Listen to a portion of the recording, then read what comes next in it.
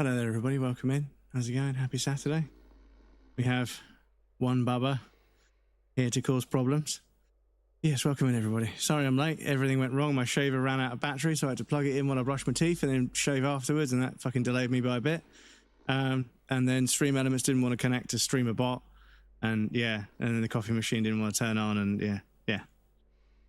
Another one of them. Right, so what are we doing here? Like Kuno's dad or something, right? Glossy erotica covers the walls, wrinkled from moisture. Oh, fucking hell, dude. Lemons, see, thank you. Good to see how are you? I hope you're well. I noticed there's a spelling mistake in your greeting message. It says citrust, not citrus. So I fixed that. Good to see you. I hope you're well. How are you?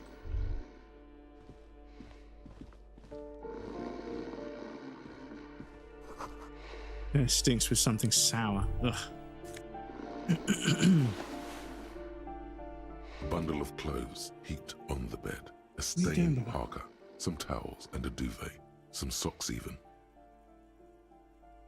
Right, excuse me one moment. The vertical stream is working, so I can just go over to the audio thing, because otherwise it distracts me. Going pretty well, actually. How are you? Actually, well, I'd hope you'd be going pretty well most of the time, but yeah, I'm glad to hear you're going well either way. But I also have a big old coffee. I also have a Bubba. And I get underneath my arm when I take a sip.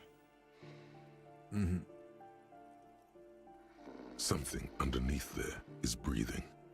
It doesn't give a shit that you're a cop. Stop your hand now, or you're gonna die. It's not too late. No one's going to blame you for backing out. You don't have to do this. Just get out. Fuck this, I'm out. Your hand touches a greasy duvet covered in cigarette burns and ketchup stains. You hear a growl. There is something alive underneath it. You see a 60-year-old, fat, red-headed man passed out from large amounts of alcohol, and God knows what else. The smell of shit rises from his mouth. You don't have to take him down. He's already And the baby, down. yes. The Bubba. The silly little Bubba Boo.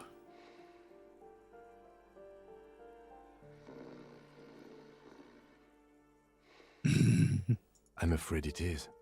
Look, it moves. It moves. A groan rises from the man's throat, dry like a death rattle. He's trying to say something in his sleep. Well, judging by the color of his hair, I would say yes, it is. The lieutenant's right.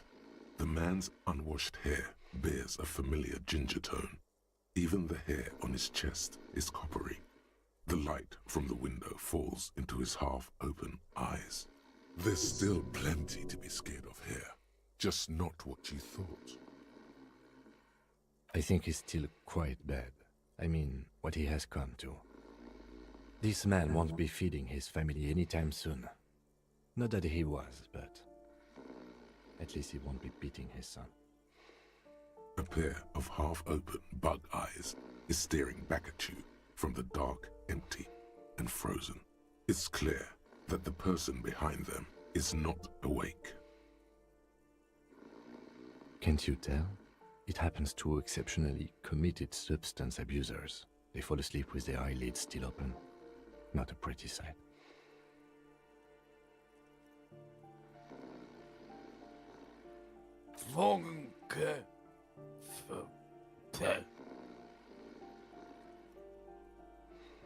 Look, he's trying to communicate. What is there to do? We could turn him on his side so he doesn't choke on his own vomit, but he's already on his side. We could take him to Remedy or Saint-Baptiste, but he doesn't have money for medical services. The Almshouse would turn him down. They don't do charity for people who are trying to kill themselves. Besides, he'll be dead in a few. The pile of blankets grunts miserably. Silence. Only heat emanates from the sleeping body. He wouldn't be too thrilled to learn you stole his stash. It was the last thing keeping him functional. Right, I don't want to fail this check, so Was it? The aging alcoholic is Perception, still there. hearing.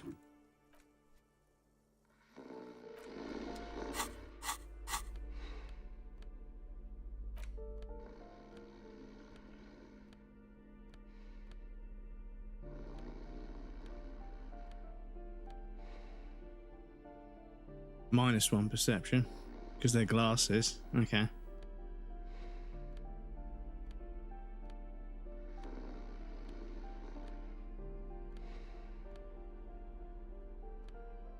Hey, Bubba, you curl up underneath the arm. Go on.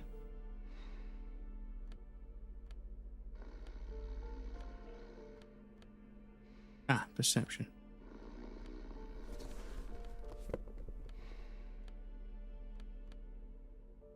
Stuff in there. Yeah.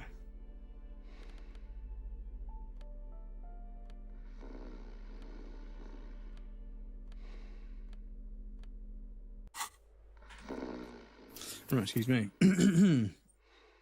Yes, I hope everybody's doing well. Sorry, it's been a bit of a bumpy start. It's fucking everything just not working the way it's supposed to, and I'm this close. I think I'm gonna spend some time tomorrow afternoon installing a Linux partition on my MacBook, because on my MacBook at the moment I only really use it for doing editing and stuff occasionally. I don't have a lot of work on at the moment, so I could boot into the Mac OS if I want, but I might partition 100 gigabytes to do a Linux partition and install Cinnamon Mint, and that one apparently is pretty complete.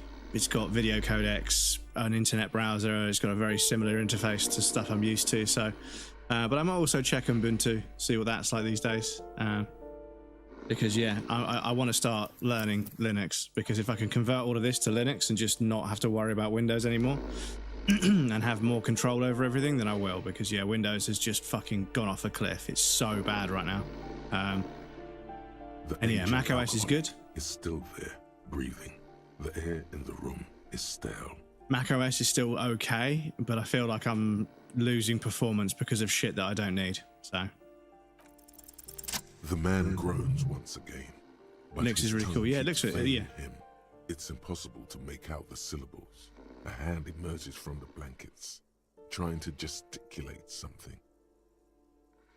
I wonder what gesture and gesticulate. And then it dawns upon you, clear and surreal.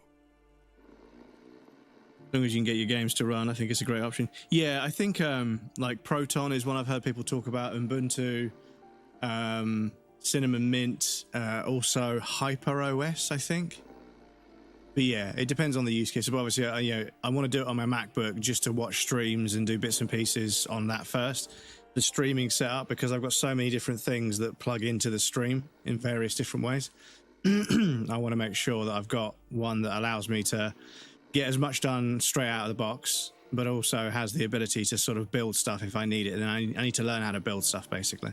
Pigs, he says. He's trying to call you pigs. His hand falls back on the bed, limp and defeated. A loud snore escapes his mouth. He's asleep again. At least he got to say his piece. Cool.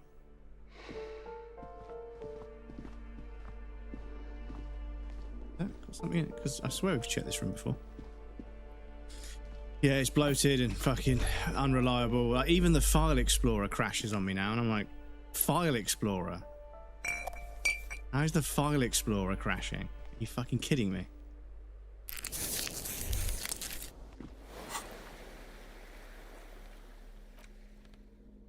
Oh, Commodore Red. Oh, I see. Okay. So we could drink that at some point. Right, let's check the old list and see what we've got. Report back to Kuno. So yeah, we could take care of that. Yeah, the Jolly Mesk.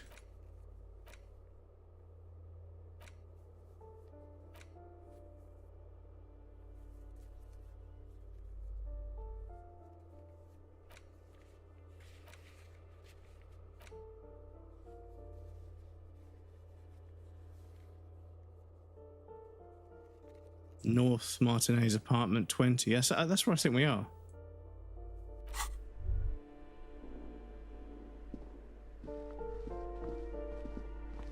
There's a pair of shoes there as well.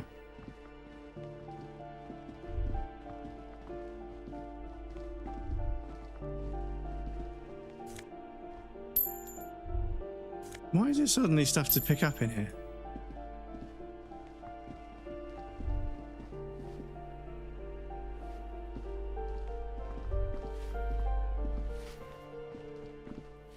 Give me a moment. It's about Victor, isn't it? It's always about Victor with her. You'll find the Maisons in apartment 20 upstairs. It's one of those doors on the balcony.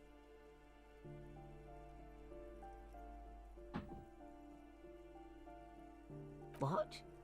No. Nobody tells me anything. Would she understand if they did? If it ain't my business, I'll keep my nose out of it. Oh, I think we'd all be better off if people kept their noses to themselves.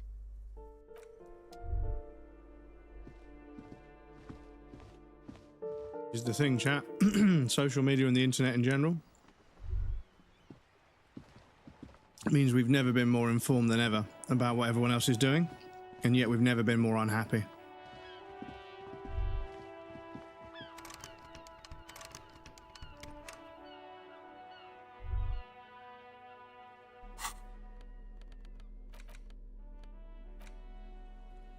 Yeah, you know, like, the thing is, you can either be informed or you can be mentally stable. You know? It's just how it is. Comparison is so real, even though so much of social media is fake or yeah, well, this is the thing as well, is that, you know, not only are we so well informed, we're so misinformed as well. You know? We have information overload with a side salad of fucking misinformation, you know? And it's crazy to me that the way people fall for things on the internet, it really does highlight how fucking stupid the majority of people are. And I know that's a very nasty thing to say, and that's probably the depression talking, but still, it is remarkable to me, like remarkable how gullible the majority of people are. And people are like, oh, you know, all these AI videos, they're making it difficult to figure it out. Yeah, and then they send a video. It's like, that's clearly fake. The number reads 20. And it's the same as this fucking propaganda. You've got somebody talking about something that didn't happen, making statements that aren't true, all for the sake of just agitating people into being radicalized into one of the extreme ideologies that's floating around on the internet at the moment. And it's like, just take everything everybody says on the internet with a pinch of salt, you know? Like, you have to think twice with everything you come across on the internet. The lieutenant motions to you to go ahead and knock. This is the door. You already know it's the right door. This is going to be so hard. Get yourself together. It's just police work. You're right. Let's talk this through. We have our first preliminary identification. In all likelihood, the deceased is the husband of Billy Méjean. We need to confirm this, as well as deliver the death notification to Billy herself. Now, delivering a death notification is never an easy task. There's a reason why it's often called the most stressful part of our job. This is why it's usually done in pairs. You got this. I'll be monitoring reactions, ready to act if necessary.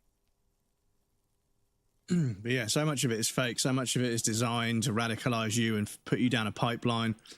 And yeah, if I had the time and the inclination, you know, I'd get a bunch of old secondhand smartphones, create an Instagram account on all of them, and then interact with various different kinds of media on each one, and then show everyone like the feed that you get.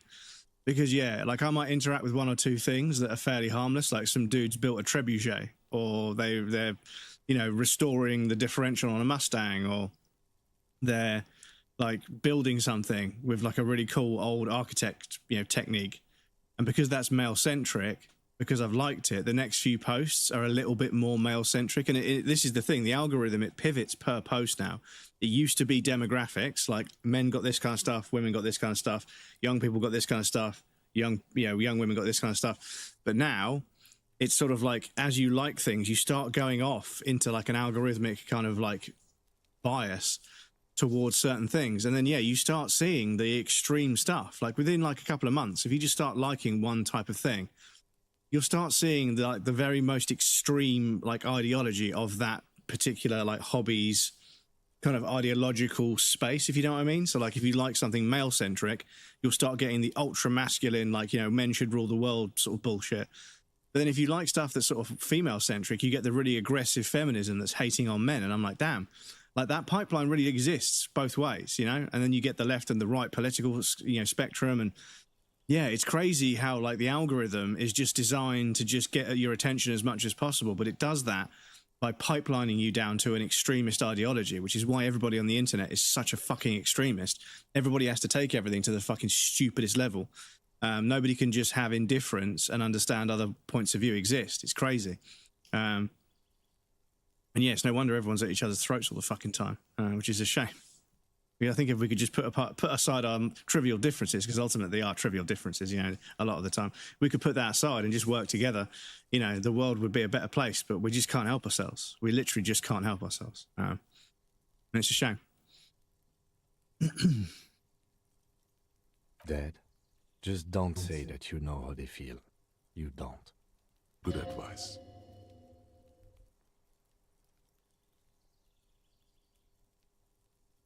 Yes, it's hard. But there is no easy way to handle this information. It just has to happen, as soon as possible. Working together. I agree. Yeah, it's I don't know, I just I see how towards the door. there's this concept that I have in my mind. Road Jelly, welcome in. Working together in this economy. Welcome in. How's it going? I need to turn the volume down a little bit because, yeah, it's a bit loud. There we go. Right, excuse me. But yeah, I feel as if, you know, the government is kind of either sitting idly by and letting us all bicker with each other because it benefits them. If we're all angry at each other, we won't be all united in being angry at them. So that it's beneficial for them. Whether they perpetuate it, agitate it, make it happen, I don't know.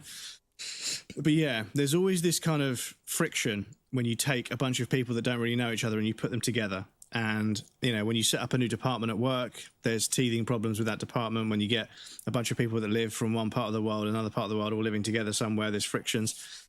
And I think the internet is kind of the last frontier where everybody is mingling with everybody now. And we're being exposed to everybody's viewpoints and everything.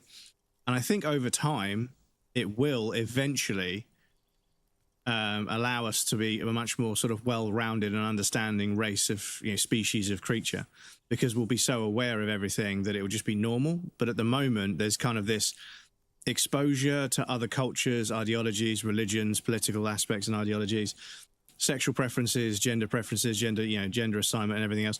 There's everybody everywhere all the time, and there's loads of friction with people that don't agree with each other that normally wouldn't have anything to do with each other. They wouldn't be in the same bars, they wouldn't go to the same restaurants, they wouldn't live in the same neighborhoods, they wouldn't live in the same countries or same towns.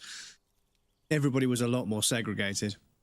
And I think it's a bit worse in America, not because of Americans, but because of the fact that America is so fucking big. People are able to live their own little bubble without really interacting with anybody outside their community unless they really have to, unless they really want to. They can all be quite, you know, contained in their sort of towns and cities, where you don't see quite as much diversity in terms of mindset, in terms of ethnicity, in terms of, you know, religious ideology and everything else. And because of that, that sort of exposure therapy doesn't work. Whereas if you live in the UK, we all live right next to each other. It's a tiny little island where we have to get along with each other because there just isn't enough fucking space. So London is multicultural. So if you live in London for a few years, not that I have, but you live in London for a few years, you're going to meet people from all walks of life. And it means you become more educated on the fact that they're actually just fucking people because you meet them in real life. Trouble is, when you have a big, spacious country like America, everybody meets each other on the internet. And it's way too easy to sort of take things the wrong way and get aggressive and stuff, which is what I think some of the stuff is going on in America stems from. But I'm not from America, so I can't speak with any authority. But yeah, I feel as if because of the sort of, you know, I don't want to say secular, but, you know, because of the sort of, you know, encapsulated community vibe you get with lots and lots of small parts of America that are part of a very big country, there's lots of space. and therefore you don't have to interact with people that aren't like you very often, and therefore it just creates this kind of subconscious lack of exposure to it. And I think over time it'll get better, I hope. But yeah, maybe not in my lifetime, but yeah. People like me, Gat, welcome in. How's it going, dude? Good to see you. Yes, welcome in, Rogue. Feel like as a generation that grew up with the internet, we made it super toxic as young kids. When we grew up, we realized how bad we made it, and now we're trying to correct our own problem that we've created.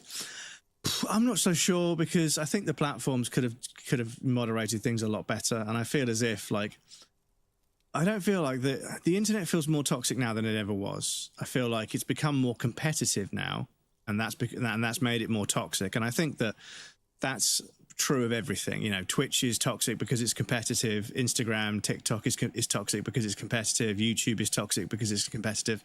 As soon as you make things competitive, people start to get upset when they're unable to become good enough at something to placate their ego. And it's a difficult situation, because even when you make all the fucking effort in a creative environment, when you're in a creative endeavor like streaming or content creation or painting or being a musician, in creative, exploits, hard work isn't always enough. That you have to be lucky, and you have to be very fortunate. And the thing is about luck, there is an element of luck that you make yourself. You have to make your own luck in this world to a certain degree. And what I mean by that is, the clarification I'd like to use is that luck is what happens when preparation and opportunity meet. Because if you do all the work, when that opportunity arises, you'll be well versed and well trained to take full advantage of that opportunity. If you don't do the work and that opportunity, it doesn't matter how hard you grasp that opportunity, you haven't got the skill set to make the most of it.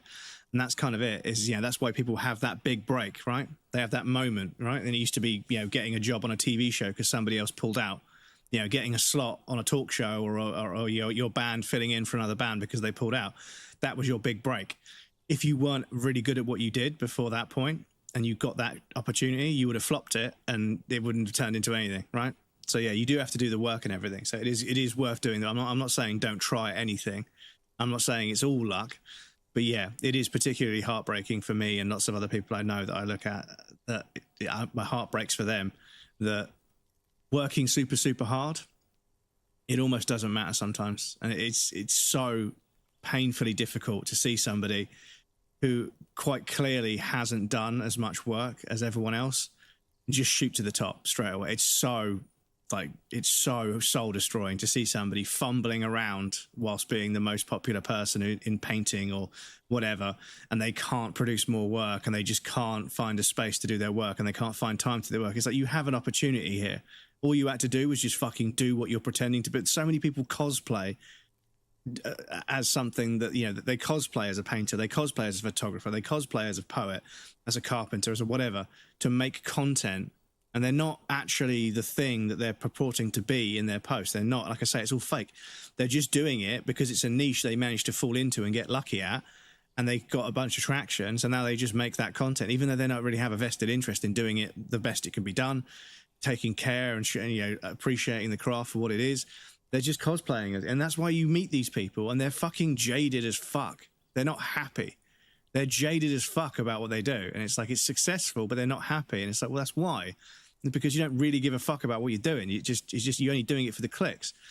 And it's a shame. Because, I wish we lived in a world where, truly, genuinely creative and innovative people that worked hard could succeed. But we don't live in that world now. The record label industry, with music for the last, 100 years, has fucking basically made it, well, maybe not the last 80 years, has made it so that, you have to be marketable as a creative to be valid and to be, treated as such. And it's fucking ridiculous. And it creates the wrong kind of incentive for young people getting into creative fields. If there's a bunch of money in a creative field, a bunch of people that were actually really good at something else will pivot towards that field because they want to make more money. But they'll only ever be mediocre at that other field. They're an expert and they're gifted. They have an innate talent for one thing, but there isn't really enough money in that. So they start doing something else. That floods the market of that particular sort of craft with a bunch of people that aren't really that good at it, but they're just able to be creative enough to stay relevant. And yeah, it's a shame. When I see people pursuing things just because of the money, or even worse, just because of social media, like the thing is, a lot of these people are like bending over backwards like contorting themselves into something that the algorithm will like, and they don't even really make a lot of money from it. You know, like a few people on TikTok said, yeah, this post here has 1 million views and I made about £950 from it. I'm like, £950 for 1 million views? That is diabolical ratio. That is a diabolical ratio. So for you to make two and a half ish grand a month, to clock 24 grand a year, yeah, roughly, to survive, that's basically minimum wage. You'd have to have 2 outrageously viral posts a month. 2 outrageously viral, like 1 million views, 500,000-600,000 likes. You'd have to do that twice a month, forever. Like, nah, fuck that, man. That is absolutely ridiculous. But anyway. But no, I think the internet has become toxic because it's competitive, and I think the internet when I was a kid wasn't competitive. There wasn't any. Nobody had like. I mean, I think maybe Reddit existed a long time ago where you could upvote or downvote. But ultimately, the whole kind of getting the most friends on Friendster and MySpace, and then getting the most likes on a post and everything—that's one of the most toxic kind of. You know, the anonymity, the animosity or the anonymity. The way people can hide behind a username, they can fire up, they can just spin up some fake account and just hide behind a username and just piss people off and never get slapped in the face for it. That's created some of the worst people in the world. They feed off of other people's frustration and despair. So they fucking fearmonger, they troll, they come on words. They post false information on purpose. They deliberately insert themselves into drama and everything. They're just the worst kind of people. Every kind of bad behavior, social media and the way you can hide behind a username because of your privacy, which is important, of course, but still, it's just fucking crank the dial up. The shit people do to antagonize other people and to lie to people, it's so pathetic. And yeah, I think the internet is such a fucking tool. It's such a fucking amazing tool for learning and for understanding things, but human beings are just the fucking worst, man. They're just the worst. So many examples of technology we've created that could have made the world so much better, but we found a way to make it fucking ruin the world a little bit. And I think maybe I need to start pressuring the doctor to get me an appointment with a therapist so I can talk to him about this stuff, because I don't know what else I can do to try and make my world better for me and for my close friends and everything, because I just don't know anymore. The lieutenant, people just don't seem to fucking care at the damage they're causing. Who is it? The police. A moment, please give us a moment. There's fear in her voice. Come in, the door is open. Oh, yeah. It's you from the book stand. Did you come to bring my cockatoo back? I don't think I introduced myself properly. I'm Billy. Would you like something to drink? Tea? Lemonade? We're out of coffee.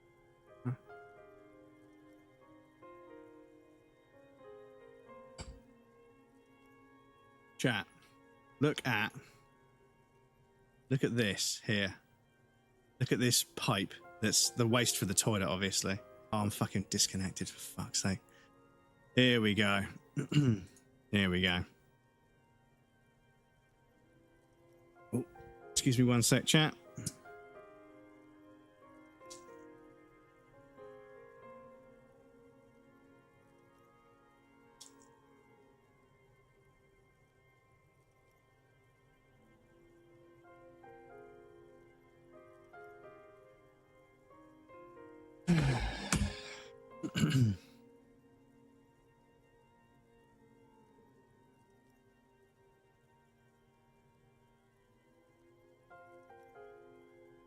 Apologies, chat.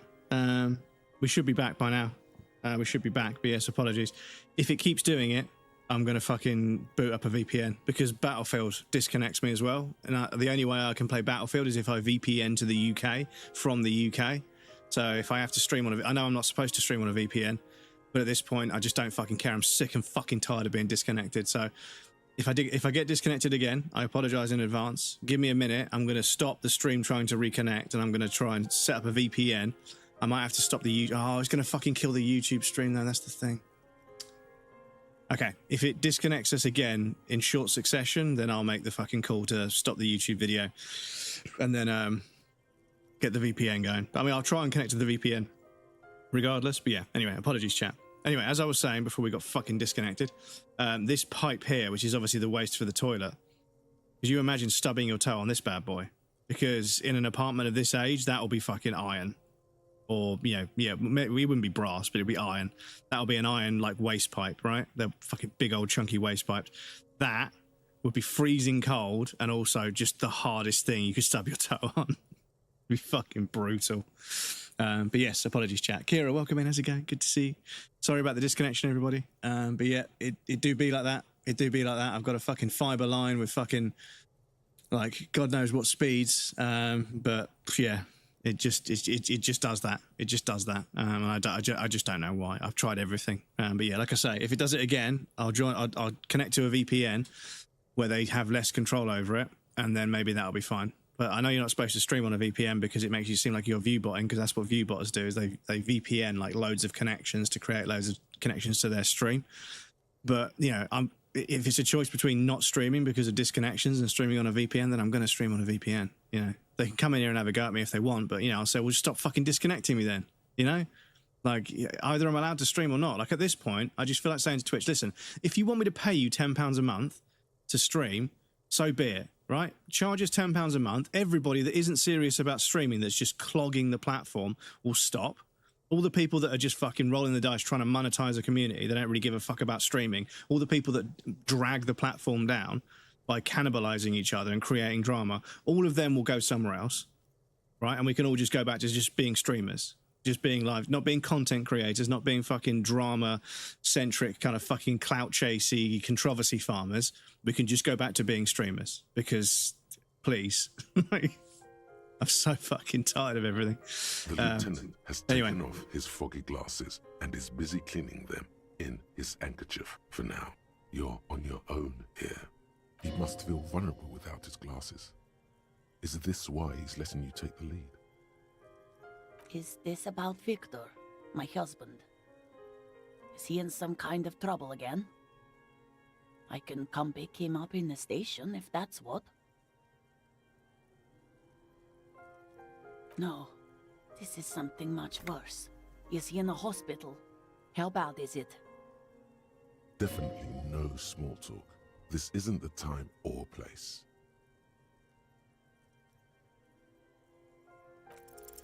You've done this before. Just keep your focus.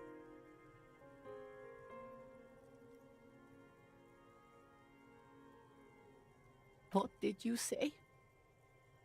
A great and terrible spike. The blood freezes in her veins. Oh. Oh. But he was just...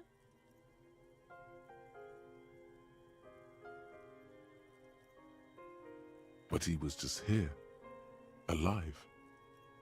We understand this comes as a huge shock. I want you to know that me and my partner are here for you if you have any questions. Take your time, man. What happened to him?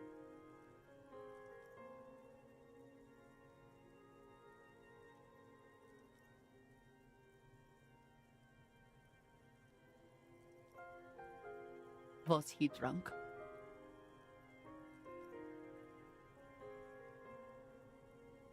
I see.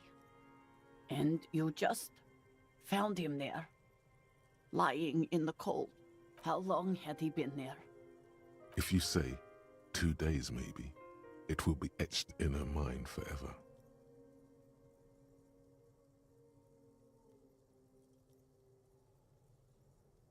She blinks, eyes welling up with tears, as her hand starts searching for something from the pockets of her dress. Here.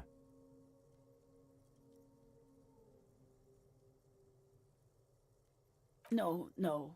I just need to tell my girls. It burns like acid. God. Should I call them? Should I tell them to come home? No. A day.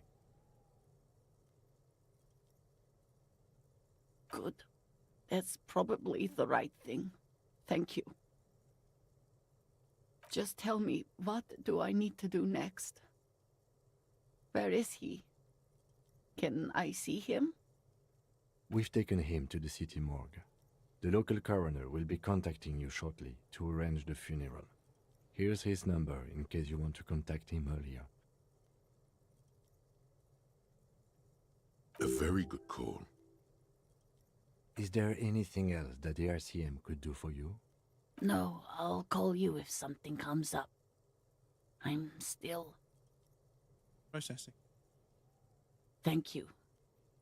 Thank you for telling me. I'll call if... These are her last reserves of strength. Her muscles will give in soon. Already, she starts to shake. We should step outside and talk.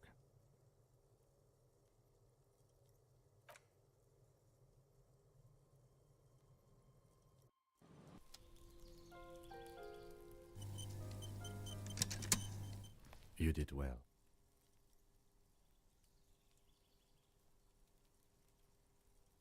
You did enough. Can't save the whole world, you know. Can't bring the dead back. I'll call the station when we're finished with the day, and let them know the name of the deceased. They'll manage. They have to. It's not your place to live their lives. That's it. We should get back to our case now that our duty here is done. Let's go. Damn. So, we can do that. We go to the car. We spoke to the library, and that's how we got the information to figure out it was Billy Magene's husband. Find the murder weapon we don't do till later. Yeah, this one we never got a chance to do in the first place, so I'm very, very keen to figure this one out, but I don't want to progress the game to a point where I can't do it. But I also want to find a stronger crowbar, pry bar, whatever. But yes, one disconnection and we seem to be okay. But yes, as I say, if it continues to happen, I mean, I'm on the Paris server right now, which should be a good server according to the stats. But yeah, like I said, I don't think it's the fucking... I don't think there's anything wrong with my end, you know? Like, if the YouTube stream stays up the whole time, how could it be me, you know? I'm literally streaming to another platform from the same piece of software at the same time. There are so few variables on my side, and YouTube works fine. So yeah, that's the smoking gun for me, is that once I started dual streaming and realized that actually the YouTube stream stays up while the Twitch one disconnects. Yeah. But anyway, we continue. So it is, yeah, it's during the day. So yeah, we could go to the let me just check. We've got the yeah, we've got the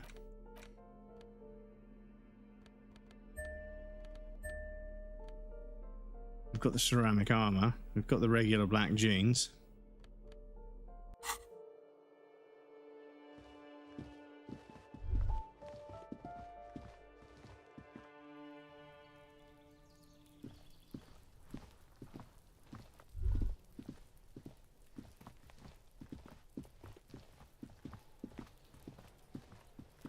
Right, can we do this check? Just an ordinary wall. Nothing to see here. Yeah, I think we need to have some fuel oil in our inventory for that to work, I think. And whilst we're over here, I'm just going to go speak to Joyce and see if anything happens.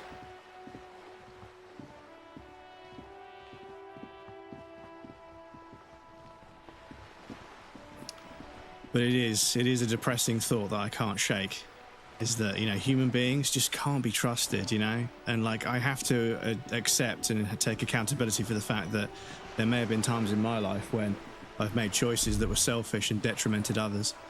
We're back. Good. Okay, nothing new. Even though now, as an older man, I try not to. But yeah.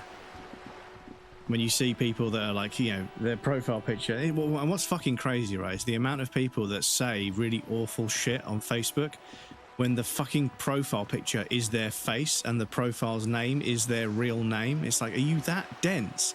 Like, not only are you being a terrible, facetious person, even though you're clearly of an age where that shouldn't be the case anymore. You should have grown up by now. But you're doing it, like, with your face and name, like, just out there, you know? It's fucked. Spoody Boobles, welcome in. Enjoy your daily bread. But yes, apologies, chat. A bit of a bumpy start to stream, but we're away. Everything seems to be okay. Touch wood. Touch wood. How you doing, Spoody Boobles? Happy Saturday, dude. How have you been, Bread? Yeah, not bad, not bad. My physical health has been bad for quite some time, and thus my mental health has become bad for quite some time. And yeah, the world is literally full of things that are making me sad and depressed, but one of the things that's making me happy is streaming and hanging out with you guys. So I just wish I could put everything else aside and not think about it, but yeah, clearly that's not possible at this point in time. Inside, you see a set of steering levers, a radio microphone, a pull-out toolbox, and the soft glow of the fuel preheater gauge. As you tap on the gauge... No, that's enough fun with the foldable headlights. I know they are mesmerizing. They are also fragile. I'm not going to turn it on for you again. The white suede feels luxurious under the touch, and the metal clutch handle so very familiar in your palm. This is Precinct 57. How may I assist you? It will take just a moment. Her voice is... Gottlieb, what is it now? Mm-hmm. Anything else I can help you? 57. In the cabin, you see a... Oh yeah, we've got to do it from the body, haven't we? That'll get rid of Kim for a little while. Which I suppose... I mean, as long as I create a save before we do... Ah...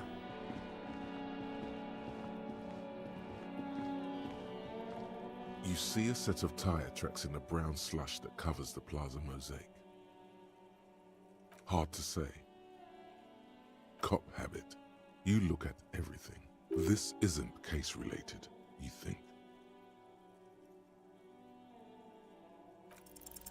No, these tracks are not interesting at all. Let the street sweeper just sweep them away.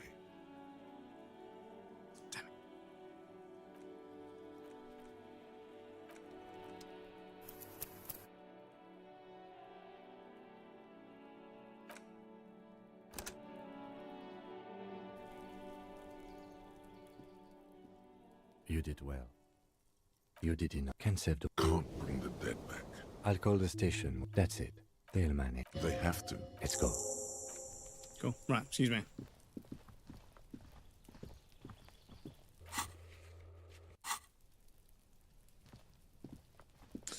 Yes, I'm starting to think that what I need to do is take some stuff that's decongestant to clear up my airwaves so I can sleep better.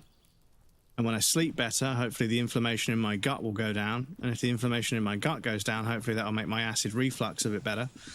If my acid reflux gets a bit better, I won't create so much phlegm to try and counteract the stomach acid that's obviously bubbling up into my esophagus. And when I don't make too much phlegm, I won't get all congested and have to cough all the time. That's what I'm hoping.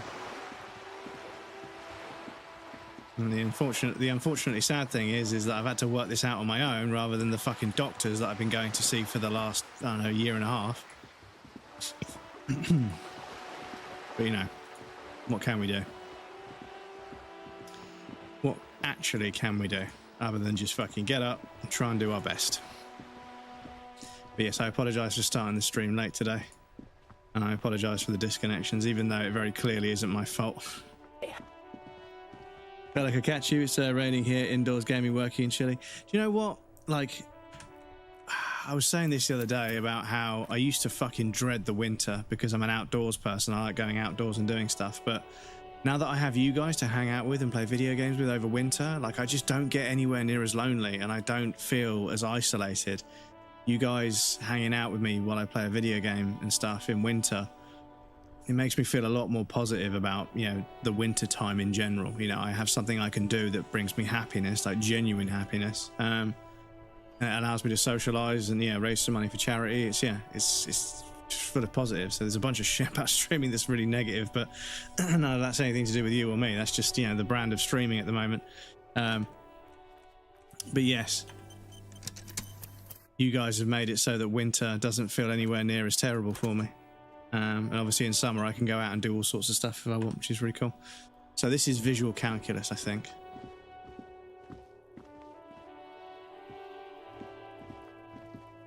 You see a set of tire tracks in the brown slush that covers the plaza mosaic.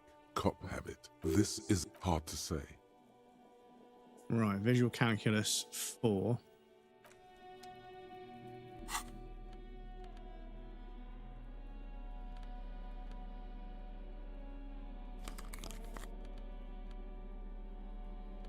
Visual calculus +1.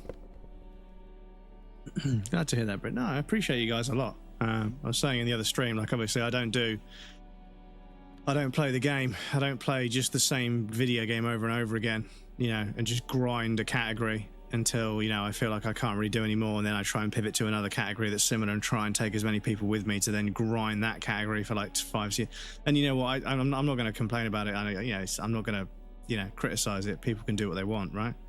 But yeah, I can't play the same fucking game all the time. But I'm lucky that I can pivot from game to game. And there's a bunch of you that hang around for every stream. I appreciate that a lot, because yeah, lots of people, if they change games at all, that's it. Everybody's gone and they're watching somebody else. And it's like, it means you're fucking basically stuck in a category. You see a set of tire tracks in the brown slush that covers the plaza. It's 92%. It's got to be. The tire tracks were left here by an unknown event that took place some days ago. It's a message written in the language of burnt rubber. Written in the language of burnt rubber. Some of that rubber stuck to the tiles right in front of the whirling in rags. This is point A. The driver started there and then accelerated straight into the fence. The driver proceeded to back out of the yard, barely stopping before hitting the adjacent building. Before heading south, must have been in a hurry.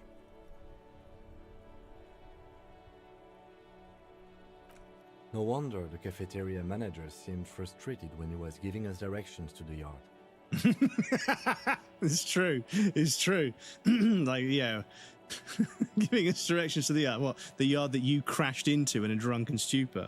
Yeah. Well, you did provide us with a very convenient access point to the crime scene. Thank you, Kim.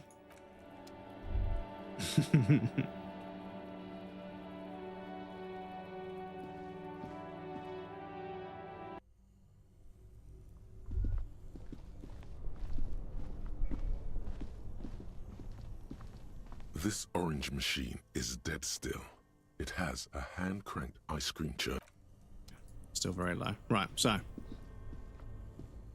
I've got to save outside for that visual calculus.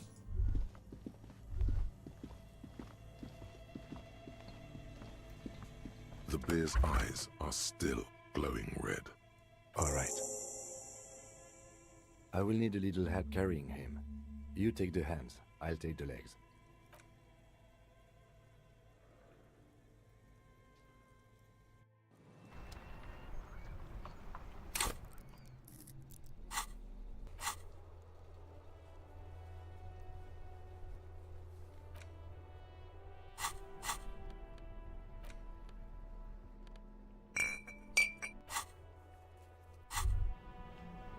Well, hello. Someone seems to have found himself a bottle of alcohol. Here's where the magic happens. Light reflects off the green glass of the Commodore Red. The gods have been generous. Better pop it open before they change their minds. Wow, the gods of mass production have made this alcohol container laughably easy to open. A child could have done it. A child could have done it. Fucking hell. I don't know about this. There's a satisfying pop as the cork jumps out, and the hair on your back rises like an army at attention. You've been here before. Welcome back, detective. You're home now.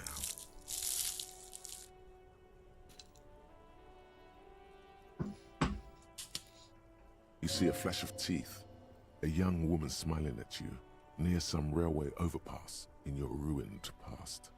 She is gorgeous, and she is yours. Nothing.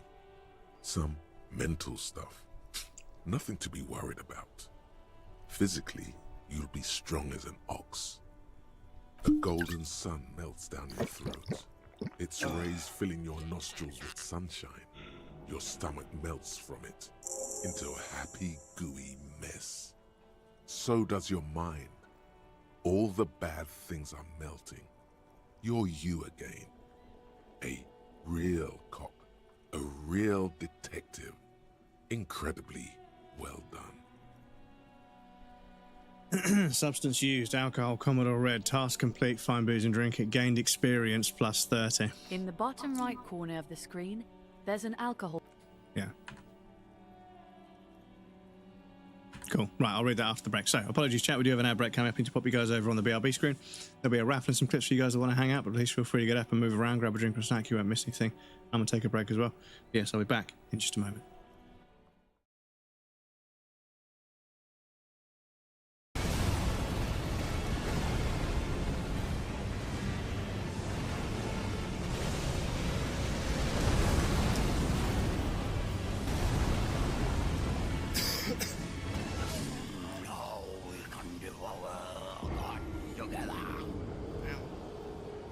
Game, are you broken?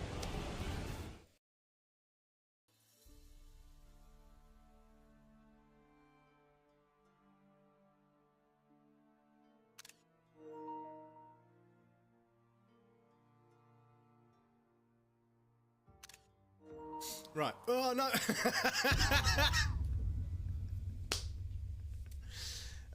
Fuck's sake. Okay. That had to happen, didn't it?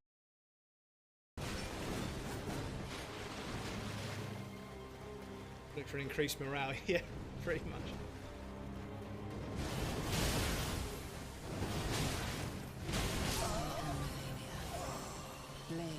Yeah, it means I can't tank any of that stuff.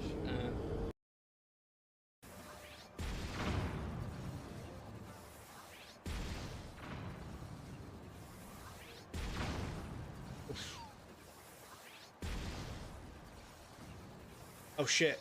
Oh shit! Right, now I've got to go back and collect my fucking flying death machine.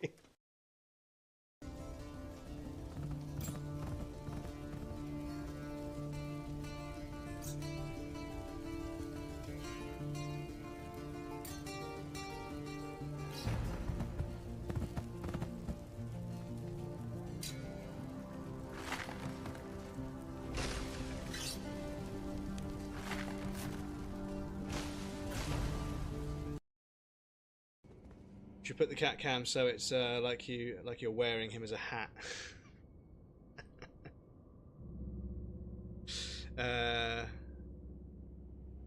Move him out of there. Fuck him.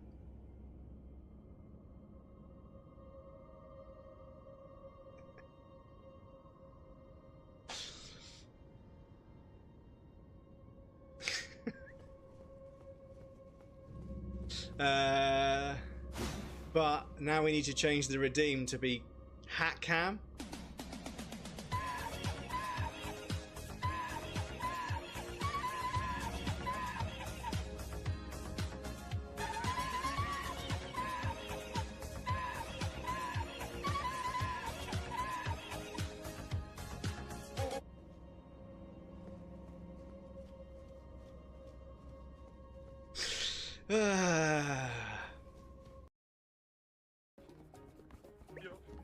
Up, I feed birds. I don't have any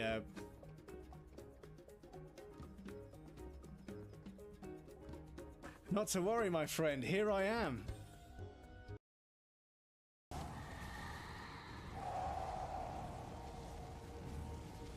Please.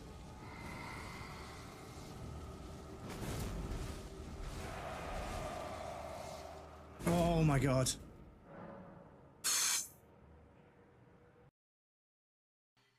But yes, help. Thank you so much for the follow. Help's what I shout when I'm losing in a boss fight in the Souls games. Help.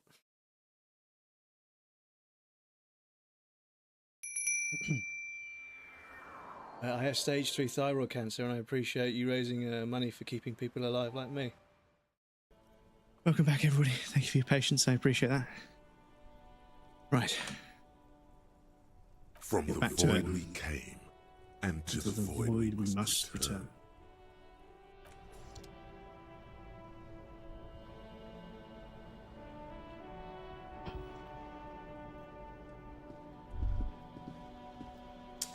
Right, so, excuse me. We've done what we need to do. I can put that away now.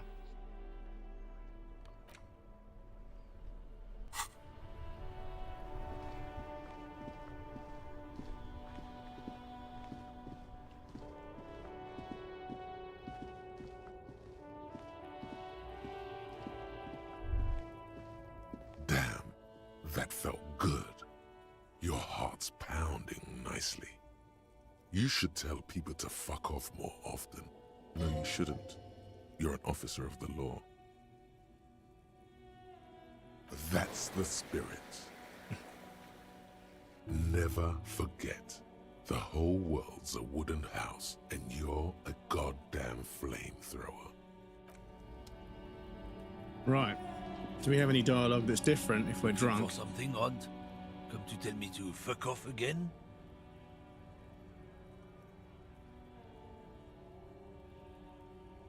Half-light, okay.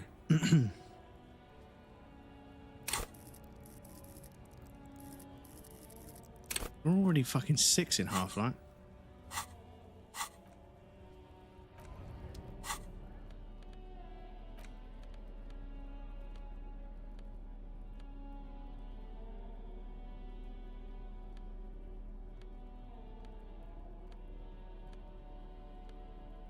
So, +1 Half-light. So, I mean, unfortunately, I think if we put... Yeah, okay, that's better.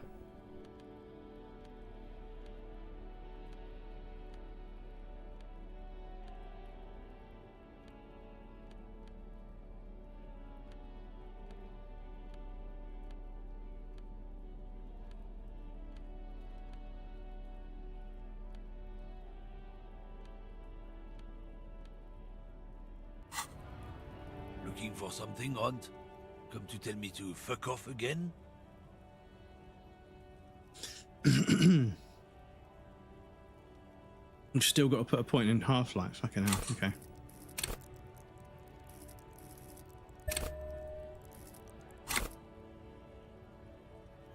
Right, very high. But after all that, I am going to save the game because, yeah.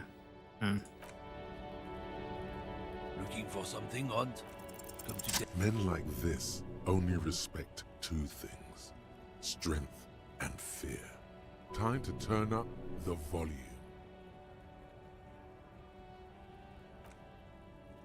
Fuck you, I told you.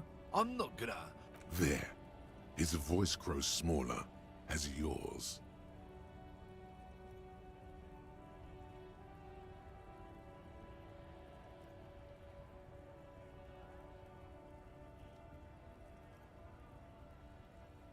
Look, fuck you, man. It's some lorry down there. Green, banged up thing. I don't fucking know who she is. I don't know. I don't even know her name.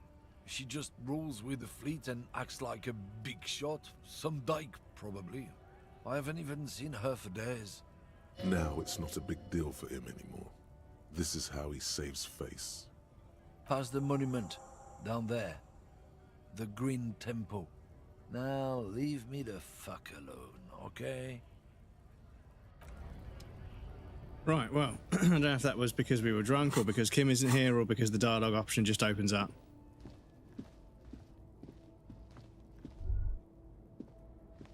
But, might be progress. And we don't have to upset this guy. We chose to upset the racist instead of upsetting this guy.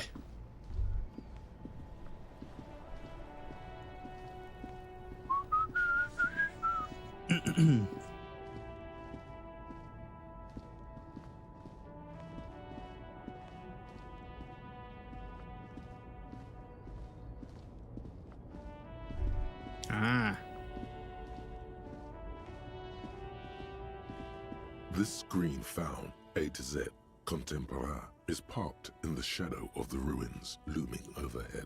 It's seen better days. The glass on the side windows is tinted and covered with dust. You can barely make out the shape of a seat and 2 steering levers. It feels like you're peeking into someone's home residence. Inside it's private, cozy, warm, dusty too.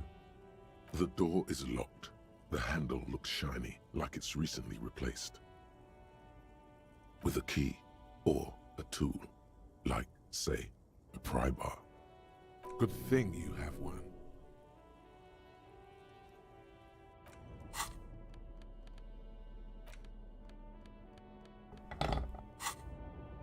This screen found A to Z content. This screen found A to Z, pry bar in hand. Oh, chat. But yeah, this is probably why we missed out on a bunch of trophies on our first This playthrough. screen found A to Z, contemporary. With a firm grip, you raise the pry bar, a glint of light catching on the tip. Call down the hammer of truth and justice. Release your secrets, lorry cabin.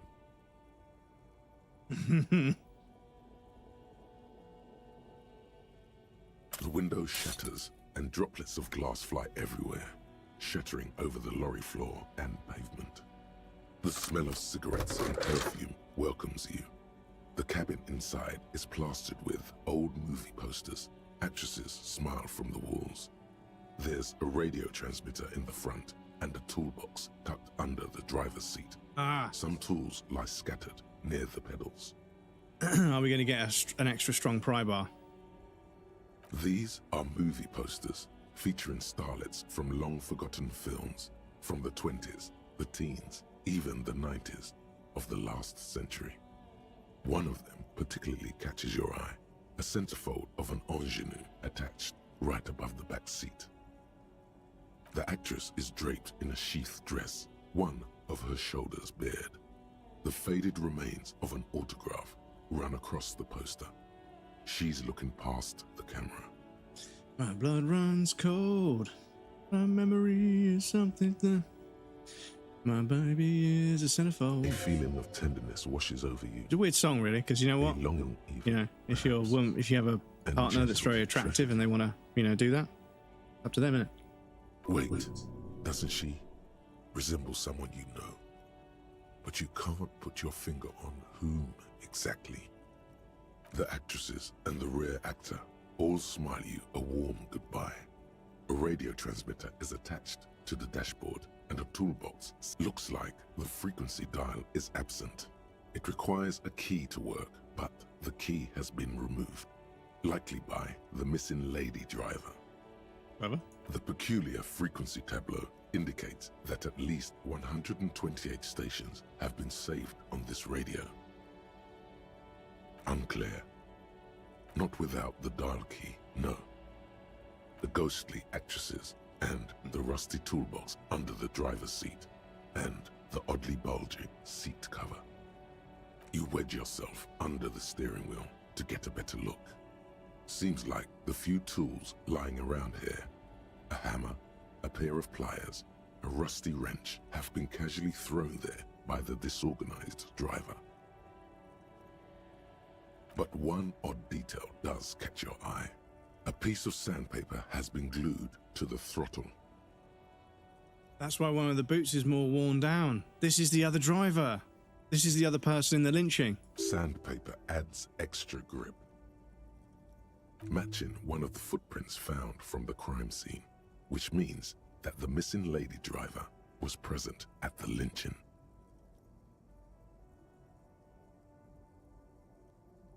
Looks like it, yes. You've identified the missing 8th person at the lynching. Do you think that Hardy and his boys had anything to do with the drug trade?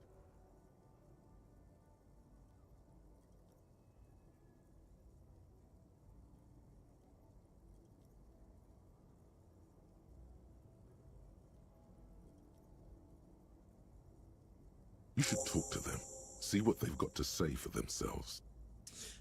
So this is how I'm going to get Titus to fucking cooperate by saying, look, I know that there's, a lorry driver that's got sandpaper on the pedal of a lorry that would wear down her shoe that would match the footprints that are out there. So I know she was involved. I know she's also involved in the drug trade, which means that she's part of your group of people. So that links you to the drug trade here. And if that's enough evidence to do an investigation, that's bad for Titus, so he might open up a little bit. The movie stars are still smiling. This is a from very the good walls. video game, chat. There's a radio transmitter in the front and Right. a pull-out toolbox tucked under the driver's seat. You close the rusty old lorry door. For now, your job here isn't done yet. What? No. This found, the smell of cigarettes No, I curling fucking- a metallic drawer slides out from the seat. It's empty, except for a folded newspaper. It's an issue of Petit Ferique from last Wednesday. A piece of paper falls out from its pages. It looks like an article ripped out from a radio enthusiast magazine. Complex mathematical equations explain the basics of something called the Ulan frequency system. These formulas look oddly painful. Maybe it's the hangover, but they give you a headache. The pull-out toolbox slides back into its nest. The rest is as it was. Radio, posters, a trace of motor oil smell under all the cigarettes. You close the rusty old lorry door. Your job here is done. Oh, so. Brought back to Joyce. And then we might almost get Monday and Tuesday done at some point, but then we've got Wednesday and Thursday. Yeah, confront the Hardy Boys about the drug trade. So roam the streets to sniff out some comrades. Oh yeah. We got to find more communistas, as Puss would say. But yes, apologies, chat. I haven't forgotten you. I hope you guys are all having a lovely weekend, staying hydrated, having fun, getting enough rest. All about the balance. Have enough fun, but get enough rest. I saw you poking around in Lady Driver's lorry. She in trouble?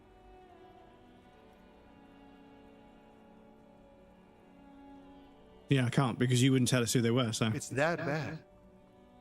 Man, what should I do? What should I do to help her? Yeah, maybe I should just keep my head down and work on my rhymes while I can. Oh, you know. Tommy Leham's gonna be a musician. Sprechgesang, but with beats. I've got a lot of free time on the road to hone my craft. Tommy Lam was taken. My real name's Jerry Lafitte.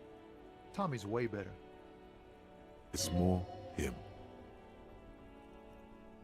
Yeah, you too. Be safe, detective. Cool.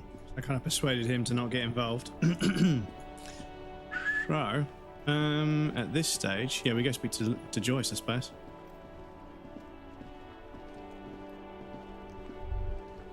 Also, is there a check with these guys? The purity of snow always Yes. reminds me of the purity of a man's soul, if he's got principles.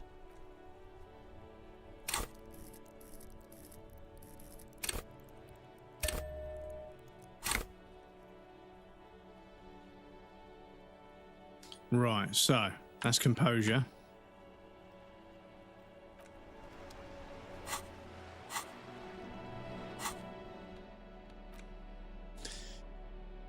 We've got no bonuses for composure right now, so let's have a look through our clothing and have a look.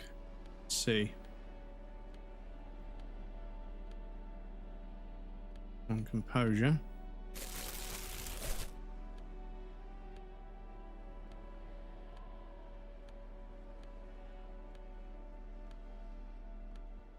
Oh, I think we need to be wearing the tie, don't we? Because at some point it's going to say, "Ooh, put me in the bottle of spirits," and then you have to do that as one of the side quests. Were we trying to improve? Shit, sorry, my memory's so bad at the moment, chat. The purity of composure. snow always reminds me of the... Yeah, it's composure, isn't it?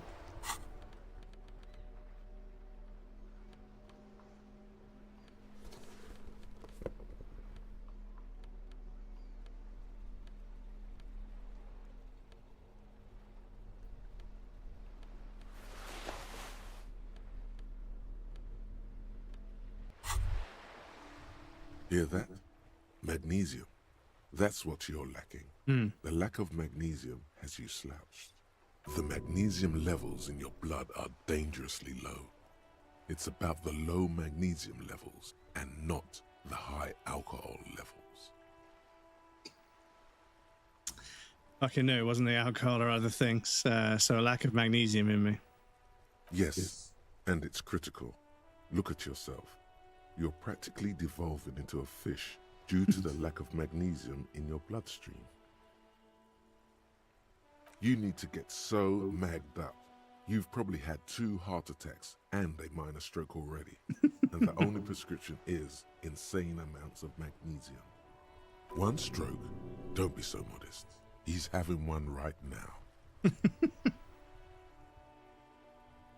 Yes, if you want to live, you need to evolve. You need to transcend the carbon barrier.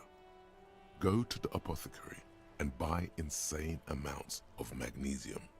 It will reverse the damage to your circulatory system.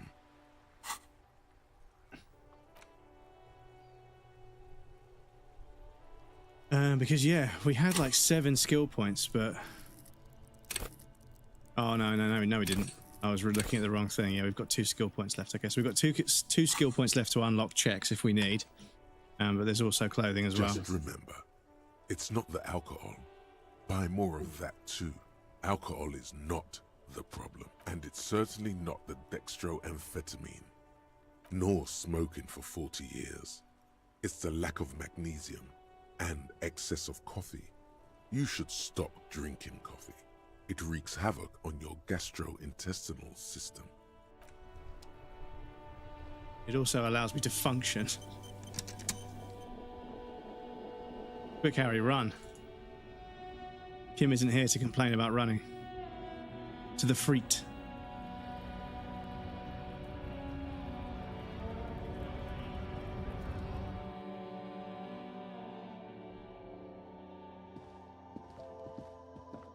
A colourful display of cigarettes. Again, I'm obliged to inform you that both alcohol and cigarettes damage your...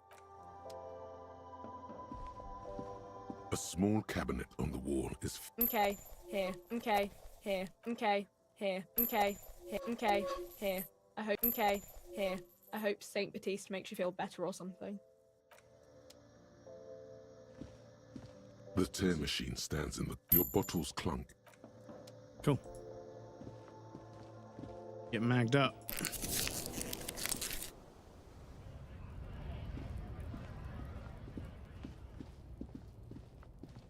I wonder how long the alcohol status lasts. Oh, minutes left, 34. Okay. So 1 swig of alcohol lasts an hour. Damn. It's actually a pretty good ratio. I would need like fucking half a bottle to get an hour's worth of buzz. But then again, I suppose different people process it differently. I suppose if your liver's completely fucked, then it would take longer, I suppose.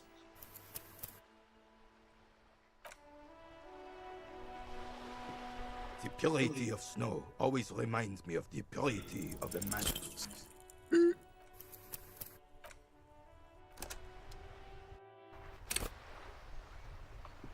The purity of snow always reminds me of the... Still, all you see is an old soldier refuses to replace his...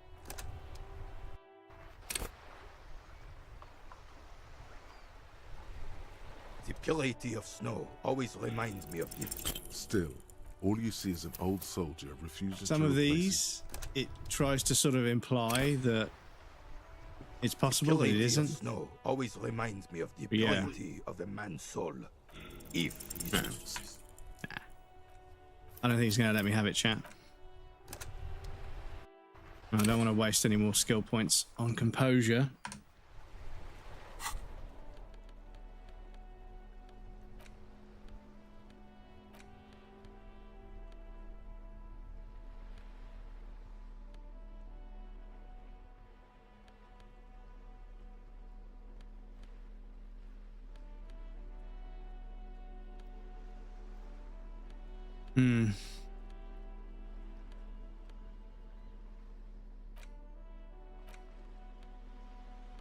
We've got nothing else that does composure. that doesn't replace something else that does composure. Yeah, we're +3 composure, man. Like, what the fuck? How are we failing that check over and over again? How is it only 42%?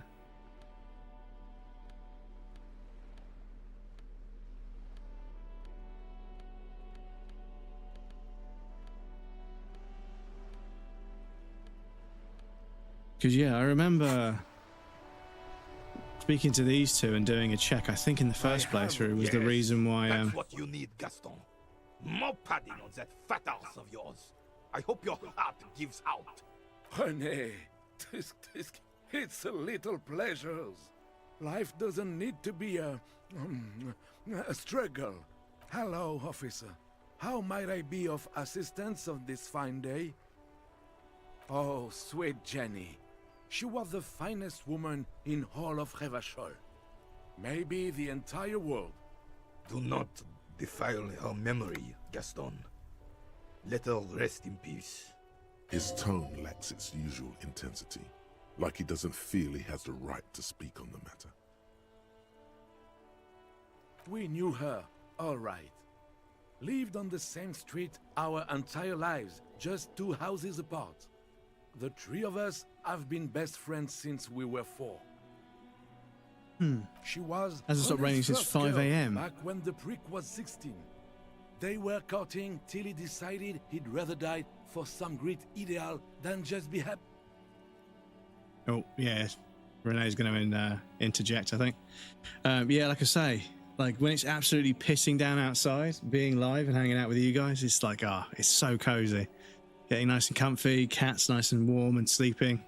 Yeah, and it's warm now, but you know. And then you stole her from me. Do not intervene. Oh, officer. It already got ugly nearly 80 years ago when the 3 of us were just learning to walk and talk. You stole her from me.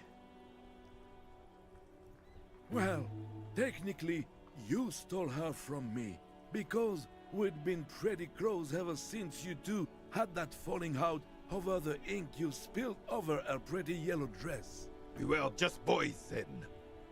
This was different. You... No point starting this all over again.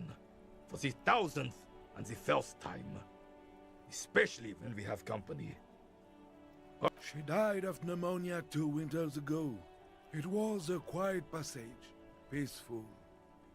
René and I were both by her bedside when she... died. No use sugarcoating it. Won't bring her back, will it now? Departed. Until the very end she couldn't decide between us. The most indecisive woman I've ever met. A quick grimace of pain passes over René's features, but he immediately regains control. His face now a dispassionate mask again. She could never make up her mind about anything. What to have for breakfast, favorite color, or which one of us to marry. She was always leaving one of us for the other, but never long enough to actually get married. Fuck's sake. Heck, technically, we're both still engaged to her. You always confused her. Couldn't let us be happy. Seduced her with your fancy words and pastries. I mean, let's be honest, chat. If you want to win a woman's heart, fancy words and pastries is probably a good way to do it. He suddenly remembers you are still there. Not that I'm like happily married or anything. And turns away. Of course, officer. Memories are all we have left.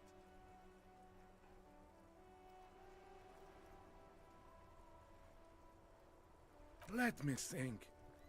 I heard someone was hanged and left on a tree for a week. But that's all I know, really. No, I'm sorry. And I really would like to assist.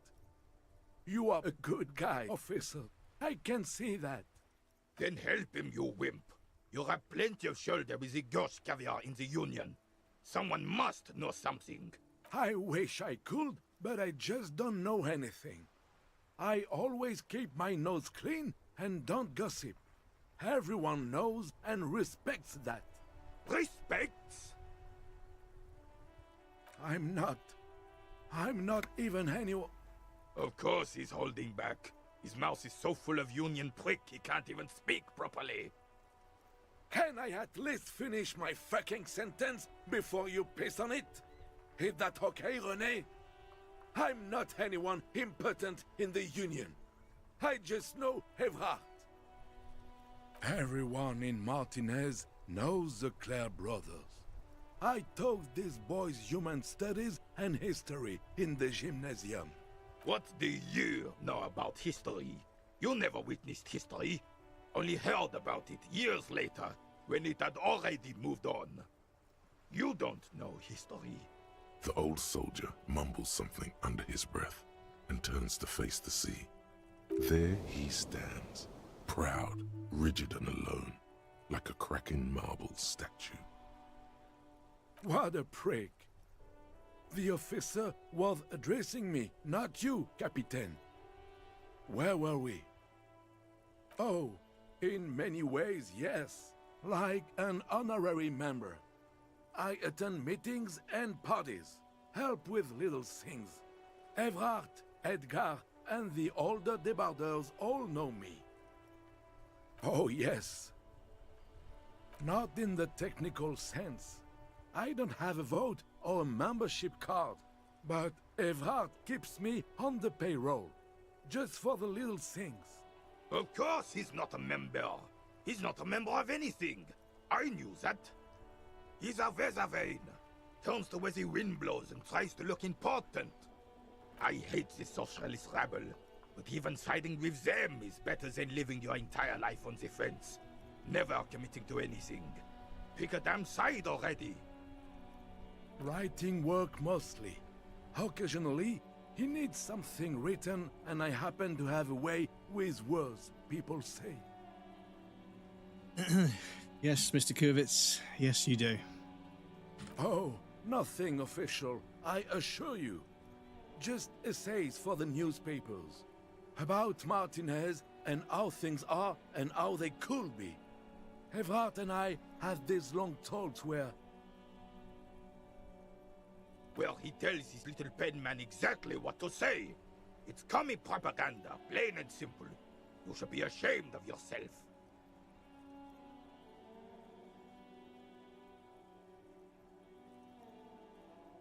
That's just the way things work around here.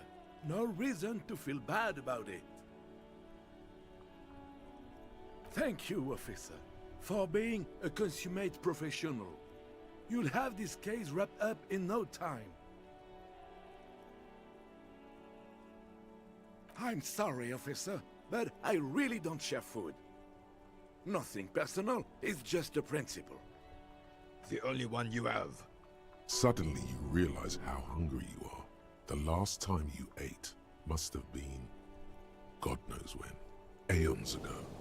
Probably when you were still a child.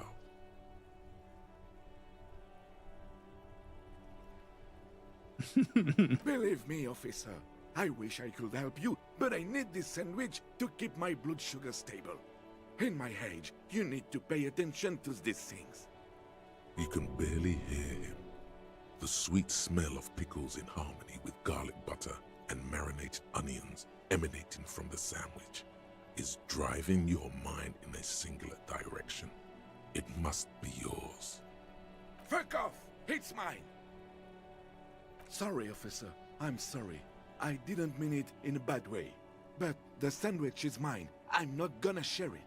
When the dissidents come to rape our country, he hides.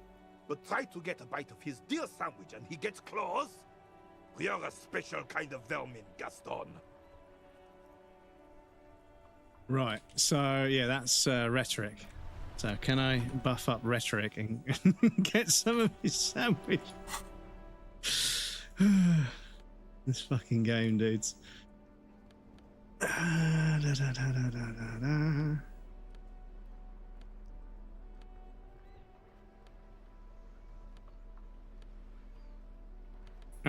That's -1 rhetoric.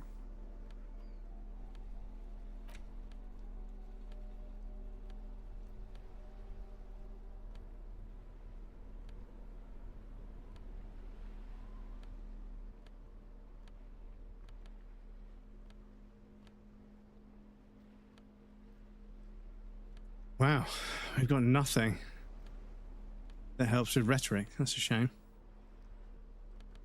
And I've only got 2 skill points.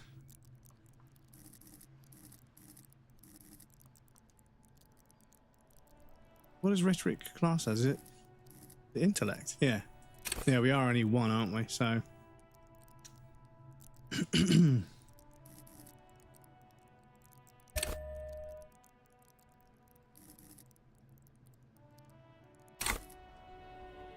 It is such a pleasure to see you again, officer. Oh, it's still very How may low. I help the citizens, militia?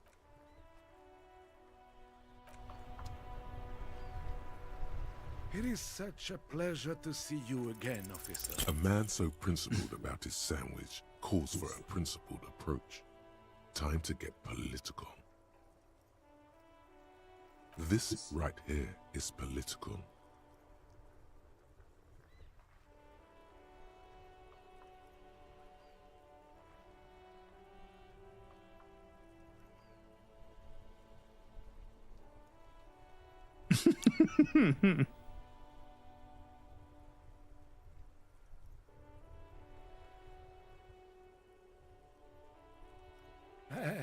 I don't think that's gonna happen.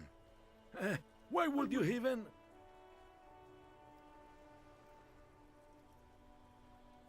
He won't kill. As long as there's food in his fat belly, he'll lick any boots that's kicking it to him. Good. Rene's on board too. Time to take back the streets. Right-wing populism. Here we come. I don't agree with it. I'm just trying to get a fucking trophy in the game by being communist. Sorry.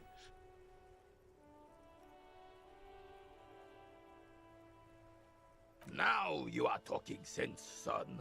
All 3 of us working as a group. We can make a difference. Whatever you're selling there, he's buying it. In bulk.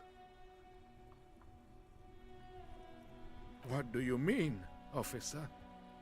Ignore him. You are addressing the entire group now. Agreed. What about the whole group? I propose a pair de la Couronne, Swords of the Crown, in honor of my old unit.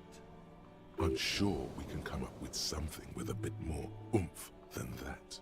Oh my God. Stop this scheming and just demand the sandwich. How about what? User end solution sounds pretty good. The Lawbringers.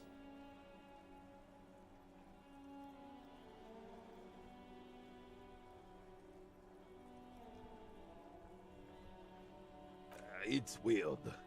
I don't like it. We'll go with mine for now.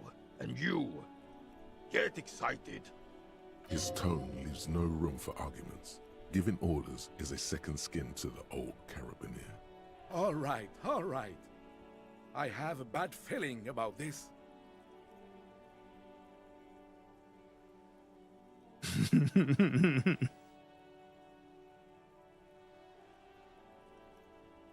Oh, you went through all that trouble for my sandwich. I'm flattered, officer, but my answer is no. Now, how else can I help you?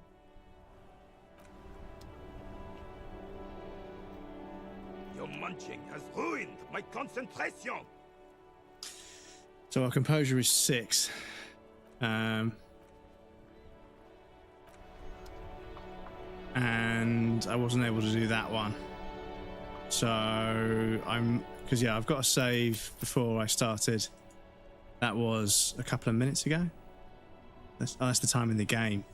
13:59. Yeah, that was a little while ago, wasn't it? So I may as well just fucking try this as well. Still, all you see is an old soldier refusing to replace his uniform with a civilian attire. Anything else I can assist you with, officer? We still have a game to finish. There's nothing for you to understand here. It is not heard if you are investigating.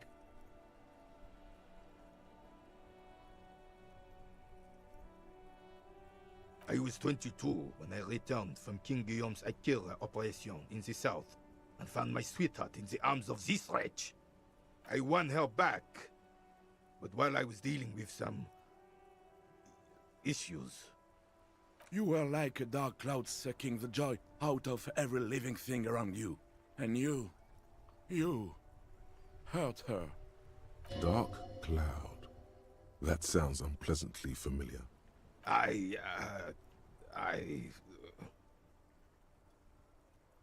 Those days and memories are gone.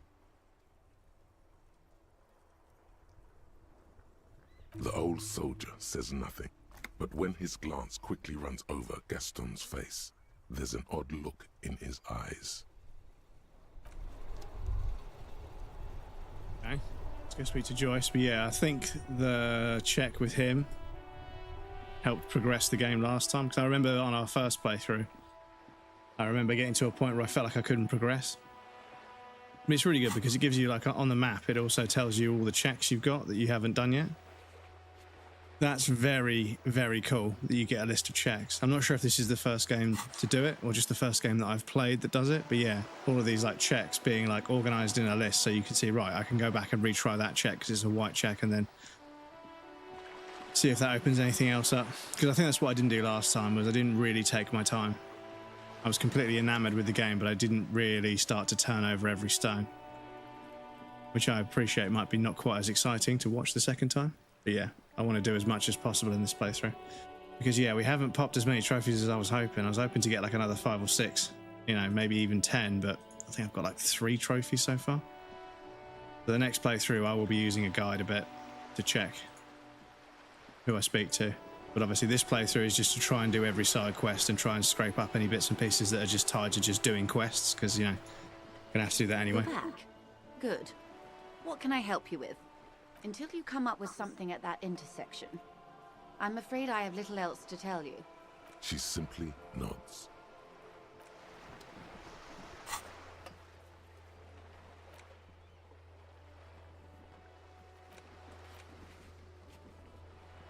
Someone's using Terminal B to smuggle raw ingredients of drugs into Revachol. Joe says there are 3 drivers at the intersection. Talk to them. One of them must know something about the drug trade. Over here. You're back. Good. What can I help you with? That's the man who was killed. I'm afraid this is a discussion for once we've cleared the lynching question. Better not tie the 4th day to the Bat's day on this. I hope there is something else I can help you with. She wants to answer the question. Protocol keeps her from it. Until you come up with something at that intersection, I'm afraid I have little else to tell you. But I'll try. Ask. How do you think they're financing this strike? There are thousands of unpaid dock workers going strong for the 4th month straight. It's true they drove a number of the local businesses to bankruptcy preparing for this venture. I've talked to a few business owners. It was quite the shakedown. But the contents of a few cash registers cannot provide for 2,000 men. Precisely. Smuggled out of that very gate at night, most likely, then loaded onto lorries and driven to Jamrock. You simply need to find one driver who will open up to you. It sounds like she tried looking into it herself, though she's clearly not the type your typical lorryman would confide in. She simply nods.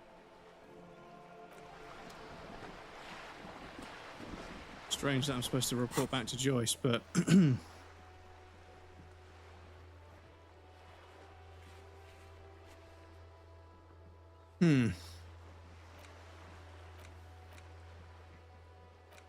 Right, let's go speak to the Jolly. Let's go see if we can speak to the Jolly Mesk. Need my keyboard. Excuse me a sec, chat. I need a keyboard because I have to push the map button. Oh, you won't let me fast travel, will you?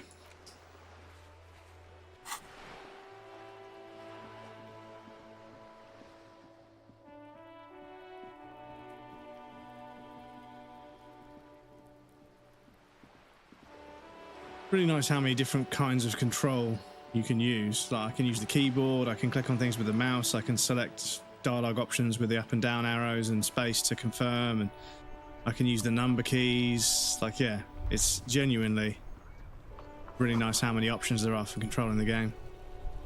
Was by an earthquake. That was me driving my car down here and then up here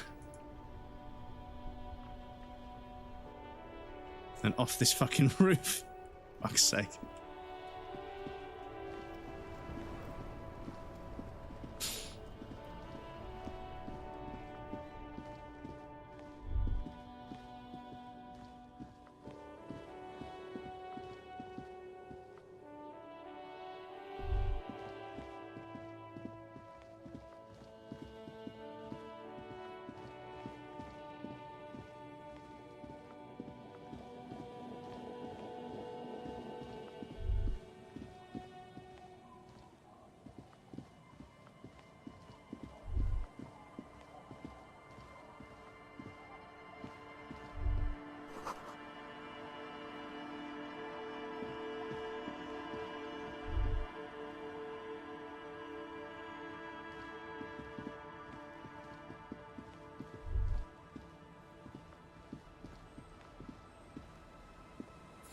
Yeah, I think you can sleep under this boat as well.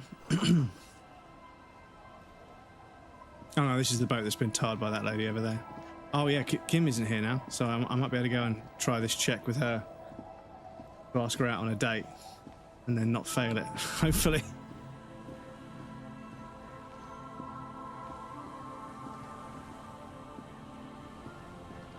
The waves are beginning to die down. Look at those little Suggestion. bastards. Simmer down. Suggestion, right, okay.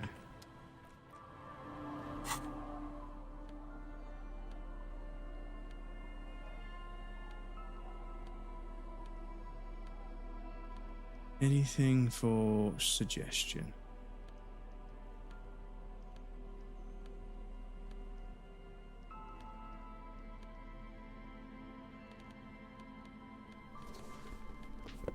One suggestion.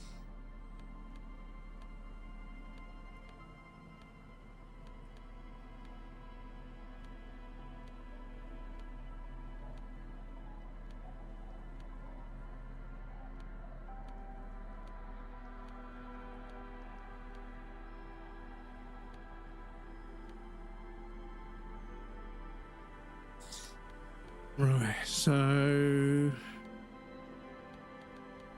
we put that on for +1 suggestion. Not shown there though, unfortunately. Yeah, we're already 6, aren't we? So we're already fairly high. The waves are beginning to die down. Look at those little bastards. Simmer. Yeah, I don't think we'll be able to get this one, to be honest.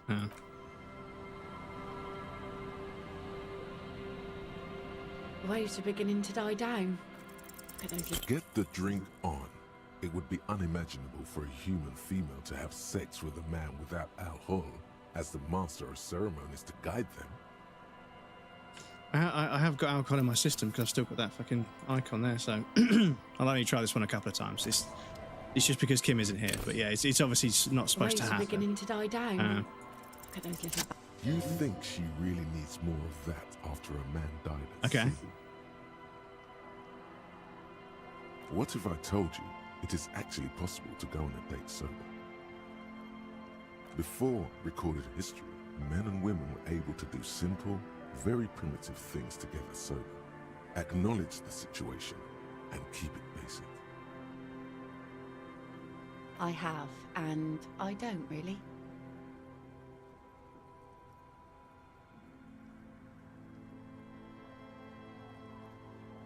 Just a walk? I don't know, officer. I would not have taken you for an innocent perambulator.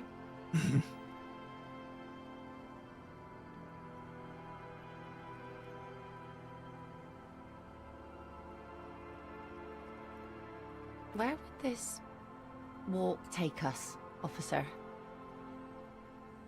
All right, I will walk with you. But you need to understand that nothing is going to happen. We're just walking. Me too. It's been ages since I just had a normal conversation with one of you guys. Stroll on the beach sounds nice. All right, I guess I'll be seeing you at Land's End in the evening, when it gets dark, all right? She doesn't wait for an answer. You better get ready. Holy shit, chat. Love this weather, moody. Yeah, it's something cozy about it, right? Was that? Like, it's nice to be sort of nice and warm and dry indoors when it's pissing down with rain outside. Comfy clothes, somewhere comfy to sit. Nice game or a nice film or something. It's, yeah. It's nice. Nice indeed. Right, so let's mooch on over to... where was it? It was over here somewhere, wasn't it?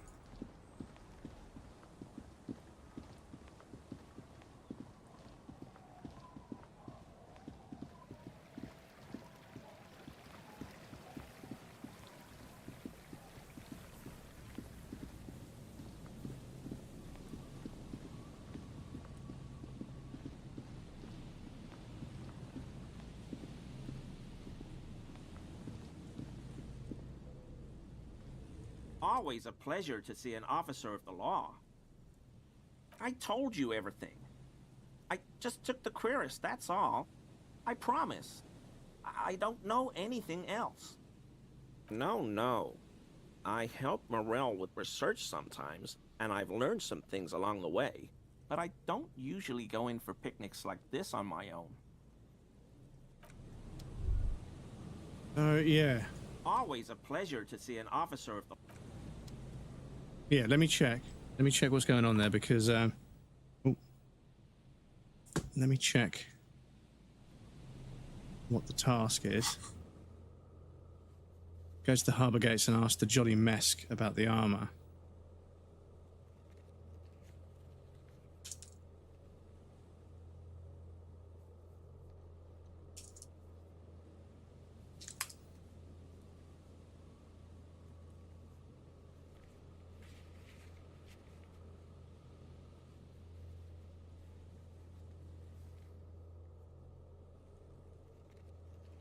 Ah, we're going to ask him.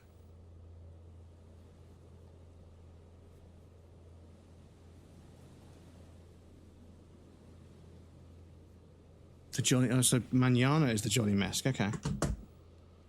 Wasn't aware of that. I thought this guy was the Jolly Mesk. Excusez-moi.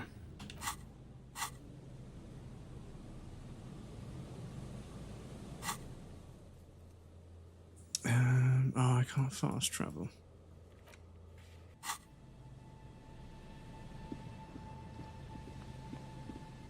I feel like you should be able...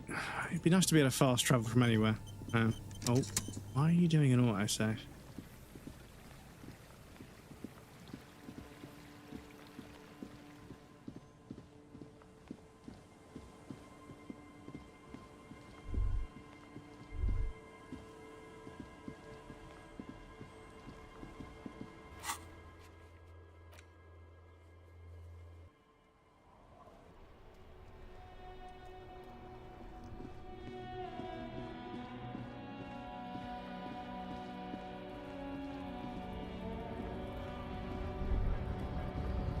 There it is again. That spectral smell haunting this industrial harbor. And it smells like years of turmoil, of hopes and dreams, ground beneath the inexorable tides of capital. Can you smell it now? No, actually. In fact, you can't smell much of anything. Perhaps your allergies are acting up. Nonsense. The reek of communism is unmistakable. And it's coming from that railing over there. Yes, now's your chance to establish contact. Hola, Wandering Man. How can I help you?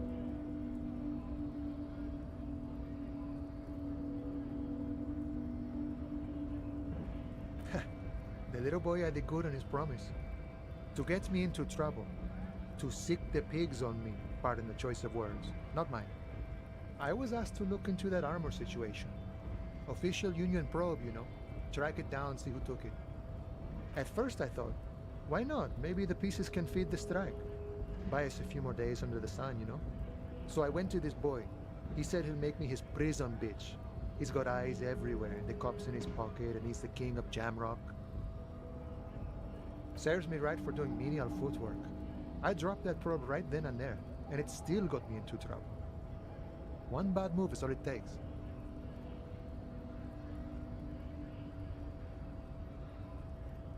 I learned that people don't want to talk to a drunk union man about some armor. Not much. Technical stuff mostly. That was the interesting part. It's a minor nuisance. It's all good. He thinks, not yet. I did some research into this armadura. I can click on this mouse Let's say I is a have little bit friends more at the sensitive than library. I'm used to. Sorry. I didn't get into the material science, just how it comes off. In parts. 4 in total. The helmet was the first to go. The kid says he tore it off and kicked it into the sea. I believe him. The boots were still on the guy last I saw. Too hard to remove. So, as I count, there are 2 parts missing. The gauntlets and the cuirass. This is where I left off. Too much hassle. More like a job for some militia. Oh, they're just gone. They don't exist anymore, if they ever did at all. Forget about them. I did. And Mesqui's epic then, all across Martinez. I hope it will be a real bonanza for you. Especially getting those boots off him. You'd have an easier time wrestling the spurs off a boyadero than that. No problem. If you see that kid, thank him from Call Me Mañana. Thank him for showing me the way. He is sincerely grateful he is not tracking down pieces of armor right now. What's that, Boya? Now's your chance. Remember, communists are notoriously skittish, so it's best to insinuate your way in. Looking for some people who know how to really grind a sausage, if you know what I mean. Come on, man. That was our mutual friend Crass. Put your hands next to your head and curl your fingers like deer antlers. Don't think I've ever met a Kras personally. Then again, I've never been to Grad. Have you tried a butcher shop? Okay, maybe it's time to abandon the subtle approach. You might have to look elsewhere for help with that. Okay, maybe it's time to abandon the subtle approach. Could be coming from one of the jam lorries. Cargo's been sitting out for a while. Okay, maybe it's time to abandon the subtle approach. Ah, now I see. Can't say I'm surprised. You seem to take your communism seriously. Not a bad thing, mind you. It's good for a man to take time to think about the whole socio-political world picture. So you've given up copying and now you're hunting comunistas. Care to say why?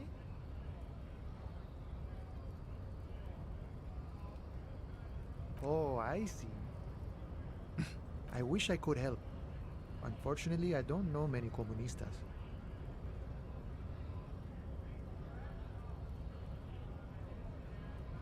Maybe, maybe not. Either way, I'm not institutional. A man's got to blaze his own trail, in my book. Okay, so maybe he's not exactly a communist, but there's definitely some communistic residue about him. Ah, but you know, I did meet a genuine ideologo a few months ago. Perhaps he's your guy. You know, a guy with a theory. Someone who likes to pit his theory against other theories in deadly theory combat. Didn't say anything about his name. Wasn't this sort of encounter where names matter. It was late one night as I was leaving the arbor. He was waiting on the corner in a bright white jacket. Classic Saramirizian style. He asked me for a light. We shared cigarettes. Then he asked me if I ever thought about getting into some of the extra physical branches of communism. See, all this political chit-chat is just an excuse to rip tar with strangers. Let's say we just skip right to the good part then.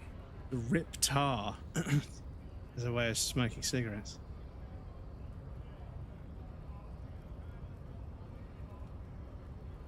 The same thing I always tell people who try to press some claim on me. I said, every boyadero rides alone. I couldn't tell you. Once I declined his offer, we finished our cigarettes and he disappeared back into the night. Just before he melted into the shadows, he turned to me and said, "Remember Dobrava and Abadanais." And then he was gone. I don't know. Guess not everyone remembers. Been wondering about that myself. Some comunista inside talk with me. Not meant for the wider public. They love that kind of thing. You'd have to ask someone who knows the ideologo personally. I have to say though, it sounds like you found yourself a proper hunt. The man whispers a jaunty tune. A coastal breeze ruffles his hair. Los Ardis? They're an independent militant group. A bit too high-strung, but it comes with the responsibility. Right, let me pause the game right there. Apologies, chat. We do have an ad break coming up, and to pop you guys over on the BRB screen. There'll be a raffle and some clips if you guys want to hang out. Please feel free to get up and move around, grab a drink or a snack. You won't miss anything. I'm going to take a break as well. But yes, I'm back in just a moment. You can go to advanced video stats, and apparently I have a 3.18 second latency to myself.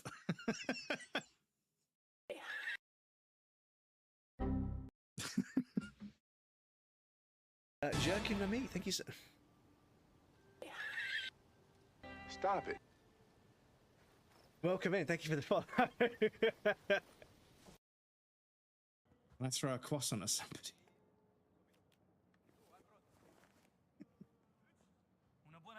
Keep your distance, pal.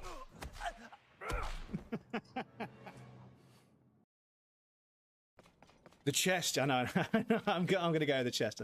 What do we get in the chest? Is it a Lionel-themed reward? What do we get?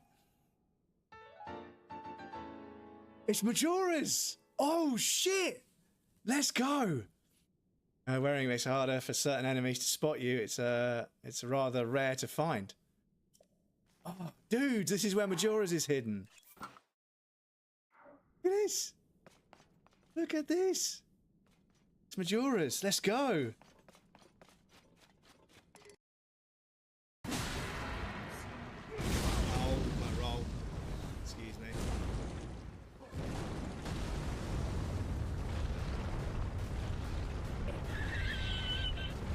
Stop it. Claymores were yeah, I mean claymores count as traps, right? Fuck. So you see what I mean, chat? You see?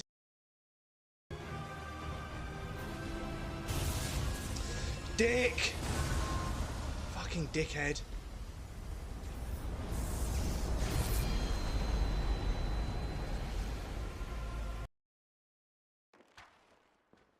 Oh, he's gonna go have a look. Oh, I got him right in the Achilles tendon. Ooh. Ouch. What is the aiming in this game? Is this the K? Is this the KKK? Supremacy. Our numbers are waning, thanks to the fools in Congress and their ludicrous ideas.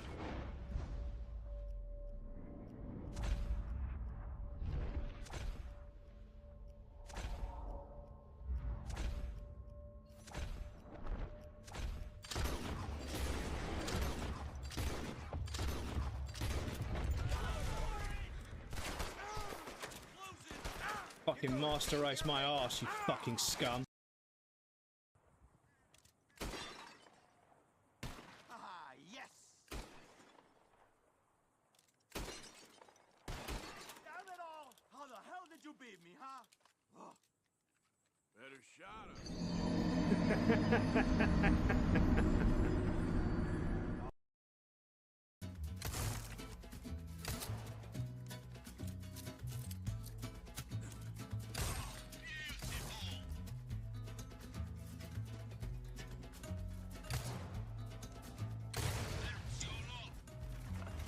Just got that one at the end.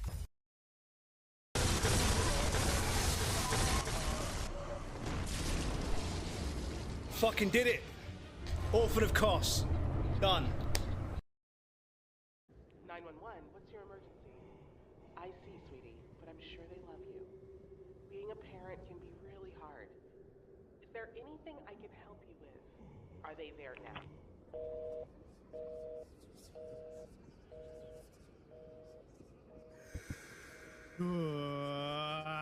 Fucking hell, dudes. Ooh. Yep. It's good. It's fucking good, dude. This is totally, like, blocked off to me. I can go up these ones. But then... Are you kidding me? Fucking hell, man. Got to stand at the centre of mass. But I suppose... Oh, we can control... We can steer it by moving around the... Fucking hell, man. This game. People, look at this game. Oh, shit. Okay, we're still gliding. We're still gliding. Bring it in. Bring it in. Bring it in. Bring it in. It's fine. It's fine. It's fine. Oh, it's fine. You steer it by moving around. How fucking cool is that? Oh, shit. You're a fucking friend. Sorry.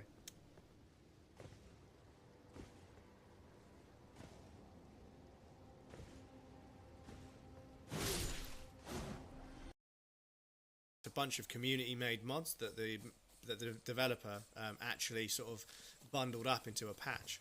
Hello, cow. Oh no, sorry. Sit down. Sit down. Sit down. You can sit down. Oh, sorry. Did I disturb? Oh no. Oh, he's having a nibble. Okay. Or she's having a nibble. Sorry. It doesn't have any horns, so it must be a female cow. Well, you'd think so. If the laws of nature apply in this game. Fuck was I saying before I got distracted by a cow? I think it's gone. Sorry, gang, I think it's gone. Fuck's sake. Yeah, no, it's gone. It might come back to me in a moment. The thing is, like, the level design is kind of cool.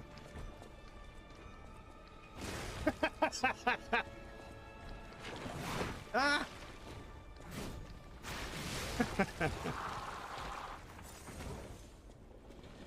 Get hit, so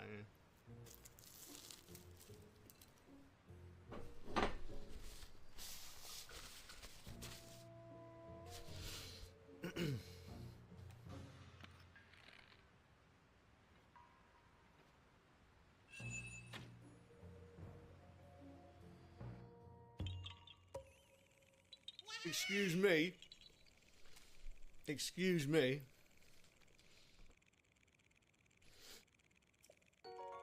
Other than hitting ridiculous shots with a fucking with an arrow.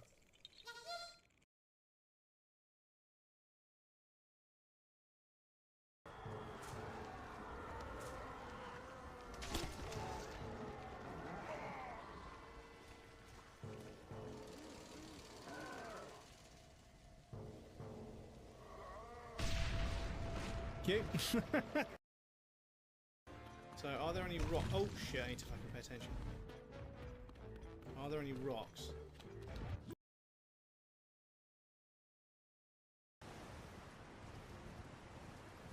Woohoo! There's no floor there, breadcrumbs. Cow? Cow?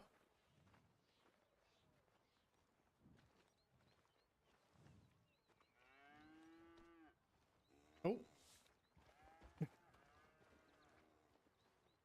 I thought it was dead. From memory, a rocket usually, I think a rocket is sometimes a...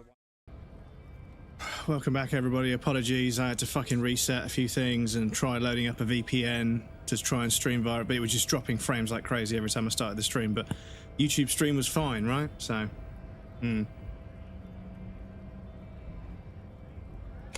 But yes, apologies, chat. It wants to play an ad, so I'm gonna let it. But yeah, apologies, chat. I don't know. GG's on first. Oh, fucking hell, dudes. I don't know what the fucking problem with this fucking website is. But anyway, let us continue with the video game. They're sort of like you. But yeah. Preserve the rule of law and all that. Except Severance. I'm really fucking not happy about them fucking disconnecting me on an ad break that I find very, very fucking underhanded because I won't be here to reconnect the stream. I find that kind of insulting, that they're waiting for an ad break to disconnect me. So yes, apologies chat. They've deleted 2 of my followers as well, which is always nice. But here we go. Is he actually comparing you, an officer of the law, to some neighborhood vigilantes? Why not? Must be nice being something else for a change. The rest of us are just folks. Yeah, the janitor who gave me the key to his apartment said the guy's a bit of an asshole.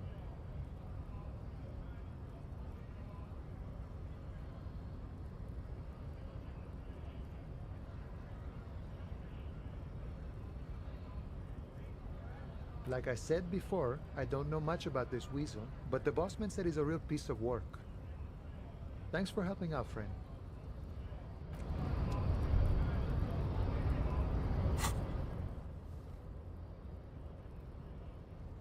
You know, lied to you, returning. Oh, okay, legwork. We're just doing legwork, aren't we? Okay, cool. But yes, welcome back, everybody. Apologies that stream disconnects. But yeah, what can I do? I've done a test to figure out which servers are the most effective. I try and change between them. But yeah.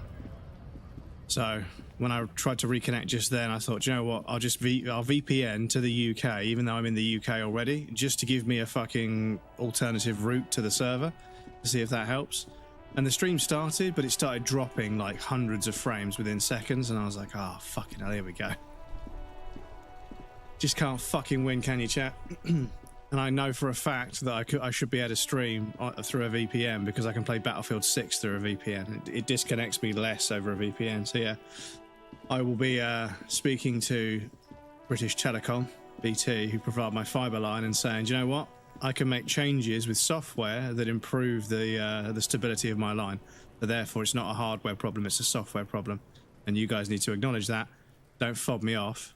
I'm not an idiot. I can test this stuff. I bought an Ethernet testing cable because they said my Ethernet cable wasn't up to the job. But anyway. Fuck does Kuno care? Alright, so you got Kuno's kilo. Here is how we do it. First, you give Kuno Kuno's kilo, then Kuno gives you half back. That's how we split it. It's the best way, street way.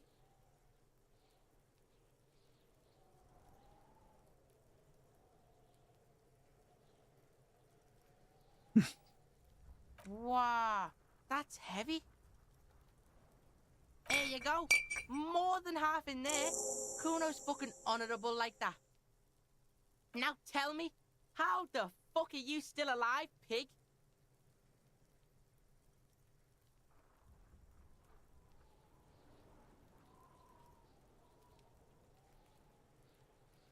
The fuck do you know about Kuno's life?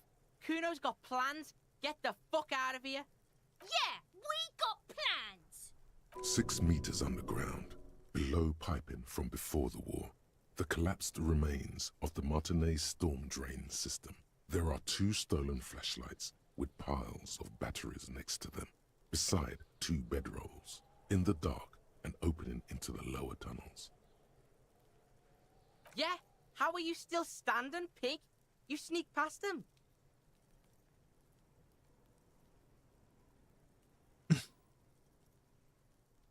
Baba, stop. What?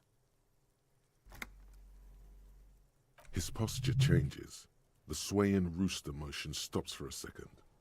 Then he gets it going again, reorienting himself. Fuck right. Kuno's dad was sleeping like a bum. Kuno told ya. Kuno's dad doesn't give a shit about anything. Fucking breaking and entering shit. That's nothing to Kuno's dad. You got lucky, pig. Kuno knew this. Kuno's fucking violent fiend dad's been drinking hard lately. Kuno knew you have a way in. Narrow window. Kuno window.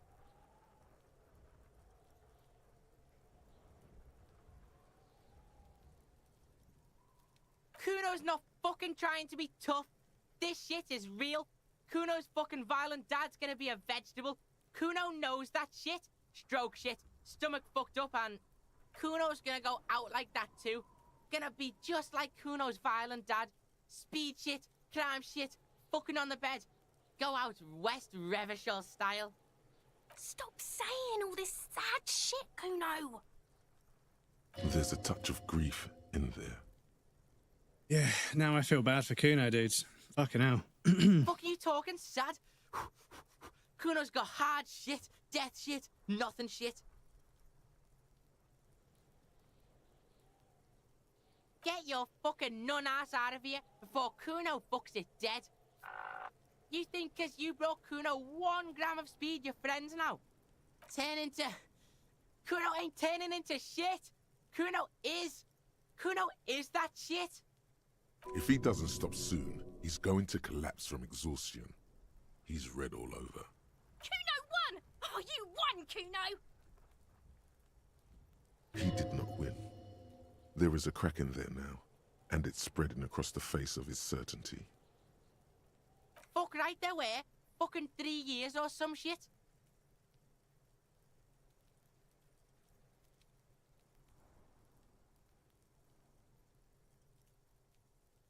Yeah, that's right. Kuno's dad doesn't give a shit about that electricity and light shit. Just wants to pound on people and drink. That's right, it's a shithole. Kuno's gonna move underground, Leroy shit, ancient shit. Kuno's gonna live in a fucking catacomb. Yeah, in a tomb, Kuno! Yeah, pig, this shit is done. Now get the fuck out of Kuno's face. Kuno needs to drop the bomb. So? You should thank him.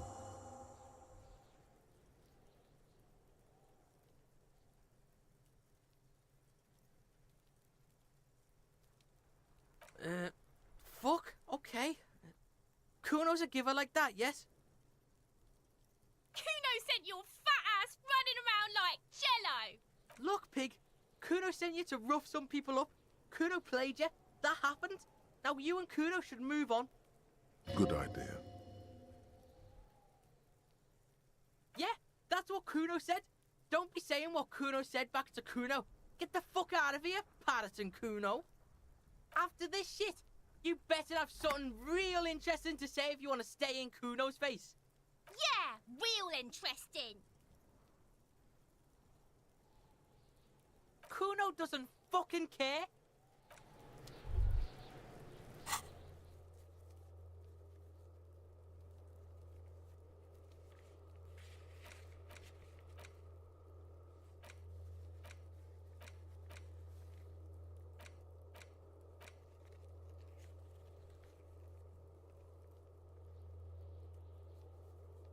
Right.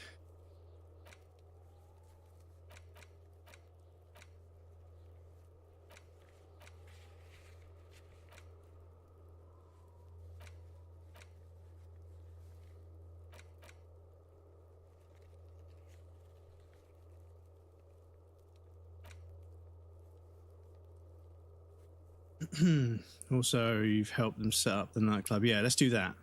Let's see if we can do that.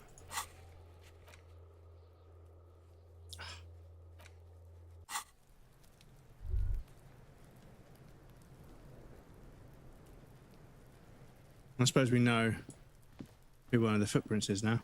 There are 8 pairs of tracks in the mud. 3 stick out, but you won't get far without a lieutenant here to bounce thoughts off of. Okay.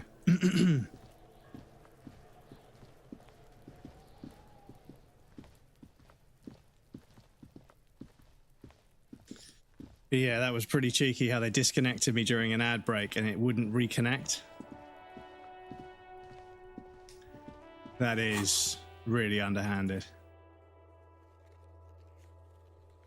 Gonna do? Yeah, the church.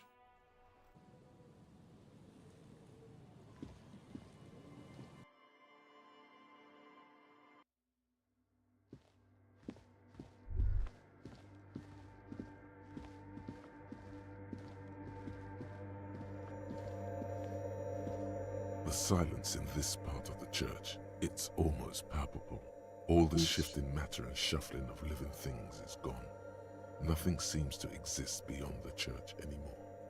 Maybe if you were to stand in just the right spot, even your footsteps would be completely silent. And then it's gone, almost all of it, but for the faintest of hums. You can hardly hear your own breathing. The orderly rows of ceiling panels become barely visible, then disappear completely in the darkness of the tower overhead. The silence, the darkness, they've enveloped you as in a cocoon. You cannot move anymore. Relax. It'll be okay. Can't be retried. I don't want to fail this. Like, oh, fuck. Okay.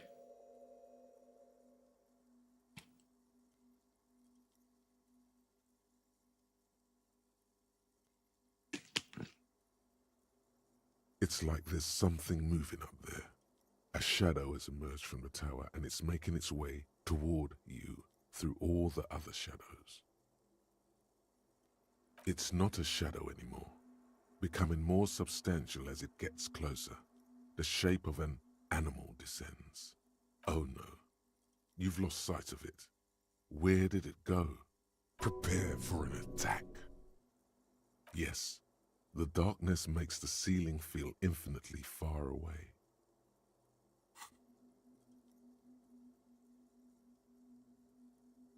You see something hanging from the rafters, looking straight at you with dark eyes.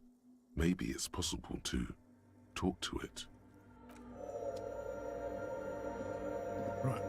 Let me save the game. Just to get... Oh, no. Save.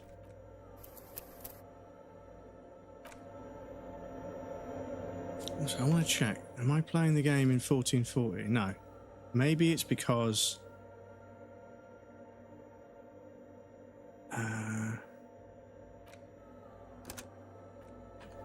Because, yeah, sometimes the mouse doesn't quite line up with what I'm clicking on. Maybe that's what it was. Is that a man? A man made of the same stuff as the carpentry of the building. He is studying you intently. The man leaned forward a little, fixing you with a steady, unreadable gaze, then speaks. Habitual alcohol use has made you into a scared little pussy, Holmes. But don't worry, everything's gonna be all right. You come to the right place. Here you can receive the mother's love. And when you're ready, she will take your hand and lift you out of the despair at the bottom of that bottle. Hey, and what was that about, the bottle again? You haven't even drank that much lately. Lay off it already. Sheesh.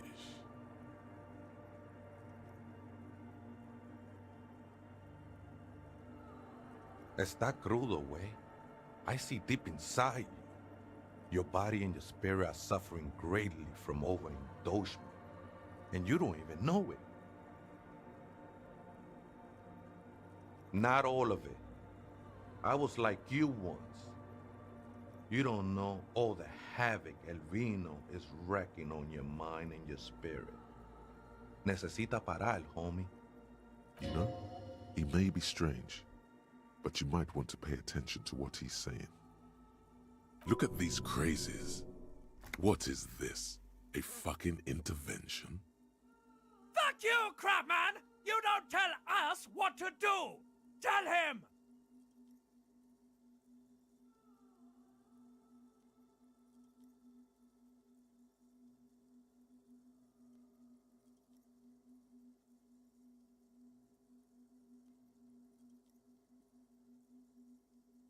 The only thing we need to talk about is how the mother can really help you, Holmes. This is the Church of the Mother of Silence. You are welcome here. This Mother of Silence sounds like a serious player. You might want to be careful until you find out what you're dealing with.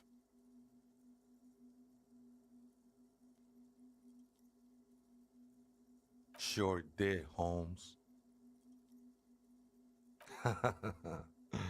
I am, at least in part, Holmes. Into the mother's love burns away the cruel distinctions of the body. A boyadero? No, Holmes. I don't go in for that kind of thing. It's all about surrendering to the mother now. Glad you're feeling more comfortable. First-timers are always nervous. Oh man, I would love to see that statue. I'm sure I'd be trespassing if the church was in use. But it's not, hombre. What is Disco Elysium about? This is a very different from the type of games I usually play. So Disco Elysium is an RPG detective, a detective RPG game, but it's also an outlet for a lot of like difficulties and creative expression from lots of very, very talented artists.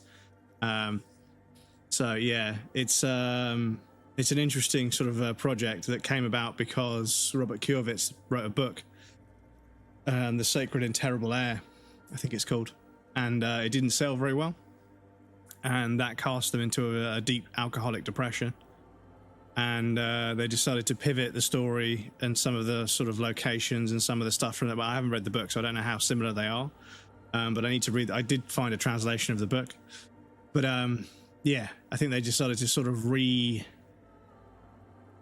reinvest what they'd done with the book into a game. And I think they also added the trauma of alcoholism and depression into it as well. And as a result, it becomes a very compelling game for lots of people, which is pretty scary. But yeah, it's a story about a detective who is desperately trying to recover alcoholic. They're in the stage of alcoholism where they want to stop but they can't, and the writing and the way the character's internal monologue references that is very, very true. It's very painfully true. The way that they speak to themselves in their own head, you can feel the addiction clouding and manipulating their thoughts because of the way the dialogue is structured. The internal monologue has several different voices. I think they might be done by similar people or the one person, I'm not too sure, but they have different characters for each part of the human psyche. So you've got your limbic system and your reptilian brain, and his necktie has a voice that he's personified his necktie with a voice and everything. So there's this kind of interesting way that some of the characters are like tangible characters within the world you can walk up to and speak with, but the aspects of the main characters like dysfunction and alcoholism and depression are characterized as voices in his head. So there are characters that don't exist in the tangible world of every other character in the game, that exist only in your head. And it's a very interesting sort of contrast between the two of what you say out loud versus what you say in your head. And it creates this kind of very personal feeling of understanding Harry Dubois as a character, because we're privy to his thoughts as well as the choices he makes. And yeah, I think that it's probably one of the most well-written video games ever created. Some people wouldn't like to play it because of the format that it's in, but I think nobody could argue that the writing in this game is significantly beyond anything else I've ever experienced in a video. Every now and again, a video game will have one or two good bits of dialogue, or I'll find a note and it's written really well, and I'm like, damn, that's a really good piece of text or a good bit of writing. But they are still ultimately just trying to be an entertainment property, whereas this, I think, is kind of somebody pouring their heart out over the fact that their book didn't sell very well and that they became an alcoholic, and that made them very depressed. And they're kind of pouring their heart out into this game, and I think that's something that you see in the art world. Is every now and again somebody has a lot of an emotion to pour into something. They put all of this like hurt that they've got, this depression and this, sadness, and they just let it pour into a project, and that project will always have this kind of like proximity to the real life pain that we go through as human beings. And yeah, it's one of the greatest works of fiction I've ever experienced. It's probably the best book you'll ever play, basically. And yeah, I think it has some incredibly interesting characters that all have their own unique personalities that don't feel like they've had their edges rubbed off to make them palatable for the majority of an audience, for mass appeal. The dialogue choices and the things that people say definitely tread on toes, so to speak. They definitely take the dialogue and drag it across some pretty thin ice. Sometimes they say some things and use some language that's not very sort of socially acceptable, but I think that having the bravery to do so for the sake of emphasizing a character's motives and mindset is really kind of brave, and I respect that. Even if there are some political and, you know, slurs being used that I don't quite feel comfortable with. But I feel as if, you know, any good piece of art should have the capacity to make you feel uncomfortable, because if a piece of art can't make you feel uncomfortable, it hasn't worked, you know? Like, if a piece of art, a good piece of art is supposed to make you feel something. And sometimes they do want you to feel uncomfortable, because if you feel uncomfortable, it raises awareness for something that they're talking about, you know? Or, you know, expressing in their artwork. So, yeah. It's probably one of the best video games I've ever played. And I want to get the 100% kind of as a sign of respect. I done so to my speak. share of Yeah. illegal shit. Used to be in a gang, the whole deal. But even memories of that time are fading. Most of them are already gone.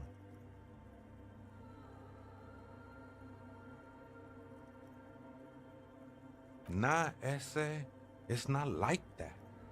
Best thing that could happen to you, losing your memory. Best thing that could happen to you. Isn't there a DLC for this game which was recently? No, I don't think so. So the story is, the developers of this game, the artists, the writers, the programmers, they all struggled with the development because they're much more sort of artists than people that make video games. They tried to make a game. It was quite a bumpy development cycle. Video game production cycles usually are, but this was particularly sort of, you know, and the amount of work and delegation of work and lots of other things, the project turns into like a project. It's not just something that, you know, you and your friends are doing for fun anymore.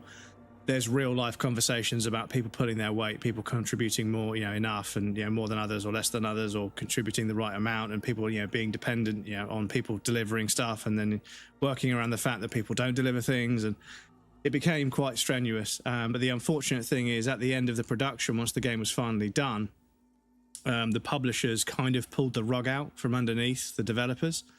The publisher, Zaum, kind of screwed over some of the main people involved with the game's development, and that soured relationships, created a bit of tension between everybody, and sadly that means that Disco Elysium will be what it is for eternity. And the people that made this game have splintered off into their own studios, and that's one of the really heartbreaking things. Is I'm really happy to hear that they've splintered off and they've got work somewhere else so they can support themselves. But the trouble is, because they're not together anymore, they're never going to make something like this again. There'll be other influences, which is fine, you know, other influences, different kinds of game, whatever. But there is a game being released, or in the future, hopefully going to be released, called Hope Town. And I believe that is a group of some of the people that, not all of, but some of the people that worked on this game. They're working on something called Hope Town.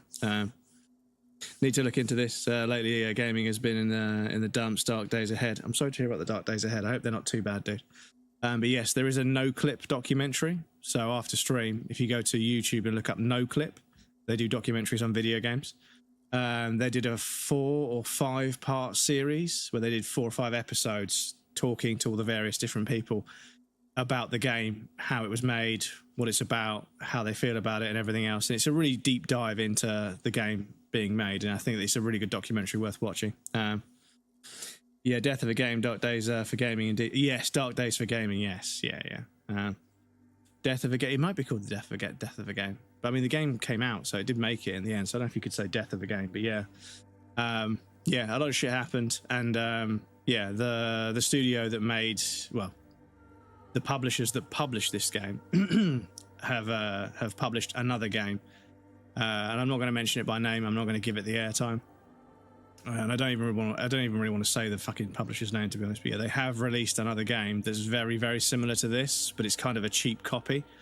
Apparently, it's pretty good, but on principle, I think I'm going to avoid it because yeah, I think they could have earned some degree of, you know, they could have made a different game.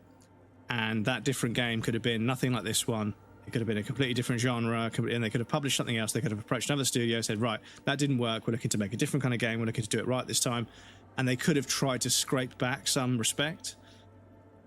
But no, they went to another studio, they got a clear rip-off of this game, and they started publishing it. And yeah, they've released it now, they're advertising it on the fucking main menu, they're emailing people about it, they're advertising it on social media, and everybody's absolutely dragging it in the comments and fucking boycotting it. Because yeah, I don't want to give these people my money, you know?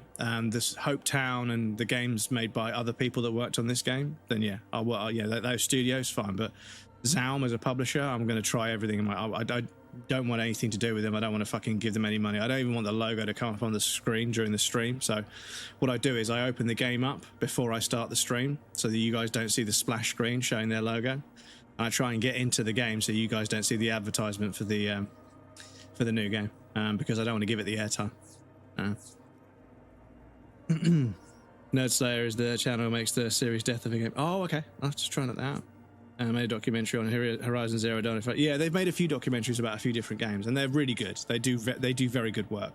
They do a lot of homework. They do very good interviews. They film and edit well, and they provide a lot of context.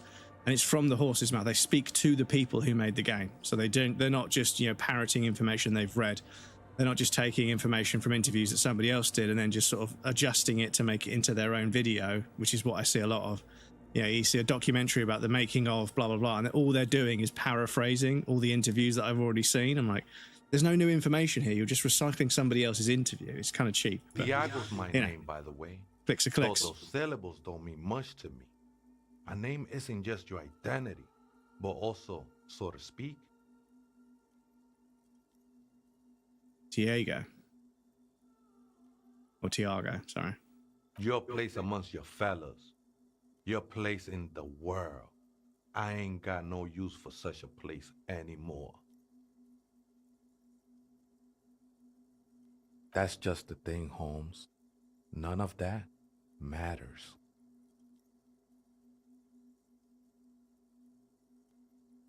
This is a special place. There's a perforation in the world up there. A way out into nothingness. This church was built around it for purposes of veneration. I circled it, nurtured by the silence bestowed by the mother. One of these days, I'll be pure enough to go drink from it directly.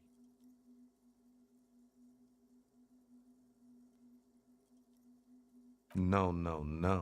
There's a new god in town, and she can be painted or sculpted. Because she has no limb or even a face. She is the end. She is a cavity in the dark beyond sense. She saved me, but I couldn't describe her to you. No one can, Holmes, and no one ever will. I will be incinerated, but not destroyed. Finally, I won with the state of the world before reality began. It's not like that at all, man. It's just faith and joyful service. I heard that before, Way, and I know I can't convince you on the spot. But think, when's the last time you woke up from silent communion with a hangover, regretting what you did last night? There are drugs darker than alcohol circling your system.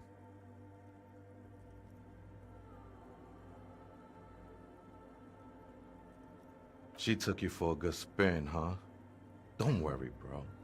That love is but a drop compared to the ocean of the mother's love. The mother will eat all of you and never spit you out. No worries, man. I know this shit takes time. I'm a seraph, Holmes. I sing the mother's glory. I ain't from no Marietti, if that's what you're thinking. And the song I sing is silent as the mother. He lost his cool there for a moment. Seems you hit some nerve. Hard to say. I think I did some construction work here, back when I still had material worries.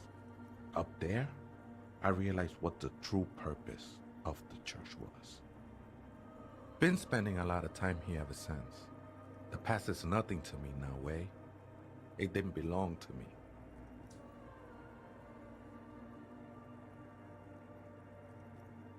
I think they were. A long time ago. I had to shed them like skins to get closer to the center of the silence. You could have them. I don't need them anymore. They look pretty dapper, actually. The sinewy figure lingers on the wooden beams, blending into the shadows. Something like that. Not really, or at least I don't remember much of it anymore. The mother's love has done its job. That's what's so great about the mother. It lets you forget about everything.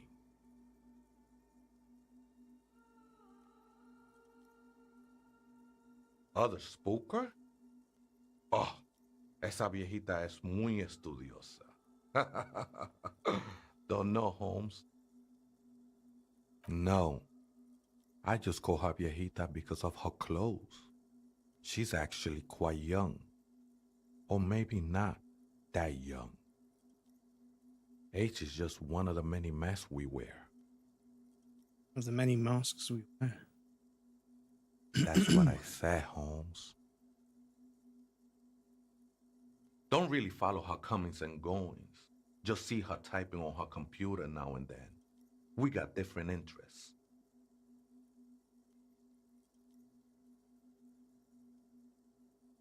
I'm afraid not, Essay. You just have to wait until she comes back, or search through her radio computer. Too many times, Essay. You need it for something. No need to overdo it. He won't mind sharing it with you.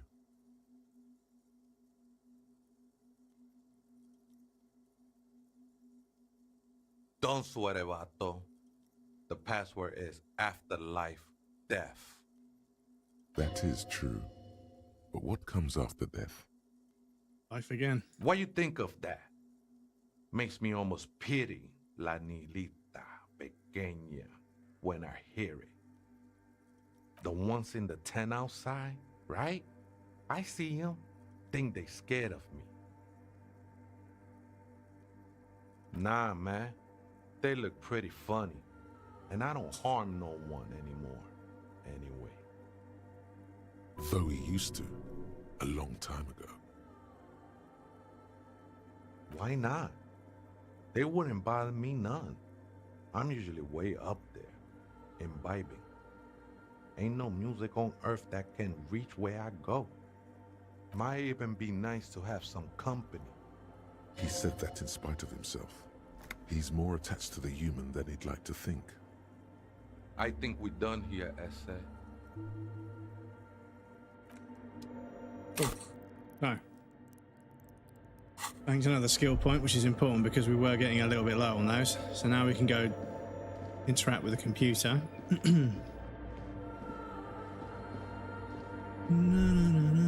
Hey, her Innocence Dolores Day liked little figurines, right? Liked holding little men between her fingers, remember? You have the Headless Fallen Rider figurine. You should give it to her. Win her back. So very, very, very nifty. Nifty and mysterious. This is surely what the figurines are for.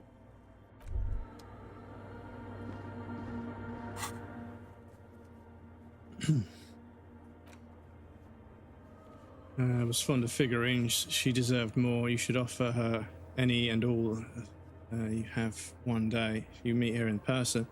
What an odd task to give yourself, but here we are. Okay, so I don't have to hold them now and then interact with the mirror or anything.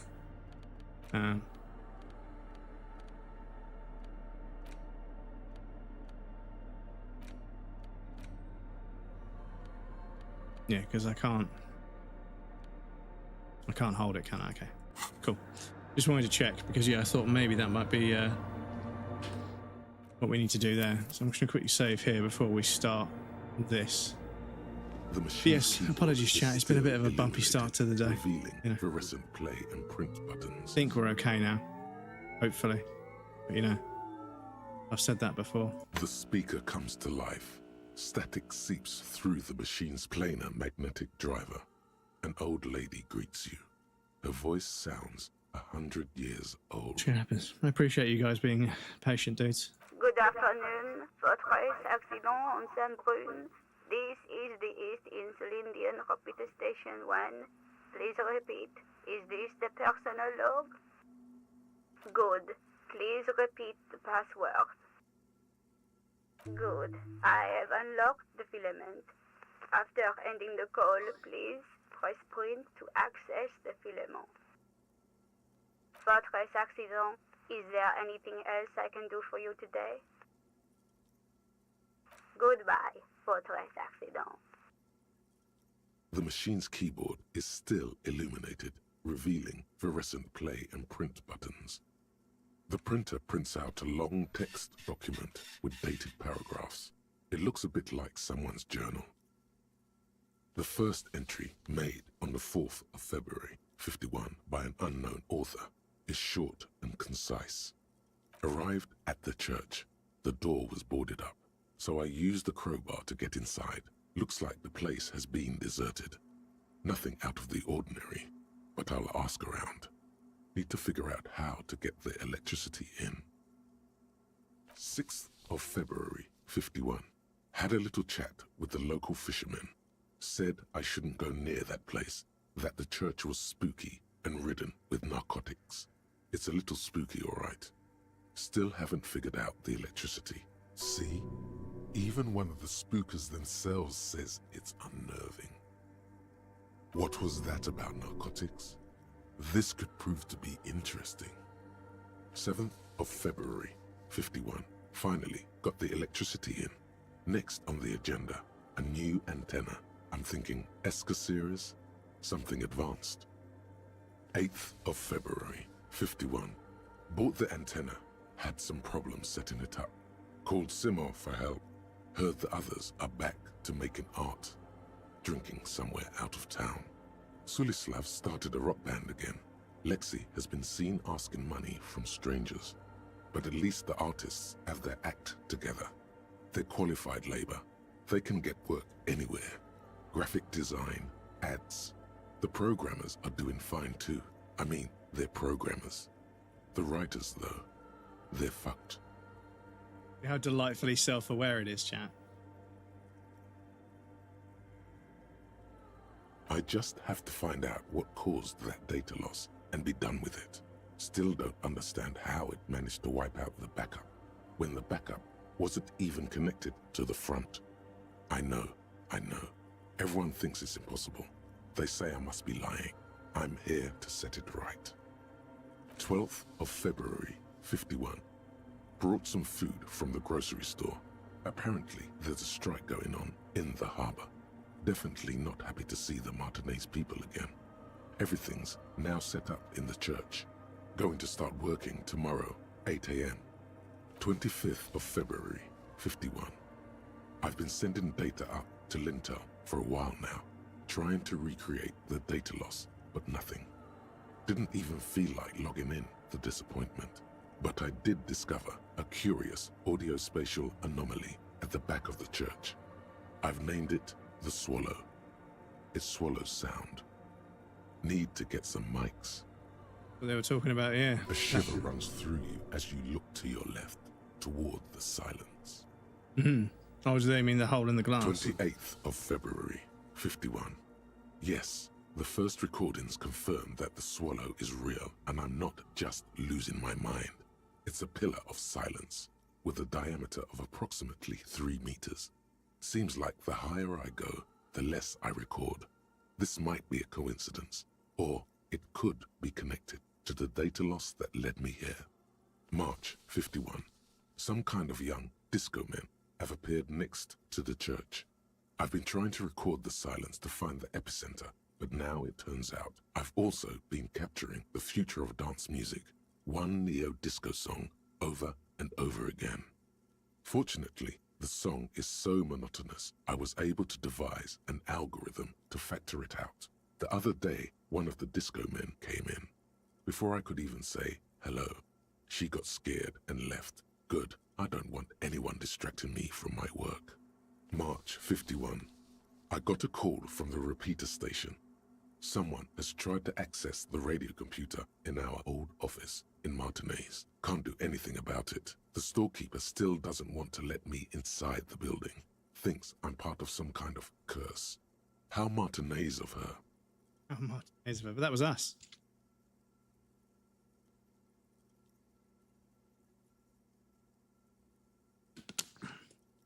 March 51. A new 2-meter aux cable. Noodles. Crackers. Ping energy drinks. Water. Toothpaste. Gum. Also some canned air. Your reading is interrupted by the sound of the church door opening. A strange woman makes straight for the radio computer.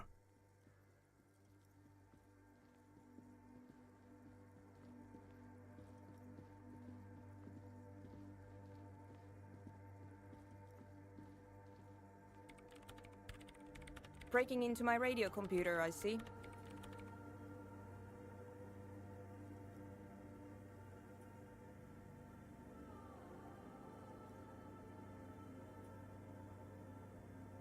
Well, you won't find any music venue organizers here. It's just me and my computer, and it has been this way for weeks. Now please give me some room. I need 2 seconds to see that you haven't destroyed anything.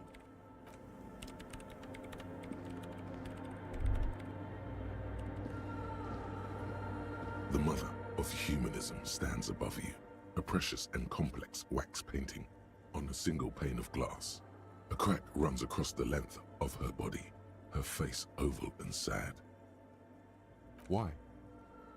That does seem to be a problem. Maybe you meant something else? I don't know. What are we thinking of? Part of your mind has gone on to other things already. Only a strange little sadness remains. The mother of humanism towers above you, a wax painting on a cracked pane of glass. Nothing has changed in her expression.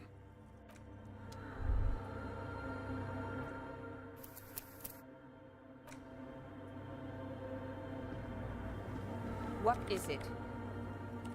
No, you just printed out my personal log and wasted some paper. Yes. Or no, not anymore. That project is dead. She doesn't seem surprised to be recognized. Rather sad. Something passes over her face before she straightens her back. I am Soona Luukkanen-Kilde, the former lead programmer of Fortress Accident and RSA radios. I have over 16 years of programming experience, and I'm proficient in both Vox and Orbis languages.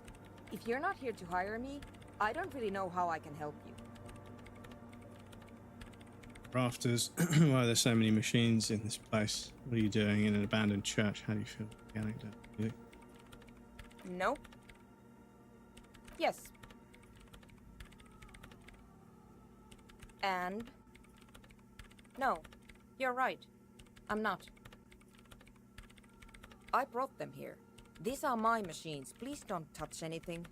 My machines. Whose machines? Got any Scrubs fans in chat? That was a good show. I use the AR-1 as my RAIN Prefect's processing unit. RAIN Prefect, my radio computer. Yes? You really don't know anything about radio computers, do you? All right. Well, all radio computers perform operations up on air. So in order to gain more processing power, you need to invest in a good antenna. On the front, the unified front of radio waves, licensed and controlled by Lintel in the East Insulindic region. It's all around us. That's what on air means. Like love. I guess it is. So far I've been quite satisfied with it. Martinez is an unstable region with bad coverage, and the operation has been surprisingly stable. But it's not the cheapest one on the market, so I wouldn't recommend it for your regular red tape operations. Fraser 1000 is a foolproof line for civilians. Anyway, you should do some research before you decide to buy anything. ask around, compare the prices. There are many milieus dedicated to that sort of thing. Speaking of compare prices, obviously Prime Day is coming up. If you go to like those websites that track the price of objects and the items over time, you can see it slowly building up to Prime Day, and then it will go back to where it was before. But yeah, there's a monitor I was looking at, and annoyingly, on the 3rd of June, it was down to £460.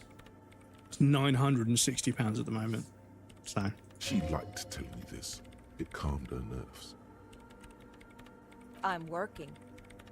Could you just shh for a moment? Or get to the point. I really need to focus on something. It's not just rudeness. It really is hard to concentrate on whatever she needs to do. And you're not helping. They are connected to my reign prefect. Whatever you do, just please don't move them, okay? Thanks. Great. You really like those questions, don't you? They're bloodshot. She really hasn't been getting much sleep lately, has she? I'm conducting scientific research here. You can't throw me out. I'm looking for the location of a 2mm hole in the world. She's looking for a disruption in the radio waves. That's what her personal log said. Yes, that's what led me here. But I suspect it might be something a bit more complicated than that. Exactly. What does it mean? Up to now, it has been impossible to say what it is because it's impossible to measure nothing. What do you think it is? What qualities does nothing have? How do you measure something that does not exist? That's a little above your pay grade at the moment.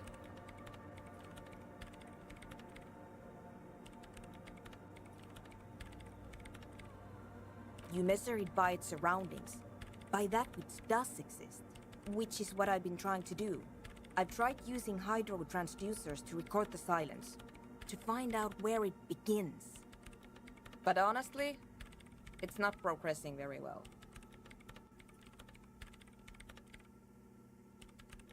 But does it have anything to do with necroplasmic life forms? Ghosts, in everyday parlance. Ghosts? No, I don't think so. I don't believe in ghosts. I don't believe in them either.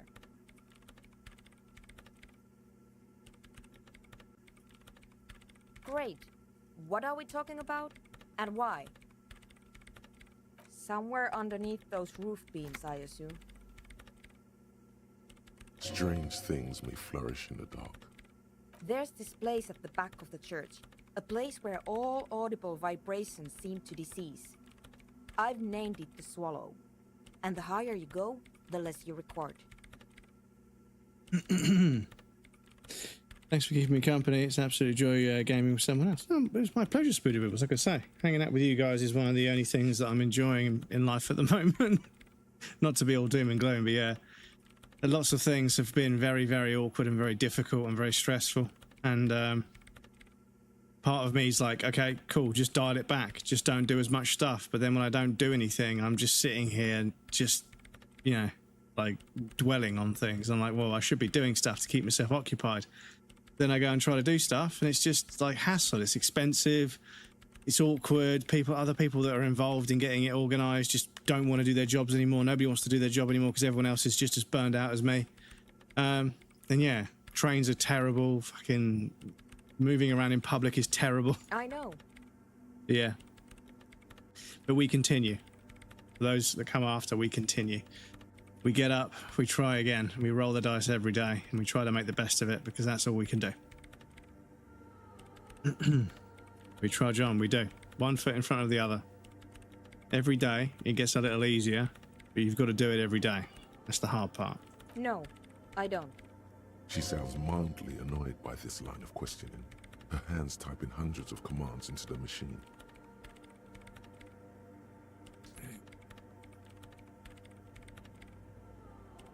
Excuse me. The Vlockermain, welcome in. How's it going? Because it's just trial and error, trying to locate the swallow, the exact point in space. And I don't have a... You know what? It would be really helpful if you could just stop talking Shite. and let me I'm sorry work. to hear about that, dude. I hope things improve for you. Great. Thanks. The swallow, you mean? Great.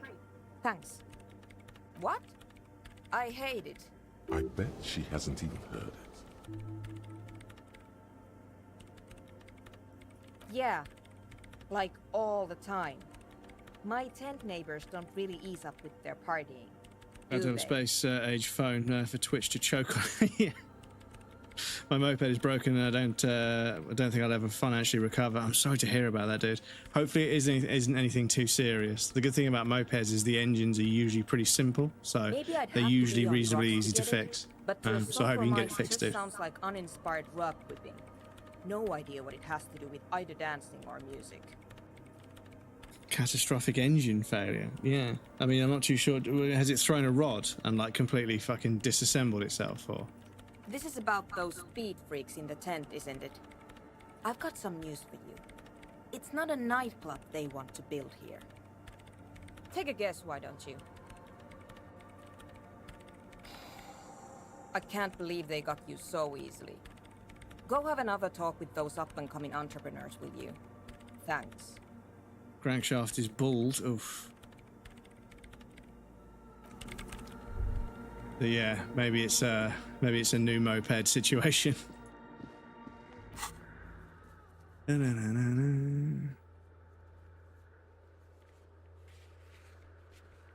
Tell Andre about Sooner's thoughts on the nightclub. Okay. So you have a date with Elena, go to Land's End in the Northern Peninsula. Quickly, she's going to wait for you forever. Okay, let's do that. New crankshaft costs about 100 quid. Not terrible. Not terrible price-wise. Some parts can be fucking just disgustingly expensive. You know, it's this tiny little fucking metal bracket that you have to have. And you call around and it's like 980 quid because there's only one or two of them left. It's fucking brutal.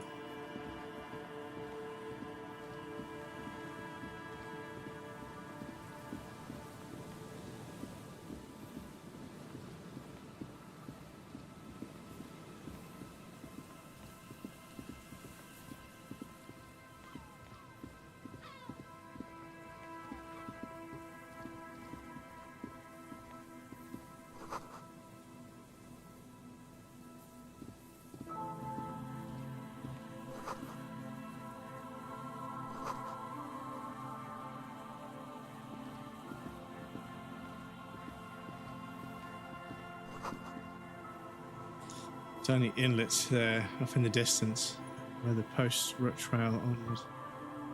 I'm sorry. The woman gazes steadily at the waves. A sudden gust picks up her dark hair. Expensive for me, and I live in a little Denmark. Yeah, getting hold of parts is... a few stray locks from her eyes, and only then spots you approaching. Yeah, it's difficult getting parts sent out sometimes, but yeah. I mean, I hope you can find, like, I mean, you might be able to get a new moped. I mean, search for moped, the same moped again, but second-hand. Because you never know, on Facebook Marketplace or even, like, you know, Craigslist, I don't know what there is in Denmark.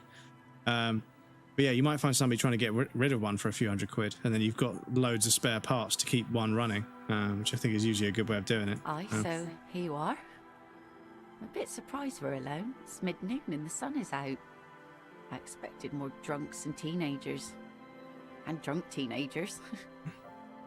Know that you're not the first guy to bring a girl to Land's End. This is what the locals call a make-out spot. That is not going to happen here today. I just want to make that clear, Dimples. Across the rusty water, that's La Delta, the financial district. Have a used crankshaft, 40 quid from Marketplace. Yeah, just have a look around. You know, you never know. The poverty of this coast. Just have a look around, you know, like if it's a popular model, there might be some parts out there. It might take a little while to get them, but yeah, if you want to keep it going, then maybe there's a way. But yeah, whatever happens to it, I hope you work it out in some way, shape, or form. I hope it works out for you. Because yeah, losing a mode of transportation is a pain in the ass, for sure.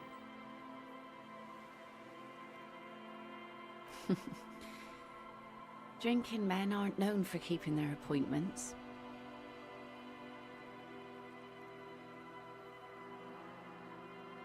Aye, you're the starriest of them all. As she turns to face the sun, reflected in the waves and the skyscrapers rising across the bay, you cannot help following her steady gaze. You should say something, anything, maybe the tequila sunset thing.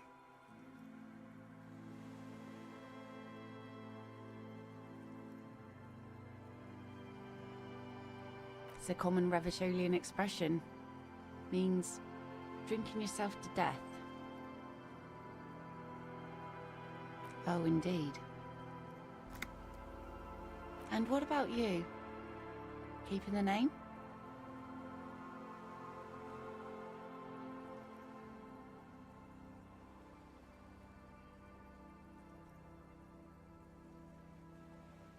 Can't wait to hear it. The sun reflected in the waves and the skyscrapers rising across the bay is mesmerizing. Your mind clears for a moment as your senses take it all in. Not just the glass skyscrapers, fragile looking in the shimmering air.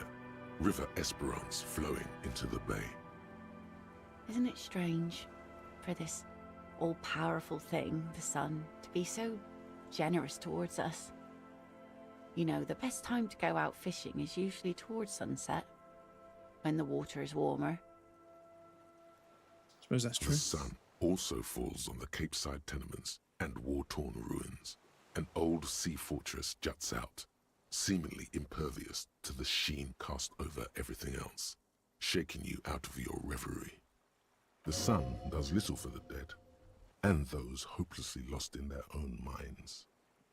Or people living in desert climates with sparse vegetation and little drinking water. Oh, that was a bit of pride and a bit of superstition. And a bit of conceptual unity too, it being yellow and all. Now you're just nitpicking. But I concede. Maybe desert people sometimes disagree. There's salt in the air, and the cries of the gulls and the skuas, grit of the sand and the green glint of broken music, bottles. holy shit. But in the still game? your gaze always returns to the dazzling streaks of light, wherever they may be reflected, their opulence. Yeah, it's sea power. They are like, yeah, they've written like some amazing music, and it's remarkable how well the music fits this world. But yeah, it's why I use Instrument of Surrender as a song of theirs. It's why I use it as the starting soon screen and the just chatting screen music, because yeah, it's just such a beautiful piece of music. Play Ghostwire Tokyo, Forza Horizon 5 and COD Warzone these days. Yeah, I was playing the Battle Royale in Battlefield last night, and it's such a mess. Like, I don't know how people have fun playing it. I just never find myself having fun, like engagements and gunfights with people in that game mode. It always feels really one-sided. Like it's I either walk to like first place, or I just cannot get a look in. I get absolutely destroyed over and over again, and just decide to disconnect and go play a different game mode. Yeah, it just feels like there's no real skill or talent or logic to it. You just, it's kind of, it feels like it's not half luck, half skill like some game modes are. It feels like it's like 80% luck. It feels like sometimes when you drop into that battle royale, it doesn't matter what you do. Like it doesn't make a difference. You could be careful. You could go from cover to cover. You could try and be strategic. You could try and do all sorts of stuff. It just won't make a difference. You're still going to get absolutely hosed by somebody. And yeah. I just don't see what the fun is, but everybody wants to play it. So, Had a blast playing it. Just don't find lobbies in any regions. It takes ages to level things. Yeah, this is kind of it. This is kind of it. If there's no lobbies, it's a pain in the ass. But apologies, we do have to pop you guys on the BRB screen for a moment. We do have an ad break coming up. I'll be right back in just about 3 minutes. We do 3 minutes of ads to get rid of pre-rolls because I don't think it's very fair for people to have to watch an ad before they get a chance to hang out in the stream. But yes, I'll be back in about 3 minutes and then we'll carry on.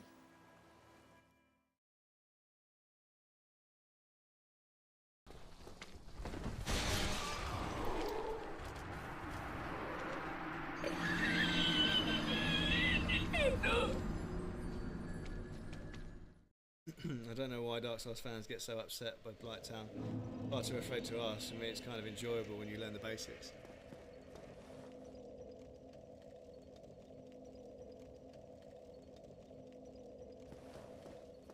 That's bait.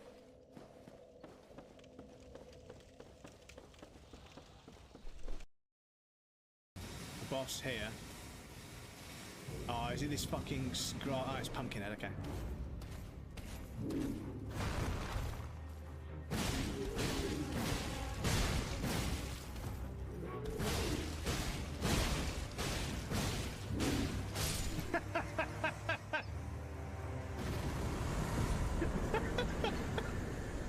Okay, so yeah, maybe Ashes of War are worth looking into.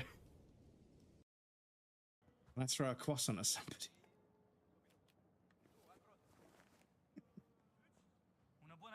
Keep your distance, pal. I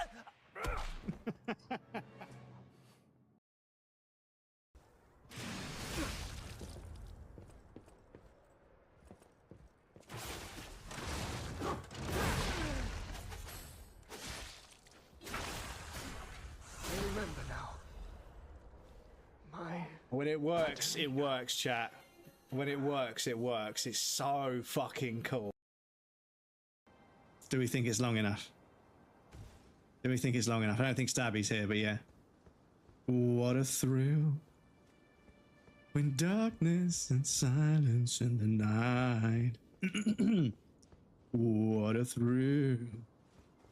Searching, I'm melting to you. There's a fear in my heart. Yours. No, I won't. I won't. I won't spoil it. My voice is kind of croaky and I can't sing, so yeah. Supreme. I give my life. No, I won't. I can't. I can't. I'll ruin the song, so I won't. It's tempting. It's tempting.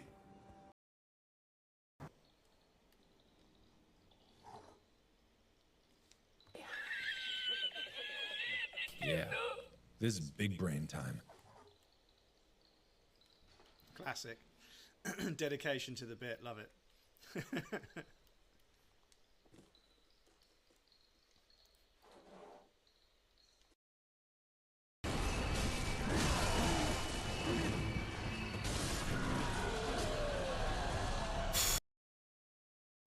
Come say hello.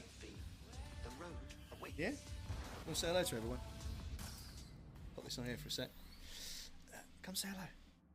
Yeah? Hello. Oh, say hello to everyone. Your sister as well. Hey? Oh, you want to get up there? Okay, come on. You go. You sit down up there. Hey? Okay, okay. Excuse me, the cat might be in the background for a little while. You gonna sit there? Hey? Waving your tail around. I know somebody called Ben Dover, and his mum is called Eileen. Oh, God. You called your son Ben, and your surname is Dover. Come on, Eileen. It's kind of, yeah, no, I just thought it'd be, I thought it'd be kind of nice to have us both as like an icon, because it Because also... we're iconic. Yeah. Stop it. I'll leave. Sorry, everyone. That was embarrassing.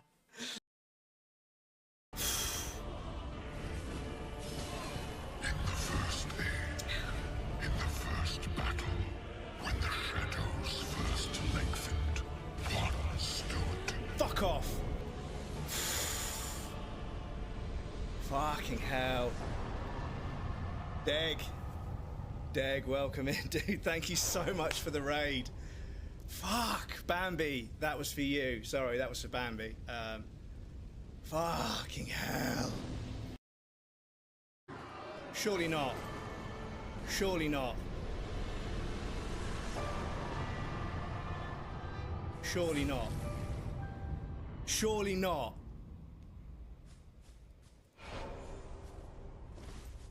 Really? How many goes was that? How many attempts was that? 2? It must have been more than 2 goes. Okay. USB Type-C, yeah. Just plug a USB-C cable into my Jap side to charge myself up. Sure.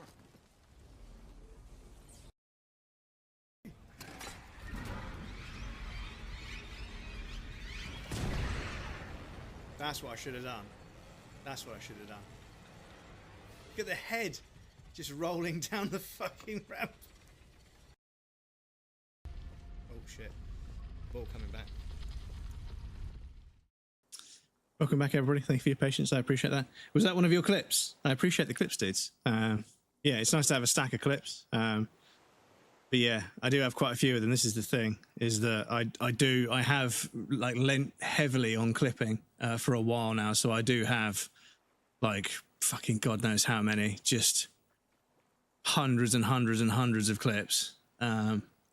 But they don't take up too much space. And, you know, every now and again I put one of them on social media and it gets a few views. So, you know, it doesn't really hurt, does it? And the platform is really big on that. They want people to clip and post on social media. Even though I think attracting people from social media will only make Twitch even more toxic than it already is, because people on social media are really, really toxic. It's not my platform to run, I suppose. It's bringing us spring, summer. It's entirely on our side, no matter what we do or who we are, for absolutely no reason. It's unlike no other powerful being, certainly no powerful organization or government. How can that be? That's true. Sorry, the fucking cushions behind me aren't quite straight and I can't quite sit upright supported. And that's quite important for my back. Please excuse me.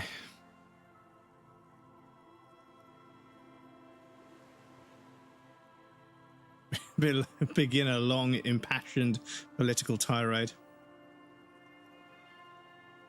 I guess we wouldn't really be here if that thing wasn't on our team. These aren't real fishhooks, silly. They're earrings shaped to look like fishhooks. A drunk called Rosemary brought them to me. I kept them. The wind ruffles her hair as she looks at the sunlit coast across the water.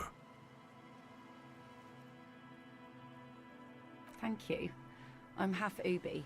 My mother was from Ubi Sunt. Not a lot of sun there, I hear, though I've never been. The wind ruffles her hair as she looks at the sunlit coast across the water.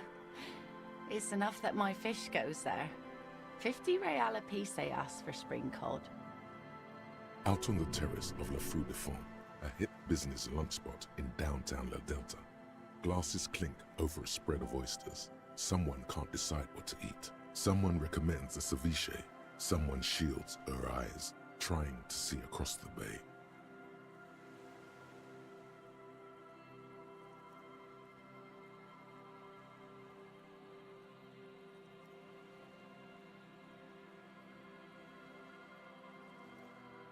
Yeah, because the thing is, yeah. Good one. I'm gonna go with the rope. Oh, fuck. Say what? Something interesting? Impossible.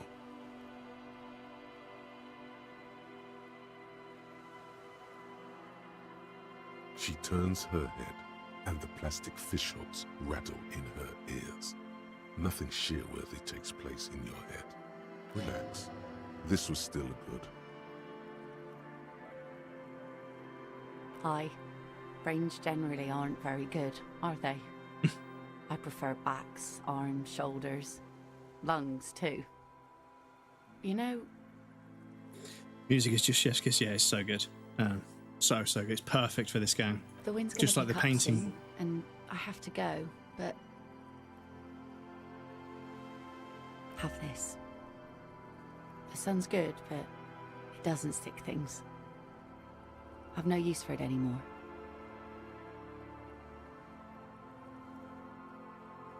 No. Men around here are too drunk to pose a threat to me. Doubt it. But thank you for the company. This is as far as it goes with her. You'd need to put a year between you and your last drink for anything more. Farewell.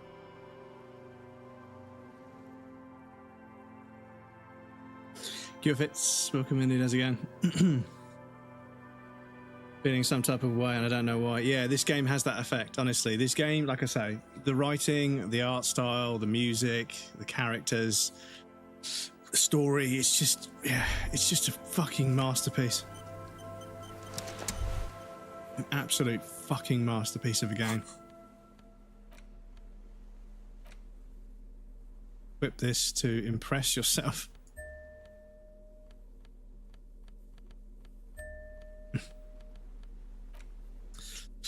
Echo, welcome in. Look at this absolutely beautiful human. Where?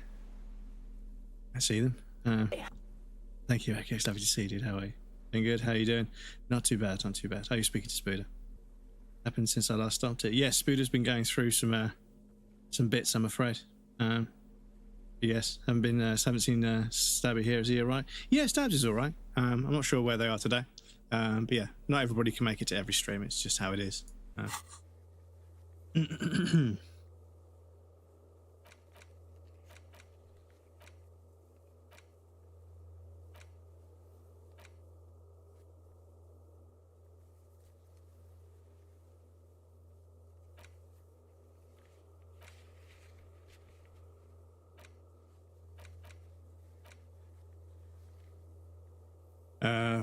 You want all the armor pieces, deck yourself in full metal, battle hardened glory. No, this might take a while, like a long while. Okay, that's fine.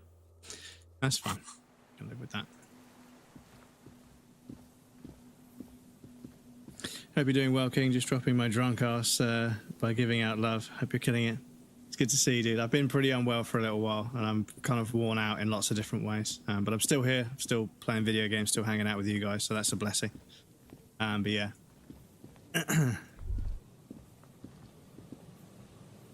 Things do be happening sometimes.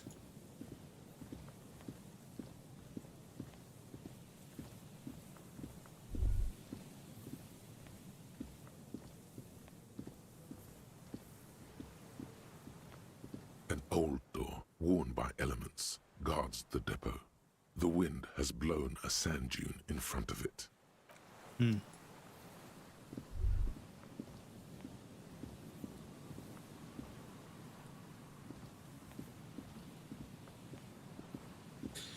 Yes, I'm still alive. I've still got a job, still got clothes on my back, still got food in the fridge, so surviving. Life be life and sick be sicking. Sunny days in the future. Yeah, it's quite warm at the moment, so the weather is not too bad at the moment, but yeah.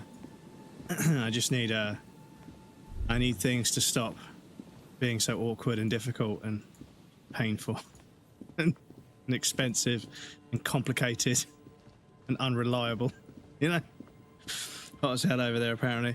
Well, I mean, nothing compared to Australia, but yeah, for us, it's been pretty warm for us, you know. 30s is quite a lot for the UK. Both QFS just know part and parcel of life, lucky, not too bad. All relative. Yeah, well, this is it, you know, because it hasn't been as hot here as it would be in Australia, but then again, it gets a lot colder here, you know. My friends from Australia visit and they're like, Jesus, it's fucking freezing. I'm like, it's fucking 16 degrees. It's like temperate. This is like a nice mild, you know, temperature. It's fucking freezing, dude. I'm like, okay. Hello again. You know. My associates. I haven't got much to say about them. Sorry. I just don't tell people about my friends and don't know what makes you think it'll be any different later, but...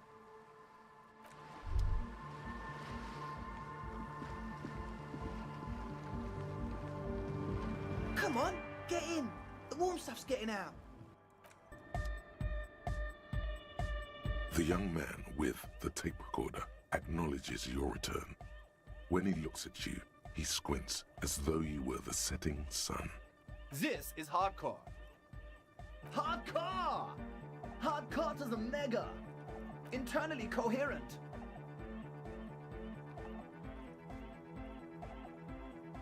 Good morning, yeah! 1, 2, 3, Yakokata, the place to be! Yakokata is a hardcore place! Back to the heavyweight hardcore! Hardcore! Hardcore! Internally coherent! All core! Alright! Yeah! He furrows his brow as his very large head traces the sublime, invisible movement of the music in the very real air of the stuffy tent. Hardcore! Ah! Is it though? But is it? I mean, really? Feels like you should reply with the very pinnacle of idiocy here, so that things get totally transcendent. But you haven't gotten there yet, so you don't know what to say. I am the mic enforcer. I am the chicks checker. Yeah! Yeah! We're close. True, hard, full, core. Hardcore! Hardcore to the mega. His brow, as his very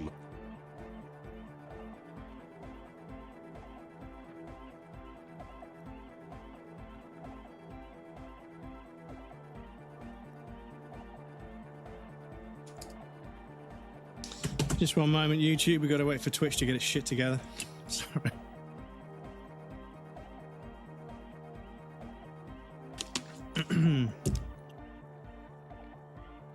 We just check on the YouTube stream. Yep, still seems to be perfectly fine. Stream health, excellent. Stream is healthy. Yeah. Aye, chat. I don't know what's going on with this website. Yes, welcome back, everybody. Thank you for your patience. I appreciate that. I don't know why it just decides to disconnect me, but it does reconnect. But yeah. What else can we do? We have a Bubba decided to join us. Hardcore! Is it though? But is it? I mean, feels like you should reply with a under the radar, over the top. So you had a talk with Andre, and now you want to discuss things with Noid? That's fine, man. But I've got to warn you, our signs are still off. It'll take some time for me to get my sigh on. I'm doing what I can. It's not easy for him. It probably took him years to get used to Andre. A sticker? You mean the yellow one? Can you describe it to me? Interesting. He wants you to describe it, though he already knows what it looks like. Seems like my creation has found its way into the legal bureaucracy. What did you want to ask about it? The dead guy smiling.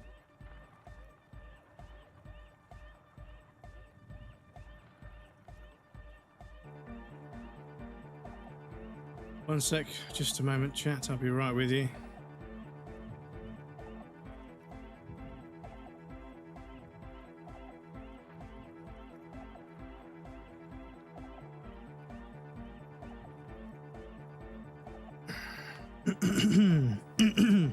Excuse me. We back? Yep. Okay. Oh. Happy 4th. Happy 4th of July. Yeah, I don't know what the fucking problem is, dudes. I just don't know what the fucking problem is. I don't know what the fucking deal is, dudes. I just don't get what the fucking problem is.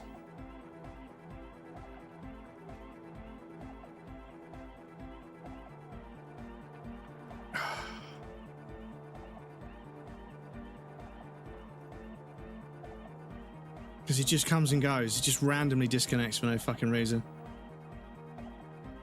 I do, though, I do. The thing is, you can check the YouTube stream. The YouTube stream doesn't... Next time I get disconnected, check my YouTube, and the stream will be live. I mean, I don't know what else. I don't know what else to say. I don't know how else to put it. But yeah, like I have I do have single digit ping whenever I do a speed test. So it's not the ping, it's not the speed, it's fiber optic line, so it should be pretty fucking quick. I don't know what else I can do. Yeah, sorry, Tiger. It's just I just keep getting disconnected. I don't know what the fucking deal is, but you know, it'd be real nice if they stopped doing it, because I'm not going to stop streaming. Because I want to fucking play the game and I want to hang out with you guys, you know. So yeah, they're not going to get rid of me. They may as well just leave me alone. But yeah, apologies, chat. As I say, if it does disconnect, don't panic. It usually reconnects within like a couple of seconds. It's just a bit fucking annoying, really. But yeah. He defeated history. We are living in the age of history, and in the eyes of history, we are always already dead. How can we ever smile then? Because history is a lie, and so are its deaths. The present moment and life are the hardcore. The hardcore expels death. Or maybe he's not dead.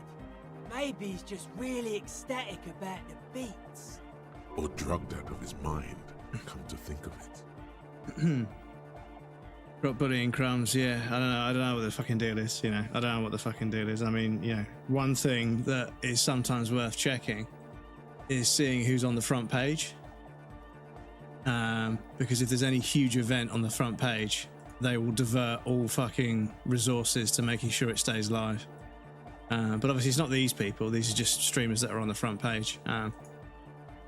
So yeah, it doesn't look like there's any big events going on right now, but yeah, there might be something going on, I don't know.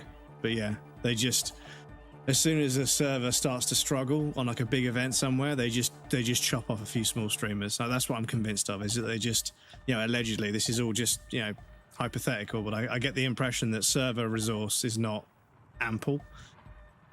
And therefore, when they have a very big stream, which is going to make them a bunch of money, if it starts to struggle, they just fucking disconnect a bunch of smaller streamers that don't make them money to try and improve the stability of that thing. What they should do is, if they've got an event planned that they're, you know, investing in, they should adequately put aside server resource for it. But yeah, it's not the world we live in. Biggest laugh last night. Spider-Man, welcome in. How's it going? American Dad came to Fortnite last night. Yeah, the Peter Griffin, but the buff muscular version of Peter Griffin I saw in some clips, which was a bit strange. Brent was having trouble tonight as well, really, so I think you're on it. Yes, yeah, so, I mean, whereabouts are they located? You know, don't tell me their address, but what region are they located in? I'm glad to hear it, Spider-Man. Thank you for the stream streak, Tiger, I appreciate that. In Australia, yeah, so this is it. It's not region specific, so I don't think it's server specific, you know. I watch people from Germany, from France, from Spain, Italy, America, Australia, you know, Lithuania, Estonia. I watch streams from all over the world, and sometimes everyone's just getting disconnected like crazy, and I'm like, what the fuck's going on, you know? But yeah, Brisbane, yeah. So that's on. Is that on the west coast or is that on the east coast? I don't know how far it is, because obviously the west coast, the east coast is like literally as far away from me as you can get before you start coming back around the other side to get closer again. But yeah, 1 week until the 100th stream. Yeah, northeast. It's northeast. Okay, so yeah, so that's up there. Okay, because you've got Sydney down the bottom left on the southwest. Is that where Sydney is?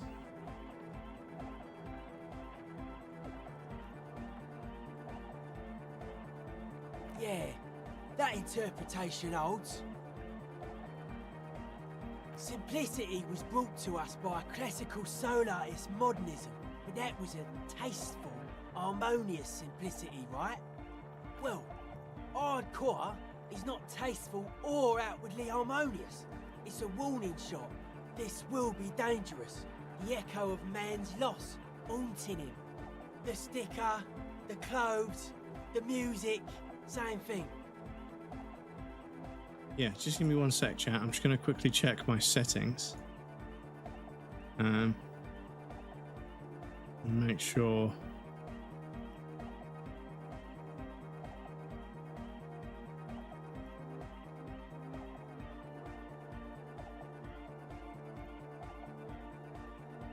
Yeah, no, I'm fucking gigabit speed. I'm gigabit speed on my fucking Ethernet. Duration 5 minutes.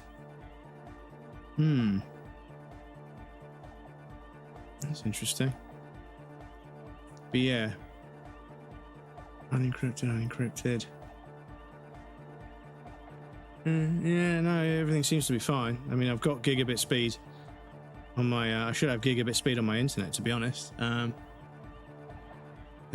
Speed test. So yeah, 400 megabits.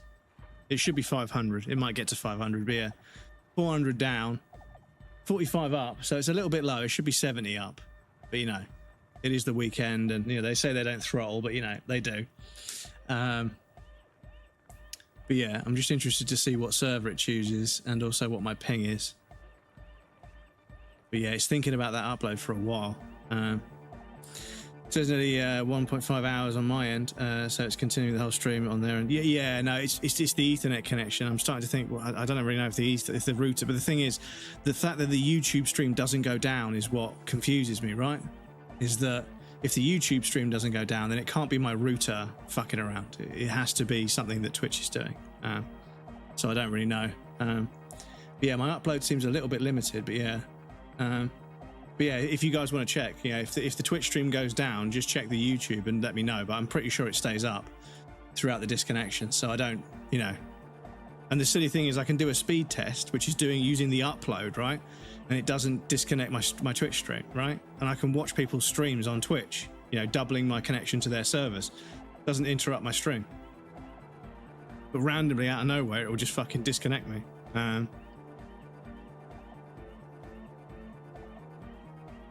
Not alone.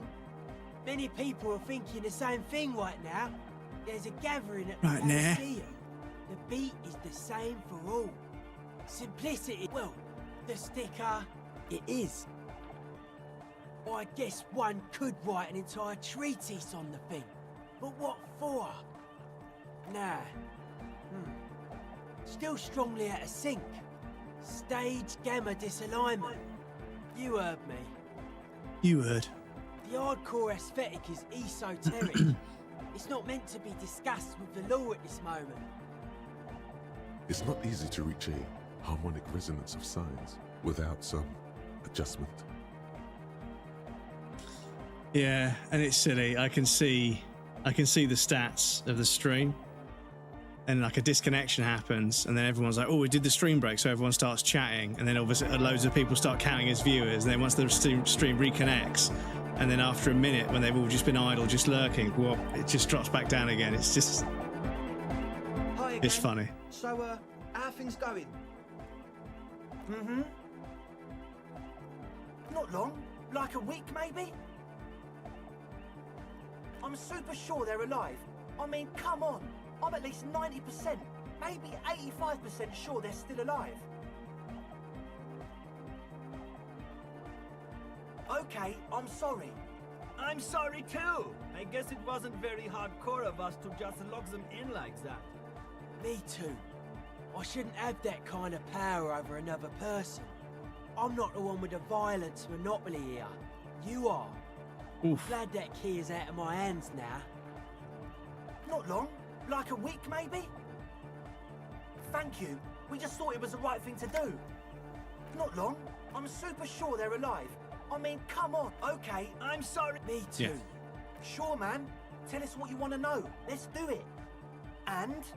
What happened? Oh, man. The crab man, you mean? Who is he? What did you think?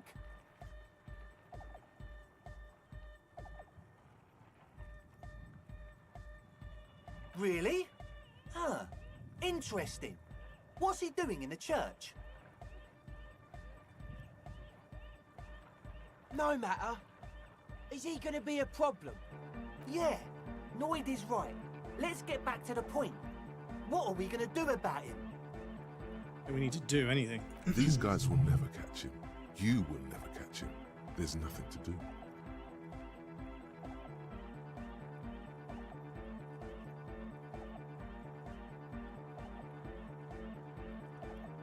I don't know, man. Doesn't it feel like a major hindrance to you? A spook spooky guy climbing around when all the guests are trying to have nice, friendly hyper time? I guess it's not a massive problem, now that I think of it.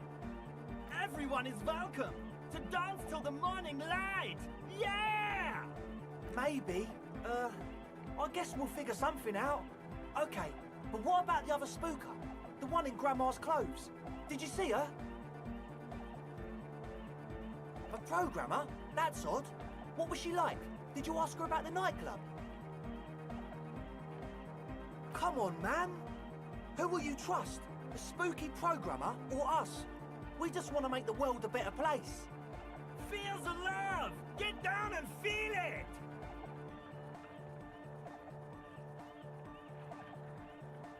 You'll get there, believe me. When we've got our gear set up, things will be flowing and pumping. Anyway, now that it's settled, how did she sing? I don't want to know about things flowing and pumping in nightclubs, thank you very much. Ja oder nein? Rocking it or dropping it? What a pity! That's my favourite thing in the world! And she doesn't like it at all! A shame. What can we do now? Do you see a way out of this jam? And into a laser-lit future of dance and unity? Unity! Dance! Hardcore. And you can't just evict her?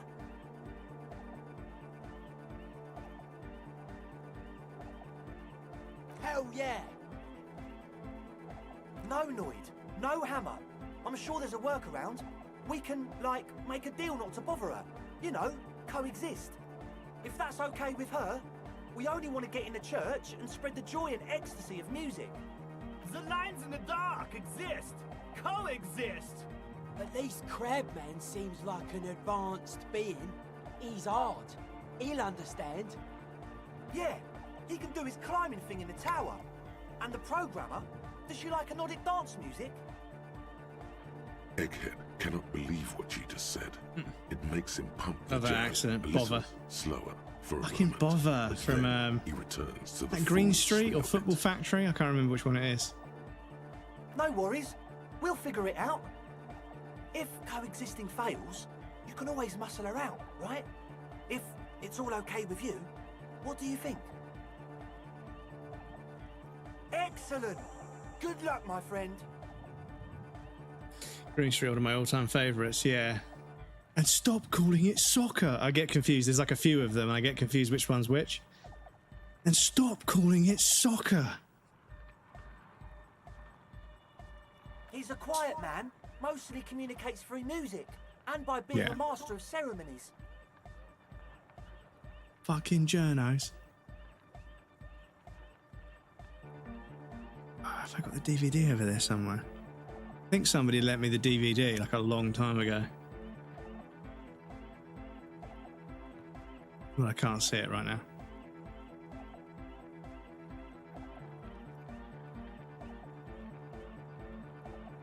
Well, he's just kind of here. I don't really know how to communicate. Watch it a million times over. Yeah, it's kind of interesting because like genuine football, like, you know, ultra culture, like they don't like being filmed or like, you know, being sort of, you know, interviewed or photographed. They want to keep it as hush as possible. So yeah, a film being made about it, I sometimes question the legitimacy of but yeah, they try and glorify it and like make it like the thing is they try and glorify and romanticize it without really sort of tapping into the true camaraderie of looking at of blokes looking after each other and being unified in the support of a football team, right? They make it about like glorifying the violence and stuff, and it's kind of like that's what people want to see, I suppose. But yeah, it feels like it sometimes misses the point a little bit. But yeah, Hollywood version of it for sure. But I love it. Yeah, it's sort of, you know, it's a story. It's enough of a story to make a film of. Yeah, whereas a genuine sort of, you know, football ultra culture, it's just sort of like, yep, they get on the beers, they go to the match, they sing songs, set off fireworks, fly flags and banners and so on. They drink more beers, they go home, they wake up hungover and they go to work, you know? Yeah, sometimes, when I like stumble and find my way into his centre, you have to hear a lot of hardcore to the mega. So many times, yeah. Football Factory is just as good. Yeah, they both sort of fit into the same ilk. But speaking of films about football culture, I've got something to show you, Echo.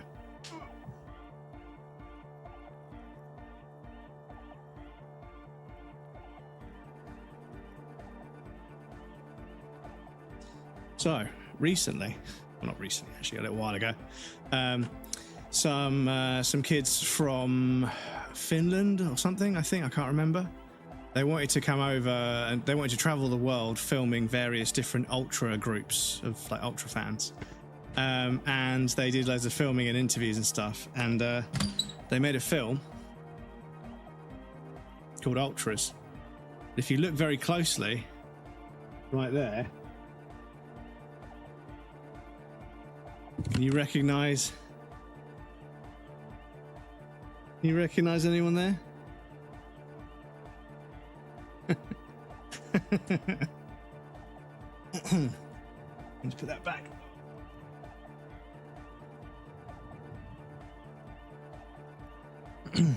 That your brother? No. But let me see if I can find a link for you guys. You can look it up.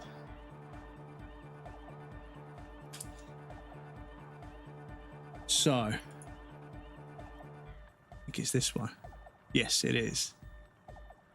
From England to Morocco, ultra soccer fans create communities mixing passion with aggression. This doc explores fan culture, social impact, creativity, and psychology through support groups worldwide. So yes, but me and some of the lads from our football group were one of the groups that they interviewed, and there's some footage from us in the film, which is fucking crazy to think that there's a film that I'm technically kind of in. So yeah, I've been in a film, apparently. But yeah, really drunk and seeing all kinds. But please tell me that's you. The middle of the morning for me. So last night was a beer with the dog. A beer with your dog. It's fucking amazing. I need to watch this. Yeah, it's called Ultras. It was released in 2025. That was the person's name. I don't know if you can get it on streaming services or watch it somewhere online. I think we looked, but yeah, it might end up online at some point. But yeah, but yes, there's mention of my hometown of Eastbourne and the ultra group that I was part of, and yeah, it was a good time. Lockdown and a few other things have slowly made it less doable at the moment, but yeah, it was a good couple of years following the team around the south of the UK, going to away days in the middle of the fucking night in the middle of fucking nowhere, and yeah, it was a good. Dog was afraid of fireworks, so shared a beer with her and played The Cure. Well, I'm glad you could look after the dog, because yeah, fireworks are pretty scary for dogs. So yeah, it was really nice of you, dude. The man smiles. This is the thing. Choosing to let the beat speak for itself. Like I feel as if there should be some legislation or some law that says, you know what, like if you want to do fireworks, you have to go somewhere designated that's okay for fireworks, or go to a fireworks display. You can't just set off a bunch of fireworks in your back garden, because it's fucking really, really disturbing to a bunch of other people that live nearby. It's terrifying for animals that live nearby. Fireworks should happen somewhere dedicated for it, you know? You can't just set off a bunch of fireworks in your back garden. It's not very polite to everyone. What year was it? Please tell me it was 2020. No, it was 2025, I think. I think there is a film called Ultras from 2020 as well, but yeah, this one was 2025. Treat my dog like a teen. I'm sorry you feel bad, Jenny. This is what I do when I feel sad. Dang it! Is the 2021 available for streaming?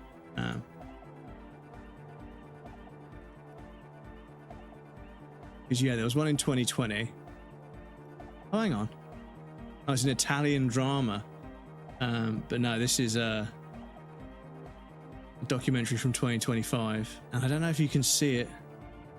Where to watch?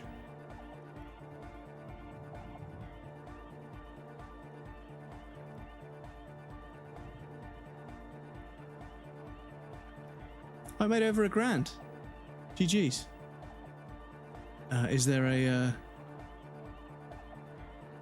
Is there somewhere we can watch it? I don't know if I'm allowed to stream it or anything. But yeah, there's a trailer that you can look up. Yeah, but it's the 2025 one. Oh, sorry, 2026 or 2025. 2025, 2026 is the documentary. But yeah, because I went to go watch it. Fortunately enough, there's an art gallery down the road from me that I'm a member of, because I think it's important to support the arts, of course. So I got like a ticket with a discount and everything, so I could go watch it locally at a cinema. And it was, yeah, seeing a few people from the football group show up to the screening. I was like, damn, that's pretty interesting. And yeah, there was some footage of us like in the pissing rain. I think it was Windsor away, and we won 5-0, I think.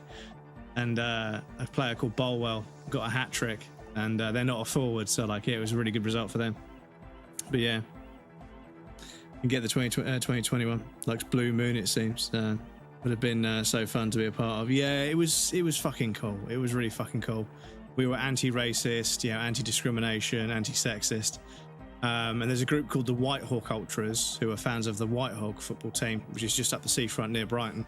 And we were very good friends with them, so I went to go see a few White Hawk matches with them. And the whole pitch is on a fucking slope. It's really slanted. It's kind of fucked. But they have a proper fried chicken, like a proper kebab shop, fried chicken shop, like the hot box where they keep all the chicken warm after they fried it, so it's like nice and tender, like a proper chicken shop in the clubhouse, so you can get burgers and fried chicken on halftime. Yeah, it's so fucking good. Literally the best thing I've ever seen. Oh yeah, that's a meteor and name Drilled for it, the yeah. founding party. Thought it'd be cool to use it. You know, of Meteo, concerning Meteo. Meteo, a country on Muindi, on the Muindi Isla.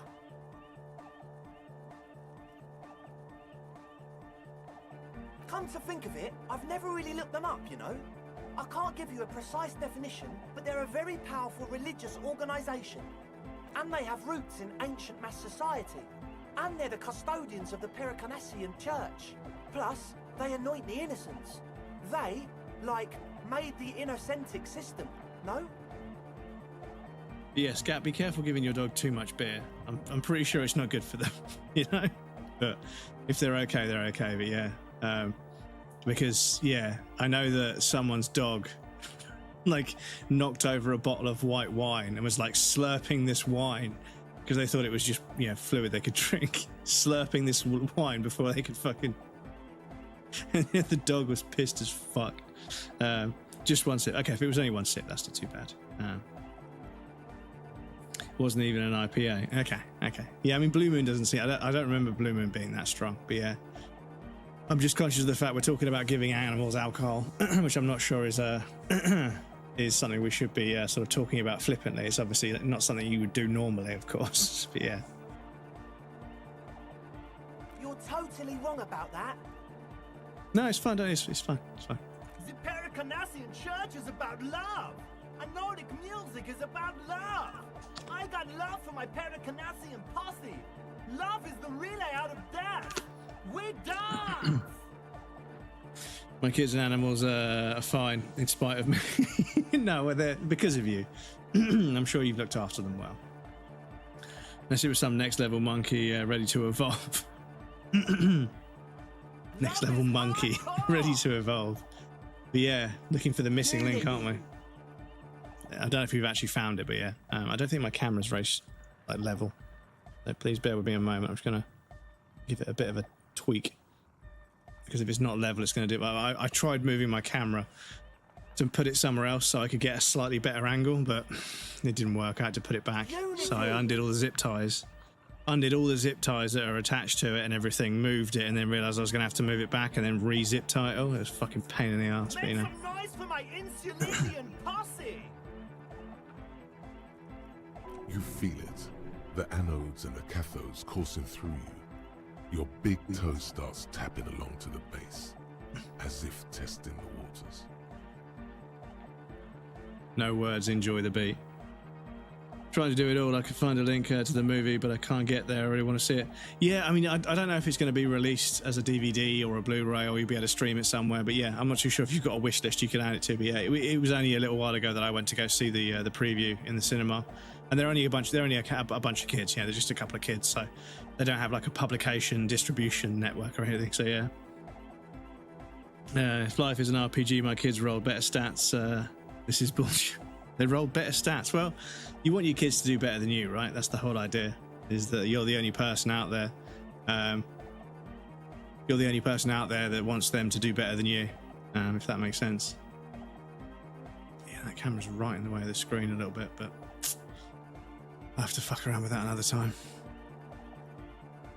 Hope it gets released to the public eventually. Yeah, I presume it will. I mean, they might put it up on Vimeo or something, but I don't know whether they've got some sort of deal. I mean, they must have some sort of publishing deal to distribute it, because it was in cinemas. There was a showing in London. There was a showing down here in Eastbourne, where I live. And I think there might have been showings around the world as well, where they visited people. So yeah, I don't know, whose rights are in play, because maybe they need to wait for it to be distributed, or maybe there's no distribution. Maybe they have to wait for it to expire before they can distribute it themselves via DVD or put it online. I'm not too sure, but yeah, it's got to come out. Yeah, hopefully, even if it's illegally. Yeah, I mean, I might email the guy and say, I saw the film the other day. Just wanted to thank you again for taking the time to interview us. It was really nice to sort of meet people that were passionate about it. And yeah, I've got a poster here. And if you've got a copy of the film that I can buy from you, I'd love to, and see what they say. Because it would be nice to have a copy of the film that I can watch. I can show to people when I'm old and grey and say, I was in a film, I was in a movie, I was in a documentary, I was. And not because I'm a fucking weirdo. But yeah, buy a copy of that poster. Yeah, the annoying thing is, I wanted to get the full-size poster, right? The fucking people that do the administration, right? So at some point, the front desk of the art gallery also became a tourist information thing. So I think they replaced them with some people that work for tourist information, and they don't really fucking care about art. And have you ever been to a desk somewhere and you need to ask a question, and the way the person is like responding to you makes it difficult for you to ask? They're genuinely making it difficult for you to ask a question. And I feel like they're doing it on purpose because they get sick and tired of people asking questions. I'm like, well, maybe you're not in the right, yeah, definitely. Maybe you're not in the right fucking job, but you ask a question and they just don't really pick up on what you're putting down, and you don't really feel like you're able to start an actual conversation with them. You're kind of just saying things at them. And yeah, it was one of those. And I said, yeah, it'd be really nice if I could buy one of the posters. And they said, okay, we'll put you on the list, and then once we're ready, we'll contact you. And I left it for months. And I popped in there and said, hi there. I put my name down on the list for one of the posters for Ultras. There was a film you showed a little while ago. And they said, oh, they haven't been in. No, they haven't been in to do it. No, the person that does it hasn't been in to do it, so no, we can't do anything at the moment. I was like, okay, cool. The fucking next day, I got an email saying, hi there, sorry, we haven't been able to secure you a poster. But like, you fucking idiots. You fucking threw them away or something, didn't you? You fucking idiots. And I was like, fuck's sake, man. Like, I should have just gone in after I watched the film and said, how can I take one of those posters? I'll just give you some money for it now. But, I've got a small version of the poster, so at least I've got something I can have. But, yeah, it would have been nice to have the full-size, 50-inch movie poster up in a frame. That would have been really nice. But, shoulda, coulda, woulda. Definitely don't give a fuck about the actual product. Yeah, well, the thing is, it's just... When the desk of like a gallery or maybe some sort of other thing like a museum, or when that then gets like bastardized and defaulted into being tourism information, suddenly it's like you go there and there's just like a queue of people all asking the same fucking question, all asking people to draw lines on a map for them to tell them where to go. And I'm like, for fuck's sake, this has got nothing to do with what this desk is supposed to be for. I can't be fucked with this. But yeah, it's just the way it goes sometimes. You go somewhere like the post office, the person in front of you, it's always their first day on earth. They don't know how anything fucking works. And like, they want to send something, but they haven't brought it with them. And they're arguing like that's not their fault. And it's like, are you fucking serious? Fuck's sake, man. And they're sort of like, what, I have to pay for stamps? Yes, you have to pay for fucking move up. Just get the fuck out of the way. And this is the thing. This is why you always need two people on the desk. There should always be two people on the desk. Because if one gets stuck with a customer that takes fucking ages, the other person can still serve people. But when there's only one person on the desk, and then that one person in the queue that doesn't know what the fuck they're doing, that refuses to just acknowledge. And the thing is, I don't understand. I can't see a world where they don't realize they're inconveniencing a queue of people. Like, if you stand in a queue for like 10 minutes and then you get to the desk and you fucking take ages, like, I don't understand what level of fucking like obliviousness you need to have to realize that you are being a fucking prick right now. Like, just get your shit together, know what you need, and if you can't get it, just fucking move out of the way and let someone else do it. Because yeah, it's Yeah, I just the queue, like queuing up for things. Like I don't mind queuing. You have to in the UK because it's the way you have to queue up. But just don't fucking take up a bunch of time. Just stop wasting the person's time behind the desk. Like if they're not going to do something, they're not going to do something. Stop arguing like you can just get your way. And the thing is, I want to speak to the manager, and the manager's always busy doing things. The manager comes out and reiterates what the person behind the desk said. And say, well, I want to speak to your manager. It's like, well, the area manager isn't here. But yeah, you can log a complaint. But we need to serve more customers now. They're like, I'm not leaving until I get what I want. It's like, oh, fuck. And they're always old. Young people are just like, oh, okay, it doesn't work that way. Okay, cool. See you later. You know, they just give up, you know. But old people, they just keep fucking arguing until they get what they want, and it works. It's not as if they didn't fucking get everything they could ever want in the fucking 60s and 70s anyway, but what can you do? Actually knows what they're doing. Yeah, that's right. Yep. But yeah, anyway, let's play video games. Feels good.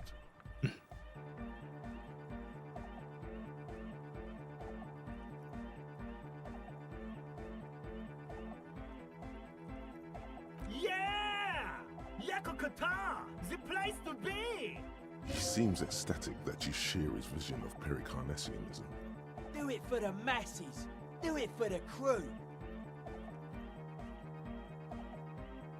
I didn't want to say it, but it was pretty lame of you to imply otherwise. Anyway, Sorry, I've got a fucking itch on my back that I can't quite reach. Can't quite get to it. The one with Artie, the large head. you come scratch my back, please.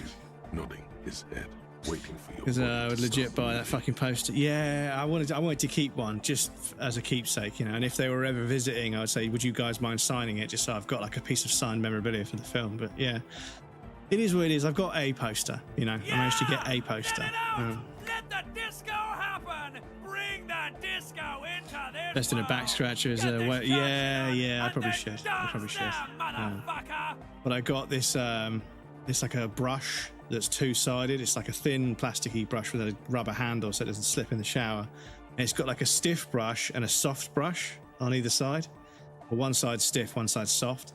The stiff brush, I just put some shower gel and I just fucking scrub the shit out of my back. And then like my back doesn't feel like itchy or uncomfortable when it gets hot, but I haven't done it for a couple of days. And I don't want to overdo it, of course. But yeah, scrubbing my back with a stiff brush to sort of like exfoliate all the skin. It's nice. Or if they get this club going, you've got it in you. But you can get nets as well. In Africa, they use a net. It's like a sort of a mesh, like probably a fishing net, but like a mesh net. And you put like soap on it, and then you just fucking run it like that to scratch your back, which seems also pretty cool as well. Yes. What? Yeah. Good to have, bitch to carry. When I first scouted the place, I did some reconnaissance. I'm not sure the church even has running water. Oh. It's the one they sell at the fuel station. He nods enthusiastically, no doubt a little relieved. Logic very low. The cell was high. Sona said something amiss in front of him about Suna's hint. -1 narcomania is a plague. Oh, that's because I said something. I can retry it. Okay. Goodbye, officer. Yeah, me. Wow. So someone's been a little boring. Yes, my standard liege. Someone's seen all sorts of wild ideas pop off and thought, I'll take the boring one. The regular, please. The brown.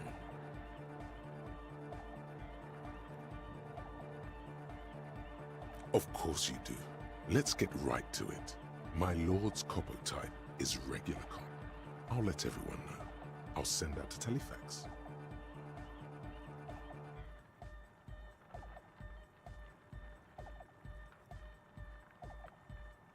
Good. Of course. To outright declare yourself something does seem a bit too interesting now, doesn't it? I won't trouble you any further.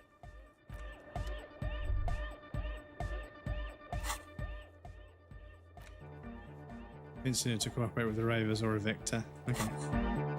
Because yeah, there is a scene where everybody's dancing, and I think last time I thought these kids are just fucking pillheads. I'm not going to kick out a scientist over a bunch of junkies, but I actually do think for this quest, for this playthrough, we should try and see if we can get the rave club started. See if that changes our ending or gives us any extra dialogue options we would have missed before.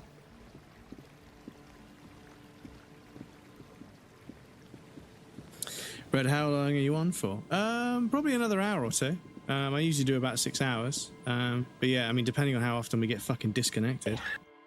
But yeah, I usually like to just go play it by ear and just, you know, play and see how we feel, you know. I do need to do some stretches for my back. These cushions aren't supporting me upright properly. So I need to do some stretches on the break, but I've got a couple of minutes before the break. But yeah, we seem to be stabilized. We seem to be streaming okay. We've been live for another 35 minutes without a disconnection, touch wood. So I think we should be okay for now. But yeah, I changed over to a different server, but you know.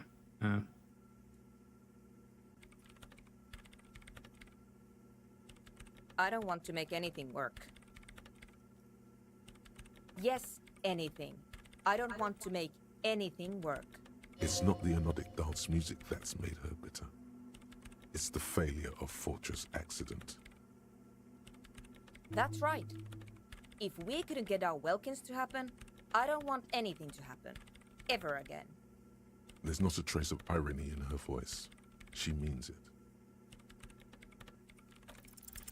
Easy. When her research is done, she can move out. What? No, I don't really need any help with the project.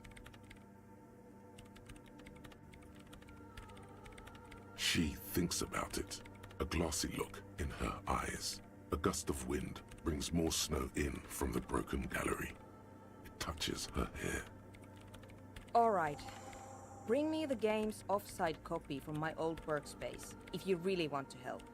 It's stored on a filament memory, and I'm unable to go and fetch it myself.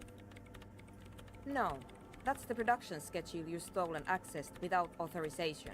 I don't need it. It's a backup of my former employer's project, the radio game we were working on.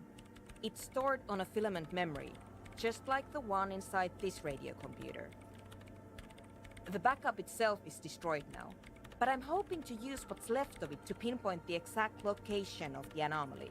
You just have to go to my old workspace and get the filament. Yeah, that's the one. You can get in through the bookshop. You just have to do some explaining to the bookstore lady.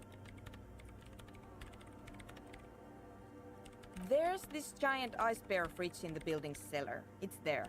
Don't worry, you can't miss the bear. It's hideous. But you've been to the fridge and it wasn't there. There was a note saying... Wait, a note from whom? Did it specify where they took the filament memory?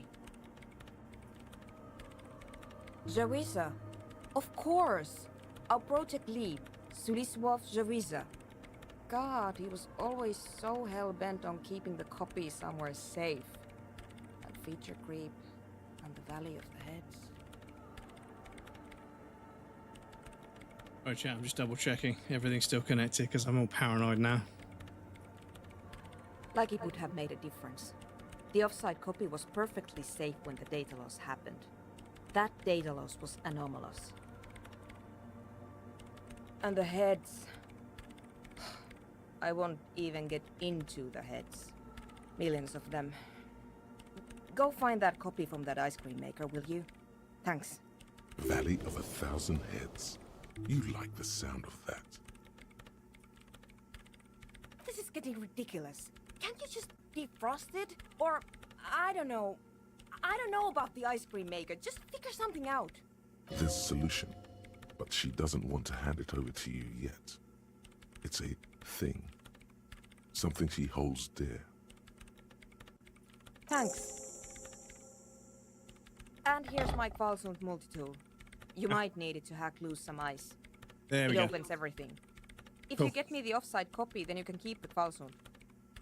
It hurts a bit for her to say this. Lovely stuff. She's not too happy to be parting with the Kvalsund. Cool. Right. Apologies, chat. We do have an ad break coming. We need to pop you guys over on the BRB screen. I'll be right back in about 3 minutes, or at least I hope I will. I don't know if I'm going to get fucking disconnected again. But yes, I think I've chosen the right server. I think if I bounce between default, auto, and default, auto, Paris, and Ireland, Those 4 servers should all be okay. So I just need to cycle through them until I stop getting disconnected. That seems to do something. And then I think I'm going to get a much better quality Ethernet cable. Because I think they've done an update in Windows that's fucking it just doesn't like the Ethernet cable that I'm using. Even though I've tested it, it should be fine. I've got 1,000 gigabit connection. I've got 1,000 megabits per second. I've got gigabit connection between the router and the PC because I can test it. Anyway, I'll pop you guys on the BRB screen. I'll be right back, and then we'll carry on, hopefully.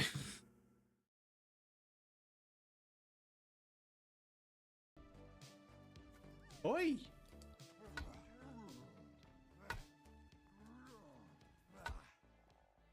Oh, shit. Take that.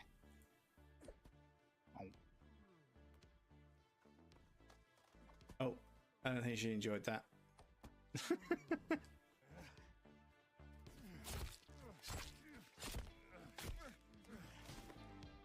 Yeah.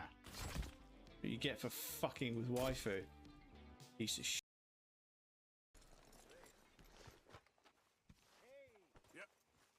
Please don't hurt me.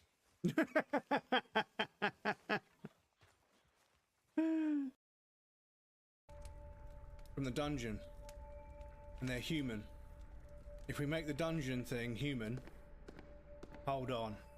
Hold the fuck on. If this is it, they're human. If we describe a human using the computer in the dungeon, hold the fuck on. Hold the phone, chat. Hold the phone. Hold the fucking phone.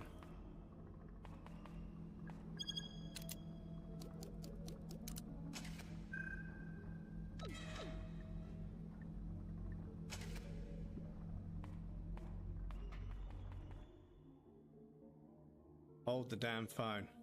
Hold on, chat. Hold on to something. Hold on to something. This game is so fucking cool! Oh, this game is so fucking cool. Thing is, that battery will disappear because it's purple, so the battery needs to go in there. Ah, do we take the teleporter to the battery? Hang on. Because if we put that there,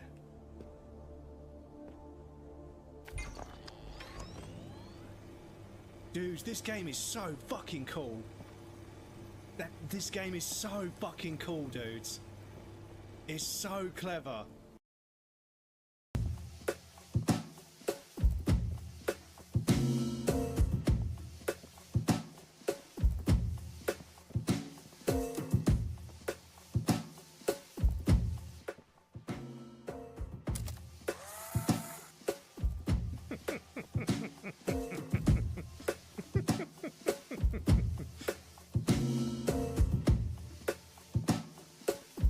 No, no.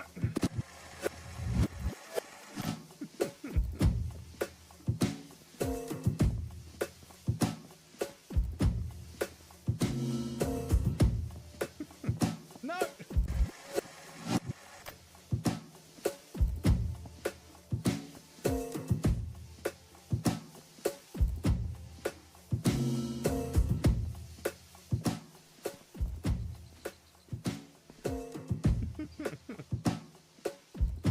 Where's F12? The boss here. Oh, is it this fucking oh, it's Pumpkinhead, okay.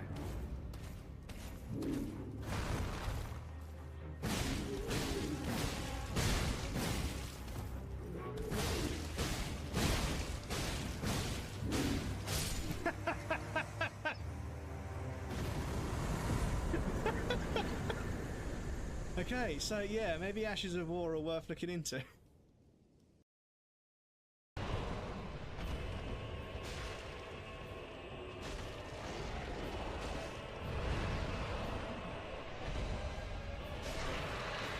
Okay.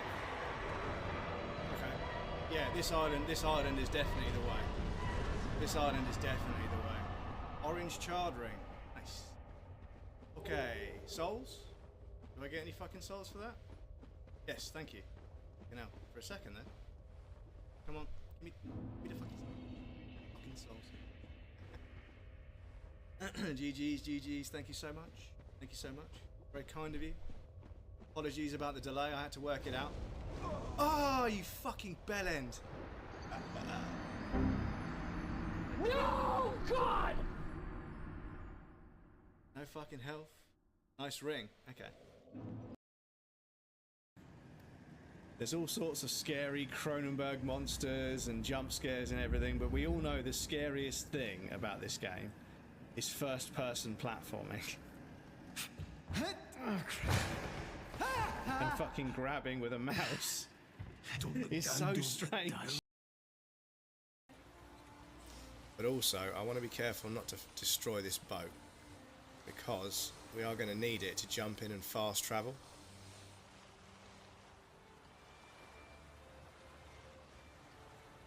I'll try and bring it round here. And then do one of these.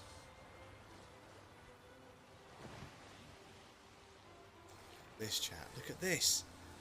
I spawn out. Oh no, I broke it. Oh no, I broke it. Shit, I broke it. Okay, it's fine. Thought I'd broken the game for a second there.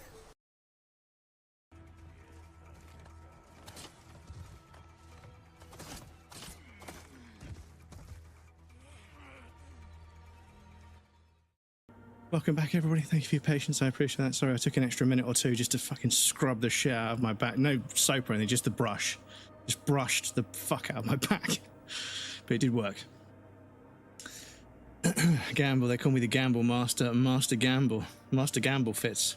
There was a streamer where Bread and I met everyone. Used to gamble the points all the time. Just sandpaper the shit out. Well, yeah, this is it, you know. Like, I'm a bloke. Like, when something's itching, I just fucking sand it off, you know?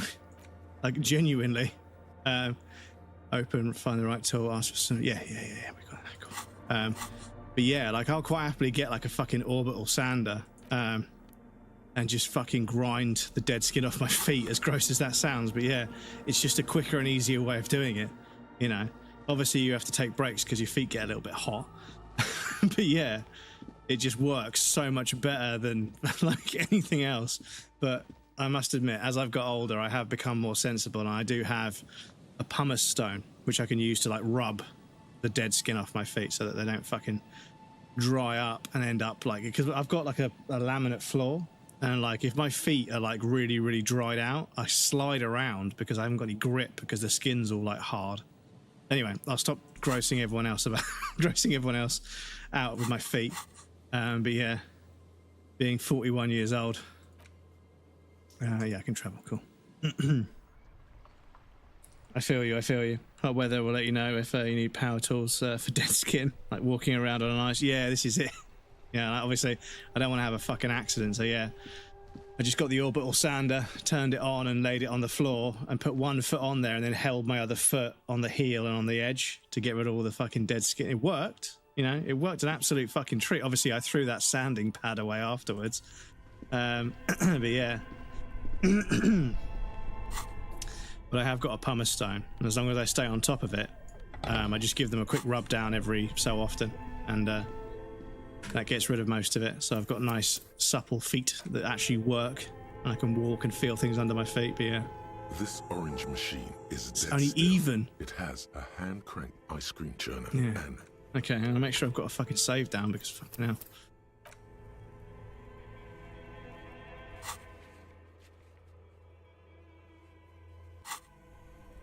this orange machine is dead. Ice groans and howls under the strain of your giant Gewaltsund multi-tool until the lid cracks open. Darkness lies inside, but you can faintly make out an object, intricate and foreign, left there for a sub-zero beauty sleep, a filament memory with the words "off-site copy" written on its side.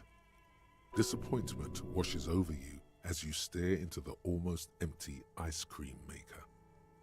Your stomach grumbles. The fridge is cold, the cellar dark and humid. Take my drunk ass to bed, but you have yourself an awesome day, King. You're a legend. It's good to hang for a bit. Echo, it's lovely to see you again. I hope you sleep well. Send my best to Melon. I saw they were out in their raincoat with their hood up and their glasses, and it was pissing down with rain. They look really cute. But yes, I need to make it to a melon stream, but they're few and far between at the moment because they're doing stuff. But yeah. From its frosty bedding. But yeah, send my love, Careful not please. to damage Send my best.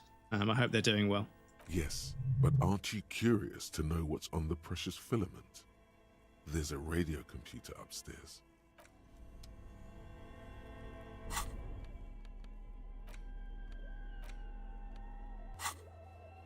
Right. So. Yeah.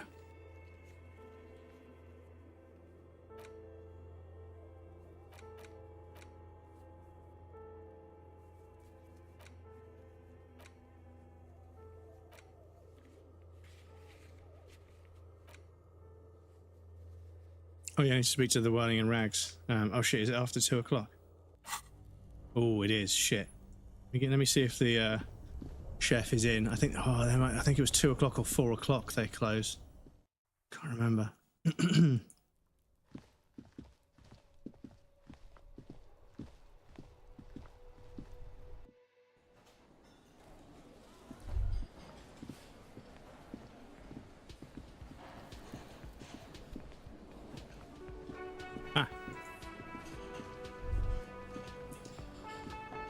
The man ponders his cooking utensils and gives you a little nod, acknowledging your presence.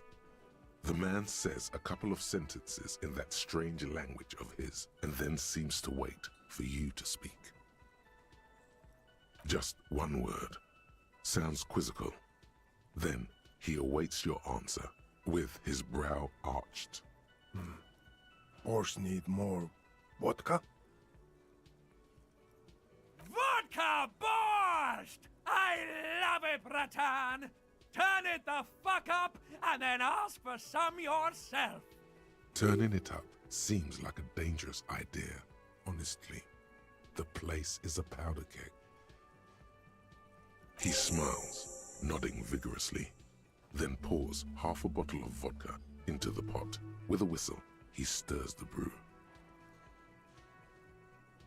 He smiles and nods enthusiastically and, chattering away in his language, ladles some brew into a small thermal cup, then hands it to you. The mention of mañana gets his attention. He smiles and delivers a whole slew of unfamiliar words and lively gestures. Then he falls silent again. They're friends?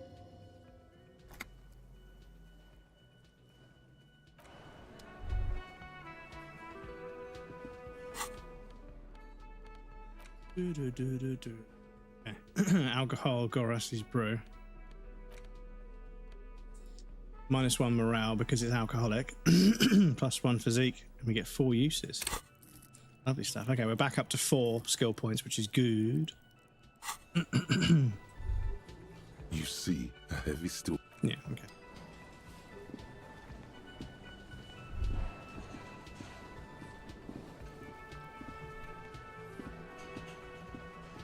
That's how the police officers see me walking with this giant, great big tool and a fucking Japanese-style straw hat. Speaking of which, let's see if we can tidy up a little bit.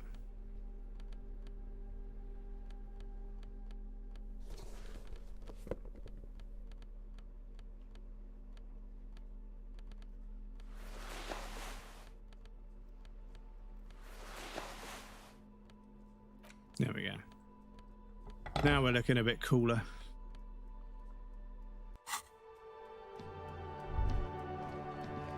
Right, so yeah, now I suppose we fast travel back to the church. Give her the filament. Actually, oh yeah, do you know what? Actually, I think I kind of feel like maybe what we should do is pop it in the radio computer and see for ourselves.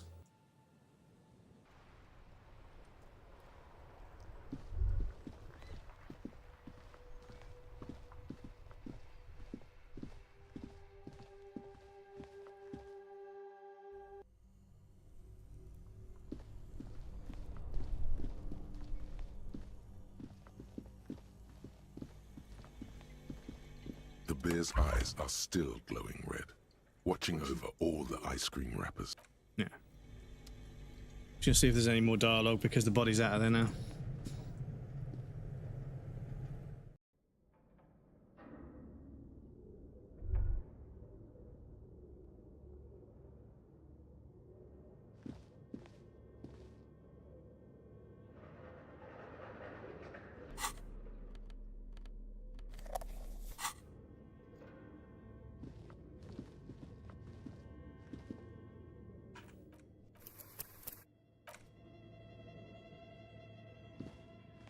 Tiles on the cube are still smoldering, casting the framework in a soft glow. Fluorescent play and print keys shine on the keyboard. Like a smooth draw, the filament slides into place. On the keyboard, the play key starts blinking. The speaker comes to life. Static seeps through the machine's planar magnetic driver. An old lady greets you. Her voice sounds 100 years old. Good afternoon. Fortress accident en rue de Saint-Ghislaine. This is East Insulindian Repeater Station 1. Repeater Station 1. En français. Please repeat. Is this the offside copy? Oh, we need a password. Good. Please repeat the password. No, that's not it. What does she mean?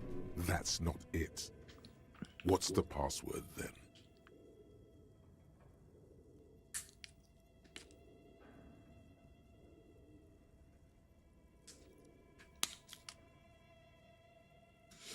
Yes, I'm going to see if some decongestants can help. The second part of the Keep me. you saw on the stained glass window.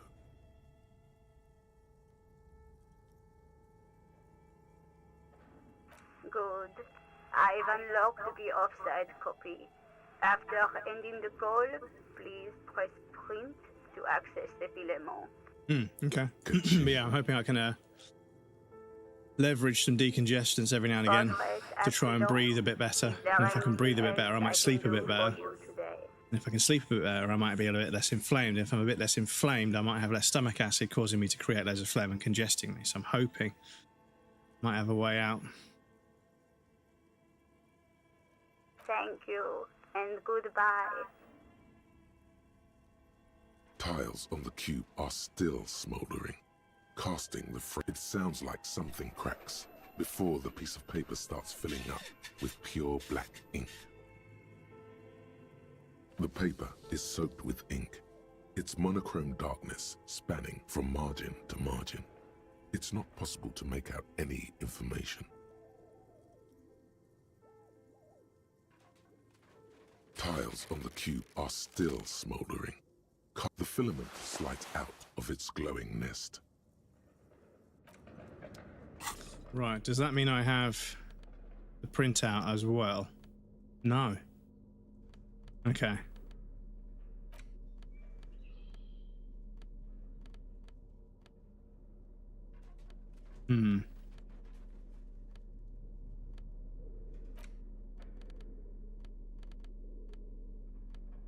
Because, yeah, what was it?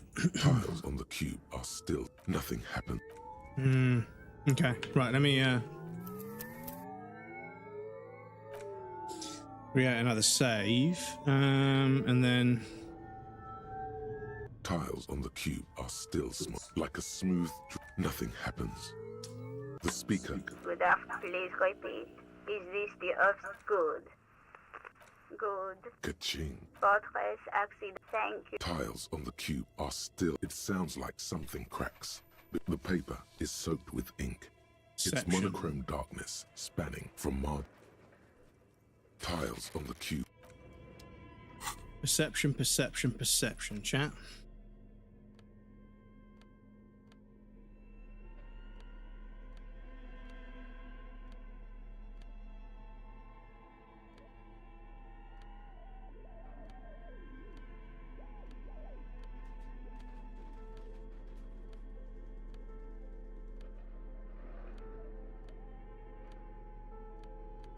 Perception.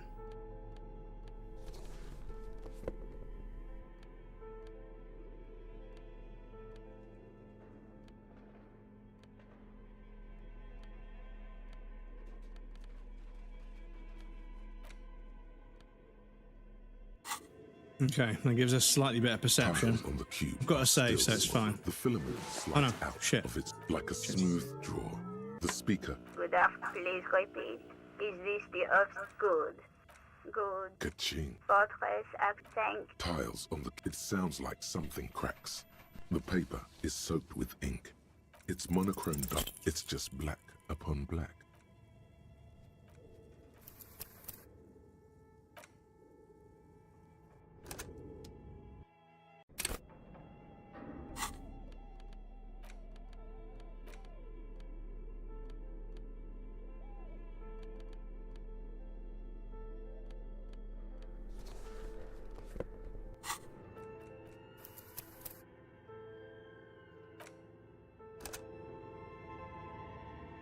Tiles on the cube up. Nothing happens. Nothing happens. Like a smooth draw. Nothing happens. The speaker. Good afternoon. Yeah, I have to go through this every time, sorry. Good. Good. Ka-ching. Fortress accent. Thank you. Tiles on the... It sounds like something cracks. The paper is soaked with ink. It's monochrome darkness. It's just...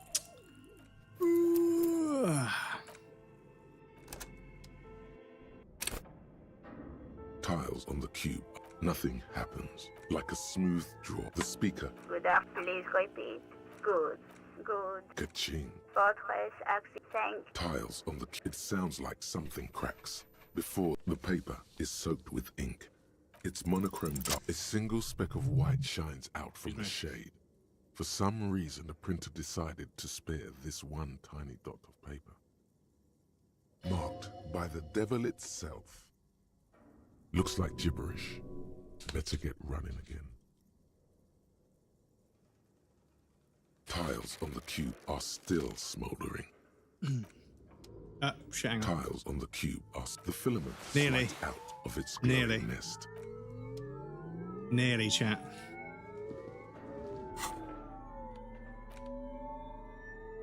Yes. Worth 50 real. We could sell it, chat. Sell it and completely fuck the entire quest.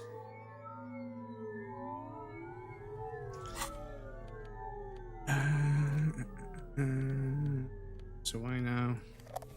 I know there isn't a battery for it, but yeah. My fucking shaver ran out of battery this morning. That was a pain in the ass. What are you doing, sticking it in your eye? No. This is fucking British expression when something's a pain in the ass. So I was like, oh yeah, the fucking, yeah, the gear lever on my car broke. It's a fucking pain in the ass. Why did you shove it in your ass? No, it's an expression. Oh, okay. I'm not surprised it broke if you stuck it in your ass. Right, fast travel, please. Back to La Church.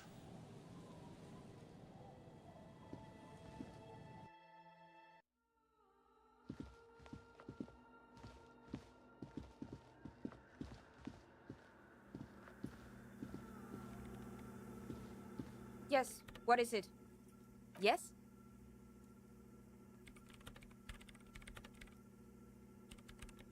Thanks. Looks like it's the one. Now I'm going to print it out to see what's left of it. A speck of white? That's exactly what I'm hoping to find. Lintel was able to divine the location of the anomaly from this broken copy. I want to repeat their calculation, only this time with better equipment. Watch. What an intricate display of failure. The paper gets soaked in ink again. Its evil blackness shining in the light of the mainframe. It looks eerie. Cold sweat trickles down your spine. This is spooky as hell. Sorna doesn't reply. Her hands running over the printout. She's looking for something. For her morning star. Eyes scouring the millimeters. Here. I found it.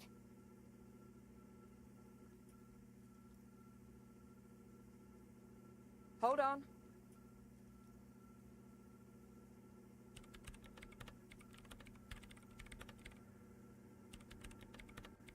Shh.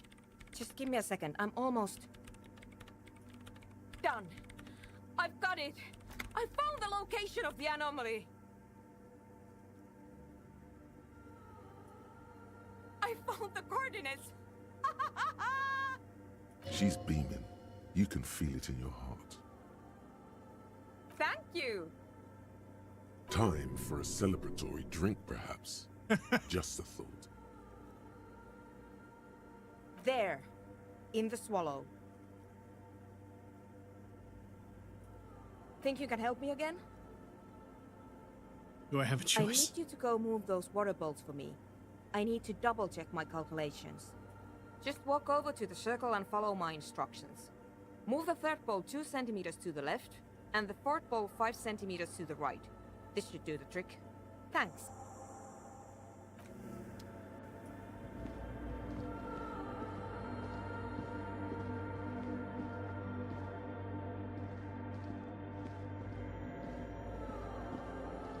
It's awfully silent again, as if someone turned off the entire world outside those walls. Water inside the bowls stands still. Measurements have been marked down around the bowls, each chalk-drawn line representing a centimeter on the floor. It moves like a ghost without creating a single trace of sound. Some water spills out of the bowl, wetting the floor. The lead programmer sends you an encouraging thumbs up from across the hall. Time to run back, or maybe walk. This is a sacred place, after all.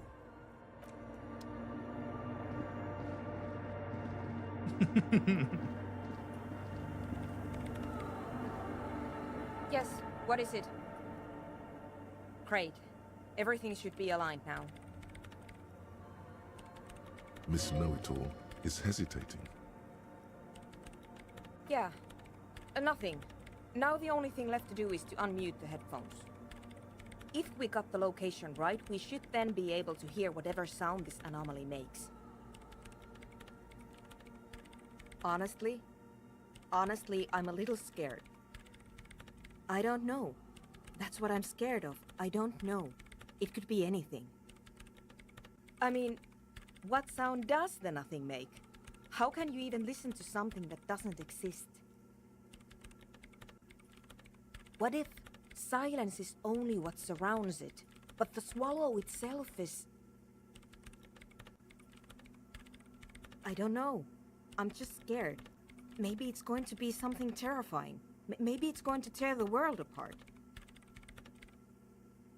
Yeah, speaking of the pictures you were taking, where you're moving the camera on purpose, I saw some in the street, but unfortunately, because I was standing there,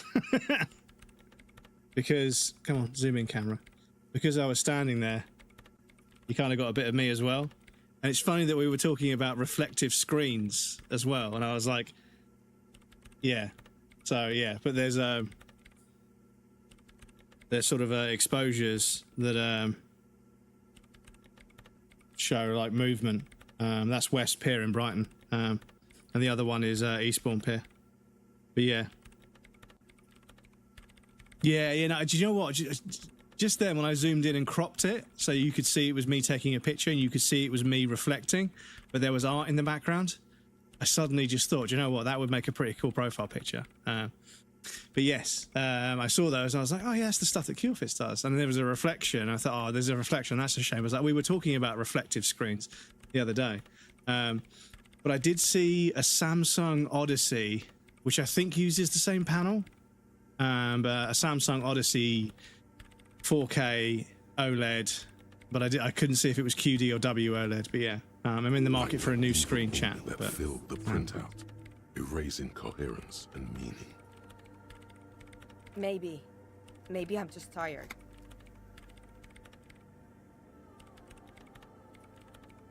Yeah. You're right. Let's do it.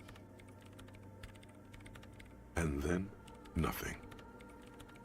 Nothing happens as Sona Lokanen-Kilda presses unmute on her keyboard. Nothing but silence. She doesn't talk. Her eyes closed and brows knitted together in a state of deep focus, one hand cupping the headphone. Literally, Echo is your new top clipper with 5 views this minute. Oh, I see. Okay. We're making clips. The bitrate says 13,800, which is a lot more than it should be usually, but I'm dual format streaming at the moment. Yes, thank you for the thanks for the clip, Echo, if you're still here. Let the clip off. Oh, it's because I was going to say, that's why. Okay, bless them. Bless them. They were sending a clip of me sending my love to Melon. Bless them. Eyes closed, brows knitted together, in a state of deep focus, one hand cupping the headphone. Damn it. No, of course not. Nothing happened. Let's move on. I think the Samsungs have a good reputation, yeah. And if it's an Odyssey with OLEDs, then it's a QD OLED because Samsung's screen and QD OLED is... Yes, it's a Samsung panel. See, this is what I'm thinking. I'm thinking that if I'm going to buy a QD OLED panel, if I buy it from a third party, they're going to get the ones that aren't. They're going to be the ones that, like you said, it's a bit of a lottery. So if I was to buy a QD OLED panel, I'd kind of want to get a Samsung one, a Samsung monitor with a Samsung, because they would probably keep their best ones for their own models, right? Just as a way of keeping a competitive edge. But saying that, the fucking panel in my Samsung space monitor has a few dead pixels, which obviously is, a bit of a lottery as well. So yeah, I'm a little bit on the fence. But as I say, I was saying this earlier, you can, excuse me, you can check the price of items over time. Yeah, you can check the items over time. Was it the camel I used?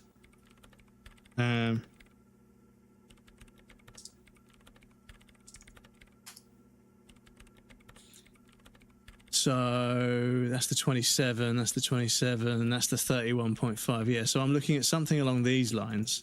But you can see the price was down to 470 quid at one point. It was down to 470 quid.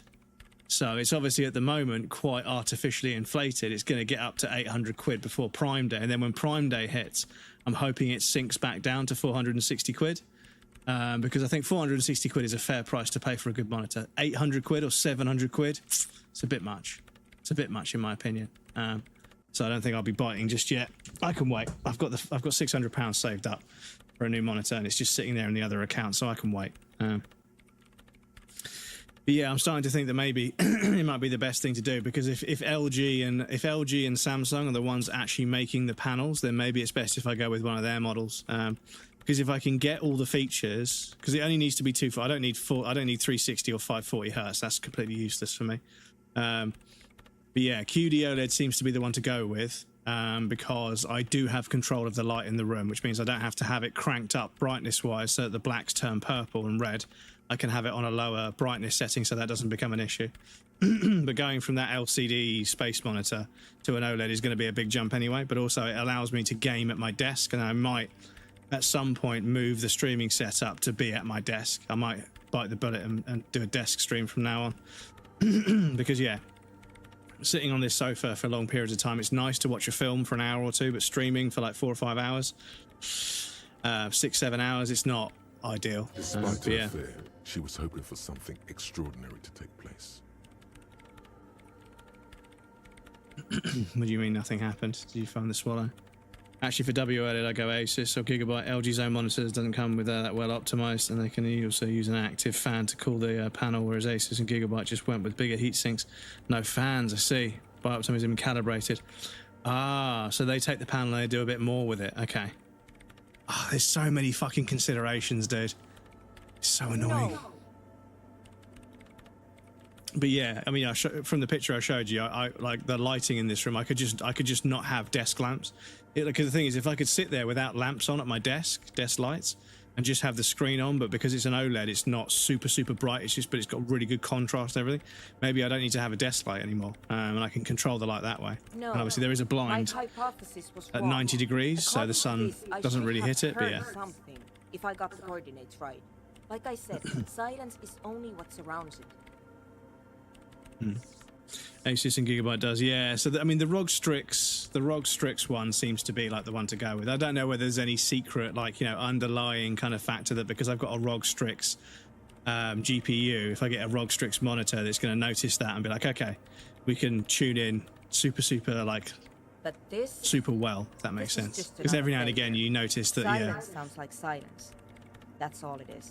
sometimes when you stick with one brand for like GPU and display or RAM, and if it's certain RAM and certain processors and certain hard drives with certain software, there's this tiny little optimization in there that's, you know, free basically, as long as you just choose, you know. But don't get your hopes But yeah, I don't know if it's still the case anymore, but you know. Silence is silence? You're sure there's more to it?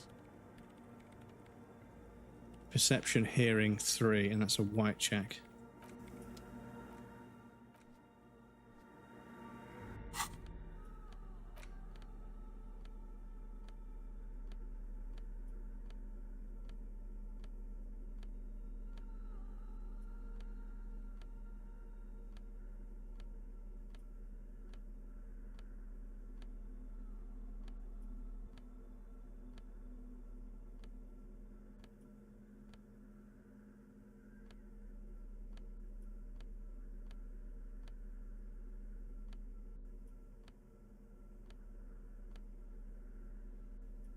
Nothing really.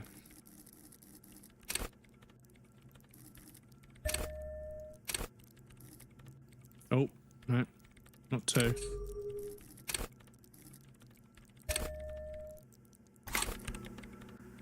Yes, what is it?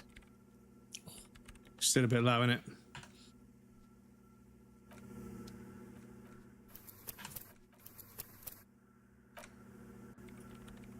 Yes, what is it? All you hear is your own breathing. Heavy, but there's something else. There has to be something big, something unexpected, something new, yet to be discovered. Yes, burn-in protection would be a good idea. Because, yeah, I mean, I suppose I do stream for a long time, but I mean, you play games for quite some time. I don't know whether OLED is any more susceptible to burn-in than any other kind of monitor. I don't know if it's more or less, but yeah, I mean, I haven't burned in, touch wood, I haven't burned anything into any of my monitors thus far. That TV doesn't really have any burn-in, and I've been using it for years. These monitors that literally just show OBS, I mean, this monitor down here, it literally just shows OBS, and the text on OBS is white. So I feel like there would be some on that, but yeah. OLED is notorious for burning. LCD Basic doesn't burn. Oh, okay. So I've got to be more careful about that again. Ghosts. Speak. Almost like CRTs. Yeah, I suppose because it's like phosphorus dots. You know, they used to do the same thing with the phosphorus dots. When was the last but you know time what? this world had anything new to say? I feel like if a company was able to get going, remaking like 16:9, like 4K CRT TVs, it would be fucking expensive to research and develop. But yeah, I think there'd be a market for them because the response times are like near instant. There's literally no delay. They are so responsive. And I remember watching a documentary about somebody, well, a little video essay, not a documentary, but somebody was like, I'm a modern FPS gamer, but my friends that are a bit older are always telling me that CRT was better than LCD or, you know, even OLED. And I don't believe them. So I've been looking for a CRT monitor for a while because I've got some retro consoles, and I found one of the better monitors that used to exist back in the day. So even though I don't play on 4x3, I'm going to play on a CRT monitor. And then within 5-10 minutes of them playing, they were like, okay, yeah, no, the response time is absolutely ridiculous. I've never played on anything. I've played on 540 hertz monitors with 600 FPS, and it felt less responsive than this. That's fucking crazy. Has gotten a lot better. Like ratings have been doing burn-in tests on the new models. It takes fucking ages on the same thing showed on monitors before it burns, and it's like that OLED protection turned off. With them, it's almost an impossible now. OLED is CRT response times, which is awesome. Yeah, I'm hoping it is. I'm hoping it's getting close because yeah, a few people said that, you know, when it comes to, I said to them, I'm playing Quake 3 again, just casually. I'm just sort of, you know, shooting bots and stuff and doing defrag just to learn the movement again. They're like, have you got a CRT monitor for it? I'm like, no. They're like, does it feel worse? I'm like, so much worse. Like 120 hertz, but 120 FPS in the game. yeah, it doesn't feel quite as responsive. But yeah, it is what it is.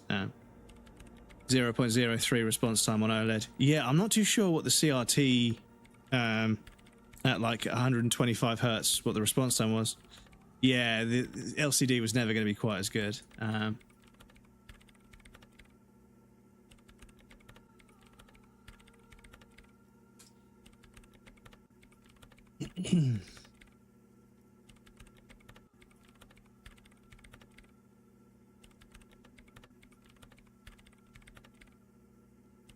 Selling for $5 grand on eBay.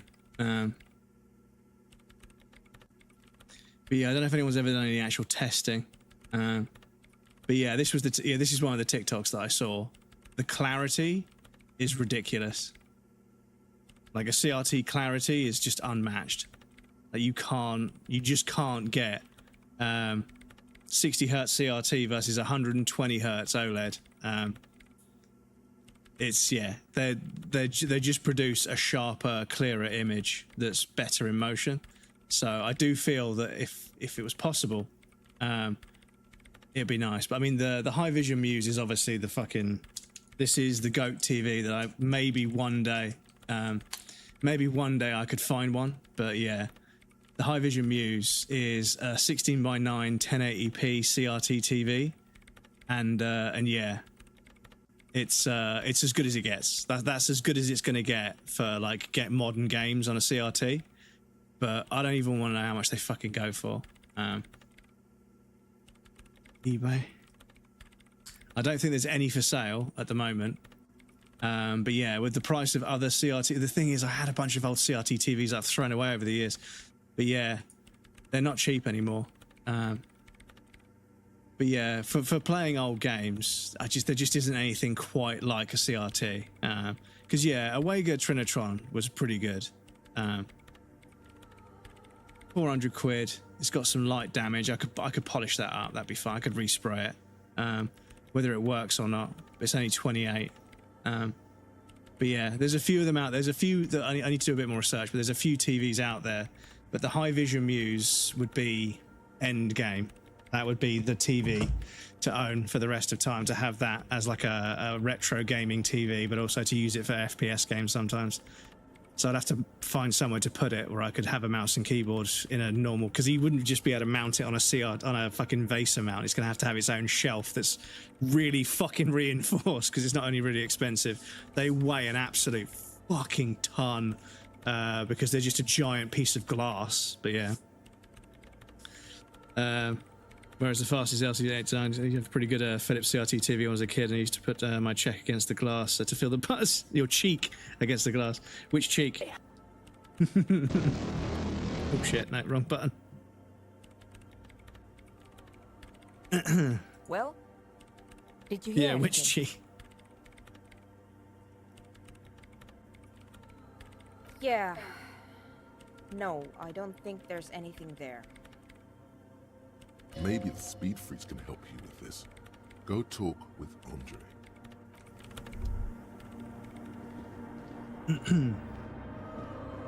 You're getting a buzz off the TV on your bum cheeks.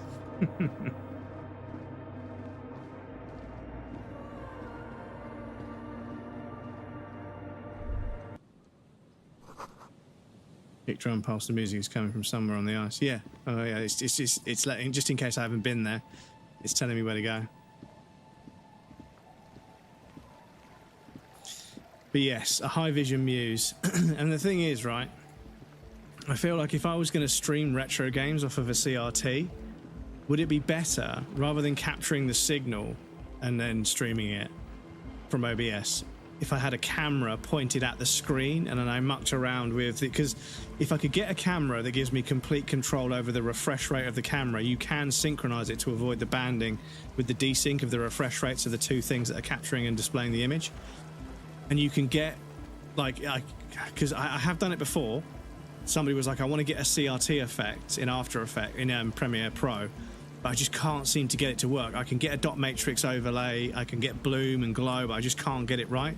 So what we did was we got a camera, a video camera, a really expensive one that we rented, and we moved it on a tripod until it was basically fitting on the TV, And then we mucked around with all the focus and everything to get it dead on, and then we put a blackout curtain over the whole thing.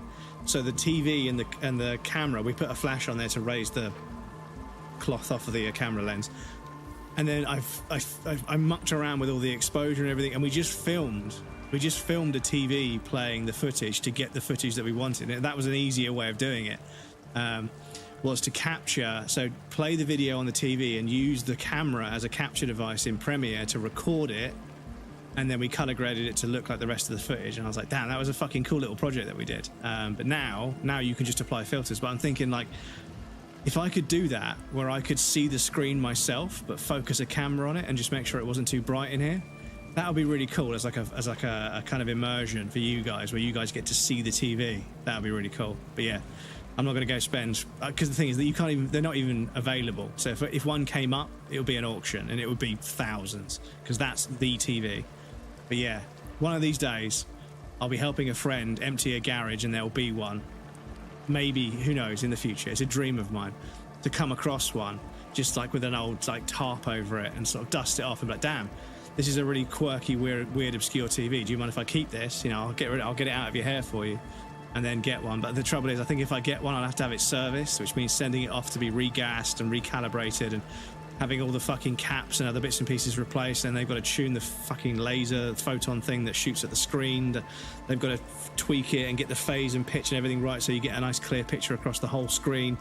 It'd be a lot of fucking work. It'd be thousands to buy. And even if I found one, it would be thousands to get it recalibrated and regassed. But I'd love to own one day, because yeah, I feel like that would be the thing. You know, you get the old man that's got his thing, right? And that's it. That's all he cares about anymore. He's lived his life, and now all he does is just sit there and do his thing, modeling or trains or whatever. For me, it would be playing old games on a CRT TV. That would be my retirement plan. But yeah, needs to be restored yet. GG's on second, Tiger. Yeah, we had the stream disconnect and reconnect, so unfortunately all the redeems got reset. But you know, it'd be what it be. Part of nasal sprays, brand name Nosafed. Oh, they've got the Nosafed in here. Hi again. So, how are things going?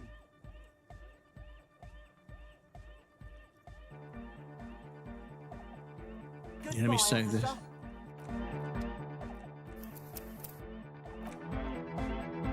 Do you look into CRT emulator boxes they make for OLED TVs? Since OLED response time is finally fast, nothing but making emulators. Yes, so I do have. I have something called shader glass, and shader glass will create a CRT like a CRT box. It's like a window on your screen. It's genuinely really fucking cool. Genuinely really fucking cool. It's difficult to capture it with OBS. It's difficult to capture it with OBS, but let me see if I can turn this on, turn this on. You guys won't, yeah, you guys won't know. Yeah, it won't change.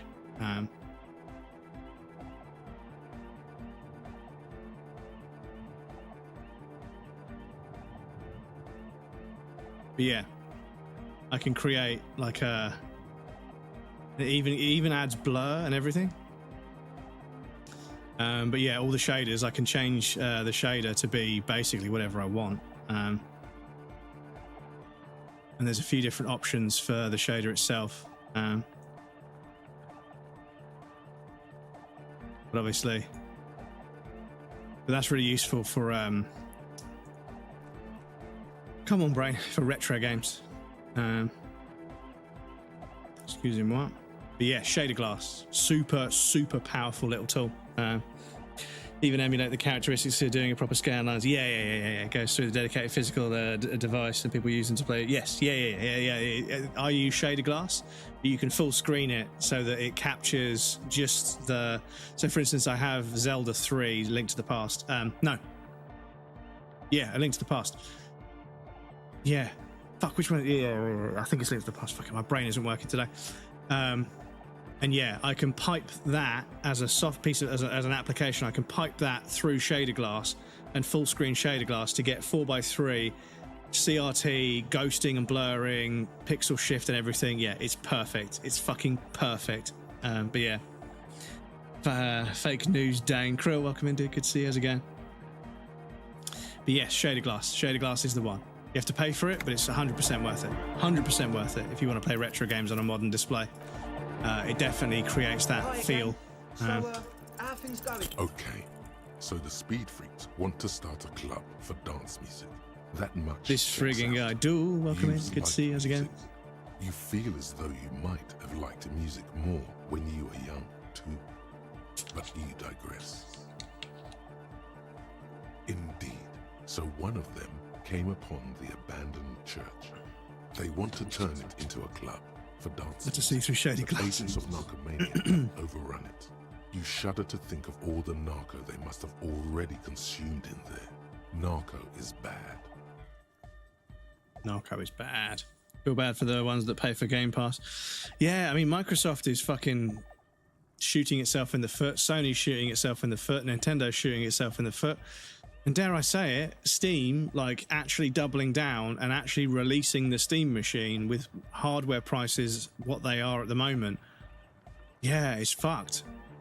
I really don't know why they weren't like sort of, okay, we're going to have to reschedule this at the moment with parts prices. We can't give you guys a good deal. But no, they just dropped it like over $1,000 for PS5, for base PS5 performance. It's kind of crazy. The Gabe Cube. Yeah, the Gabe Cube. Because the thing is, I have no doubt in my mind, you know, if they'd left it a little while, they could have put some slightly better hardware in there and it would have been, you know, £600-700 like a PlayStation, but it would have pissed all over it.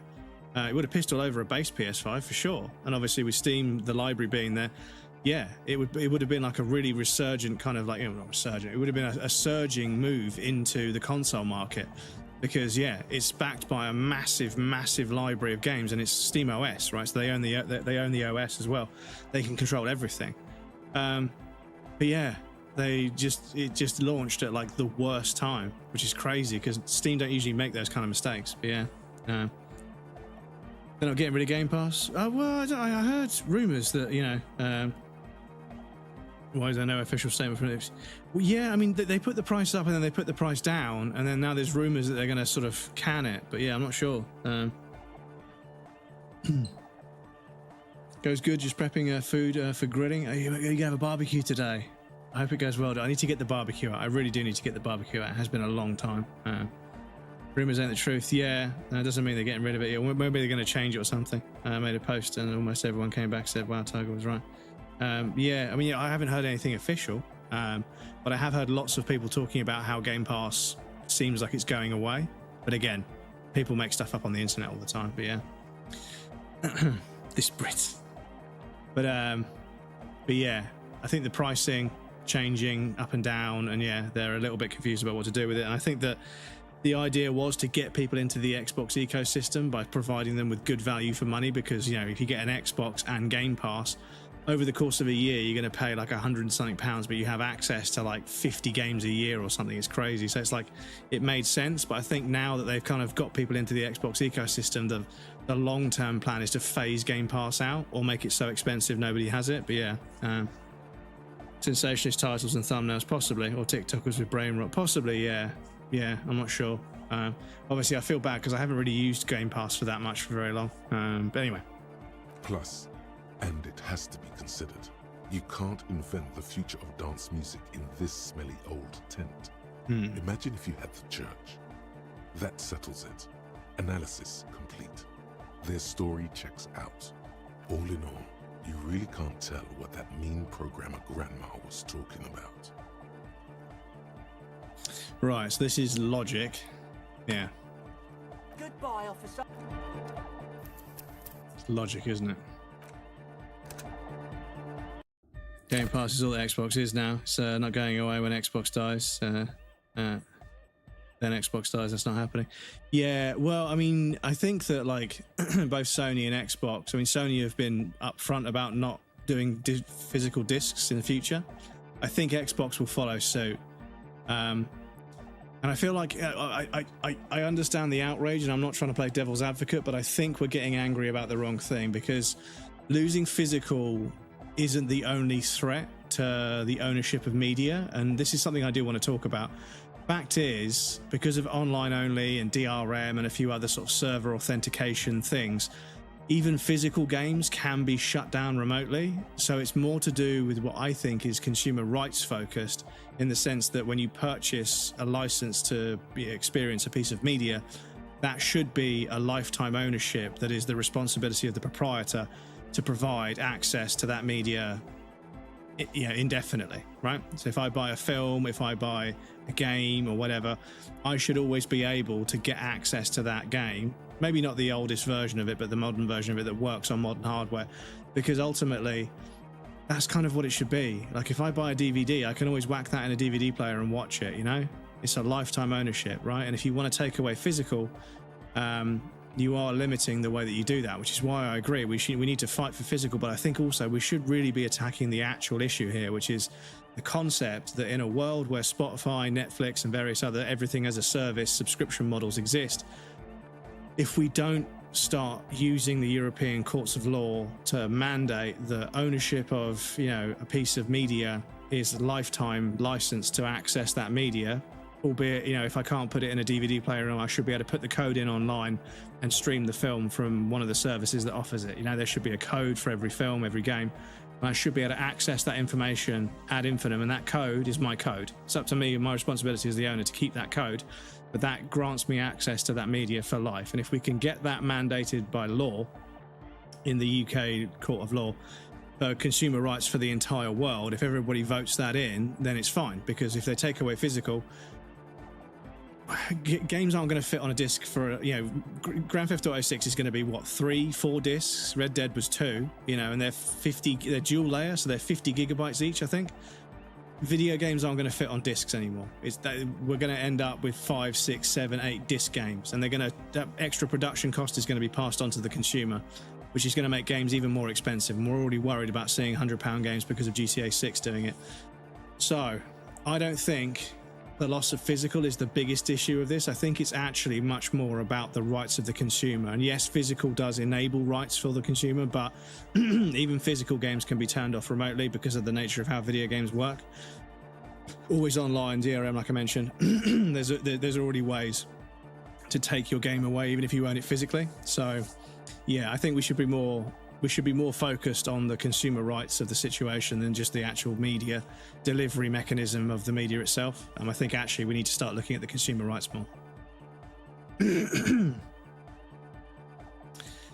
Not all titles will be there, but they're DRM free and you own the titles you buy. Always purchased from GOG. Yeah, I mean, GOG stripped the DRM out, but they have to do that, and then obviously that's obviously going to impart some kind of cost that's going to be, you know, absorbed or passed on in some way, shape, or form. So yeah, you pay for Game Pass when you're not using. Well, well, the thing is, I don't know when a game's going to drop on Game Pass, so they have kind of got me. So I mean, it's only £20 a month for PSN and also Game Pass. I think it's like £11.99 for one, and maybe sort of, yeah. So it's about 15, maybe it's about 25, 30 quid a month, which it makes sense for me because I do play a lot of games on there. So.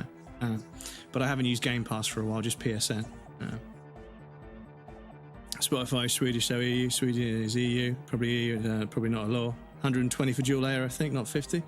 Yeah, you can get quad layer. You can get quad layer, which is 128.6, I think. But dual layer is 51.2. And single layer is 21.8, I think, but yeah. You adjust for inflation, GTA 6 will be the cheapest GTA release. Well, yeah, but I mean, you know, well, I don't know. What is £55? Because I think Grand Theft Auto 5 was a PS3 game, and they were about 55 quid. By now, that has to be like 100, I think. But yeah, there's a reason why I know about Blu-ray sizes. But you can get quad layer. But I haven't fucked around with it. I might get some dual layers because I do have some live streams that are like 45, 50 gigabytes in size, so I can't back them up onto a disc. But every other stream that I've recorded, all the clips and everything I record add up to about 21 point something gigabytes per folder, and I just back them up. So I've got them to edit with if I want to. But yeah, games are pretty flat line pricing. Yeah, the prices don't change too much. They don't change too much over time. It's just obviously the inflation makes everything go up, so obviously, yeah, they go up, but actually they're the same percentage. It balances out usually, but yeah. I use M-Disc. Yeah, there's a few options, but yeah, hard drive space is so expensive right now because of AI. So I've just said, you know what, for 100 quid I can get a fucking Blu-ray burner, 40 quid for a stack, a spool of like 100 Blu-rays, 20 gigabytes each, that's 2,000 gigabytes. But like whatever, I can just burn them. I have to put them in, I have to put the disc in and fucking read it off the disc, but it's not the end of the world. It is what it is. Anyway, we do have an ad break coming up. Chat, need to pop you guys over on the BRB screen. There'll be a raffle and some clips for you guys that want to hang out. Please feel free to get up and move around, grab a drink or a snack, you won't miss anything. I'm going to take a break as well, but yes, I'll be right back, and then we'll play the game a bit more. Taking around producers to court again, yep. Colluding prices, yeah. Because I think at one point Samsung memory wouldn't sell to Samsung like manufacturing. They wouldn't sell modules to their own company. It was that bad. But anyway, I'll be right back in just a moment. Are we not attached this one?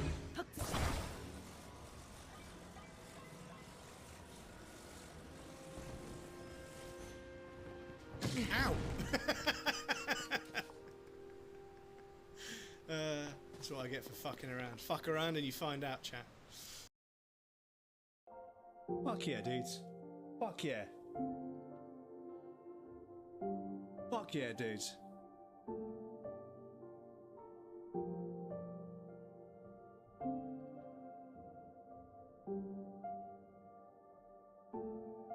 Fuck yeah, dudes.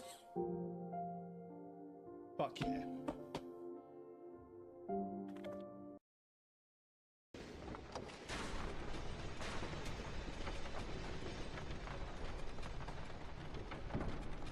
Gonna fall on my head. It's not doing very much damage, but it is setting them on fire, but it's not doing enough damage. The rape. I can't run. I can, okay. The view from up here is pretty cool. And to be honest, it's pretty mad that there's collision boxes for... Oh.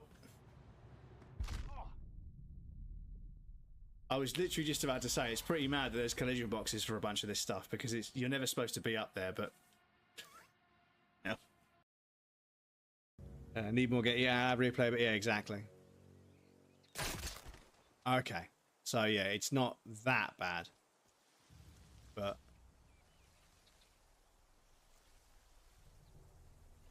Wasn't there just a guy? I swear there was a guy there looking like suddenly his mate got shot. Am I going blind? Let me just... Clean rotten night.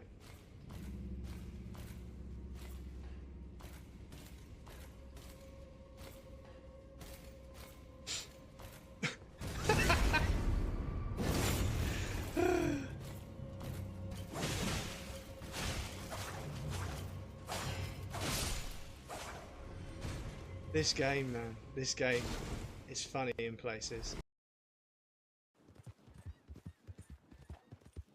Shiny my horse's arse is. Got a ray-traced horse's arse. You can get pods that you reuse, because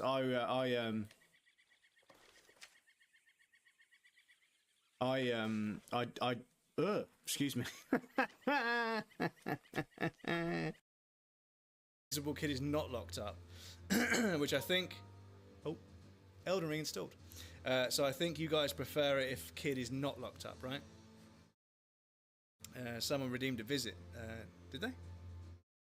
Oh, Nebico, sorry. Oh, wow, sorry. And you want to lock someone up. Okay, so Nebico, you want to go in the visitor section. I'll do that straight away. Just one sec. Dun, dun. Dun, dun. Lock her the fuck up.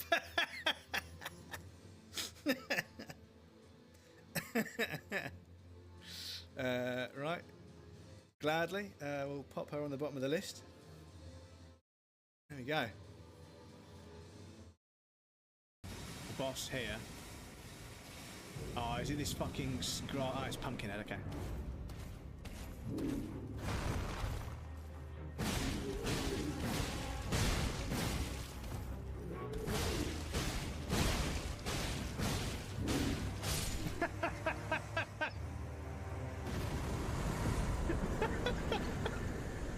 Okay, so yeah, maybe Ashes of War are worth looking into.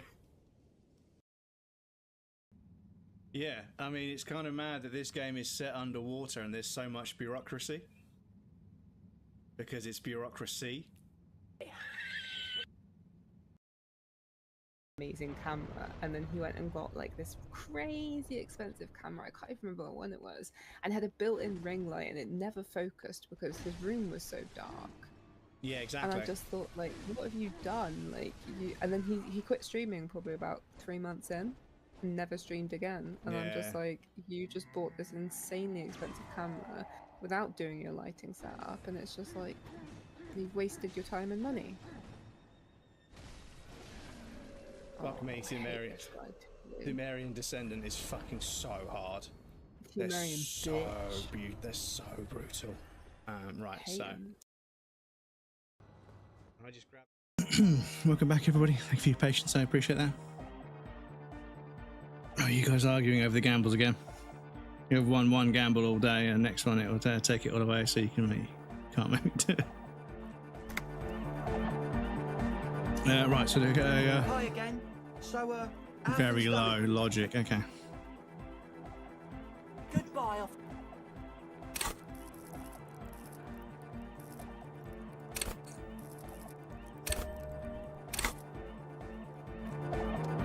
Hi again.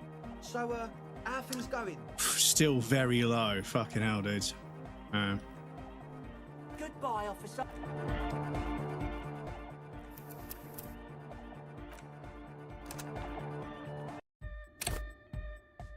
Hi again. So, how things going? Okay, so the speed freaks want to start a club. Indeed. So one of them came upon the abandoned church. They want to turn it into a club for dance music, but agents of narcomania have overrun it. Plus, and it has to be considered, you can't invent the future of dance music all in all. You really can't tell. Goodbye, officer. Huh? I see you're here again. Offside, man. Did I mention getting us into the church would help? We're close. True, hard, full, car. Hardcore. Yeah! Lucky Ersky, Materialski. We're close. True, hard, hardcore to the neck. Here comes the night. Let's have a look.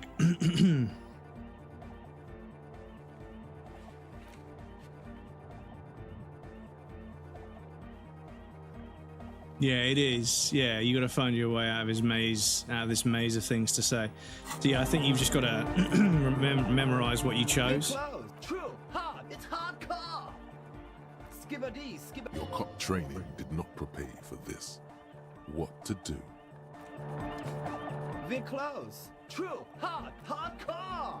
Hardcore to the mega. Internally coherent. All car, all right. Yeah. Gotta get the people going. Yeah, request. I want everybody as close to the stage as possible. We're close. True, hard, foot, hardcore, internally coherent. All car, all right. You gotta get the people going. I'm the party boy. It's my job. Hardcore party 25/7 beyond the winter's orbit style. We're close. True. Hardcore, internally coherent. All car, all right. Gotta get the people going. I'm the party boy. It's my job. 2 on a track. Watch your back. Watch out for the heart attack. Yeah, I don't know if we're just supposed to. Internally coherent. All car. He furrows his. Hardcore. Ah! The question is, what is the question?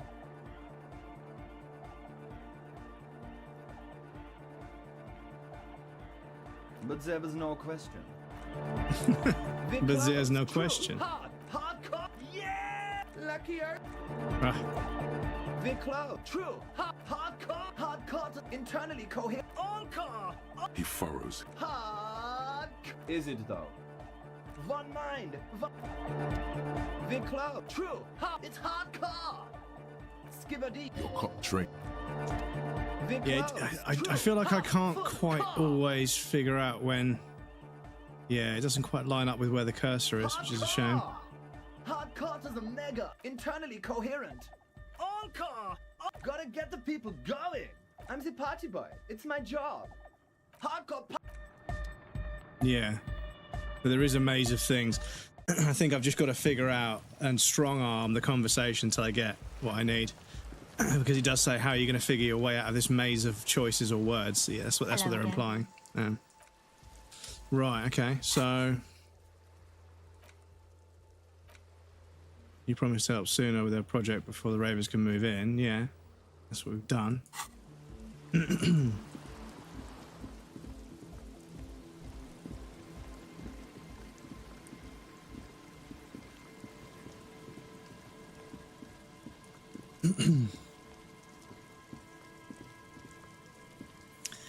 It will have a vendetta against me. One time I won 3 times in a row. Look at this Swede trying to make me do it. I will be number 1 again. Shut it, German. Going to go to the Japan Festival in town, so I'll see you later. Krill, enjoy yourself. Hope you have a nice time. I hope Lisa's leg's okay. But even have a Japan Festival. There's a big Japanese population there. Racist, and yeah, it has in this town. Xenophobe. Excelphobe. Yeah, I'm a fucking Excelphobe. Fucking Microsoft Excel scares me.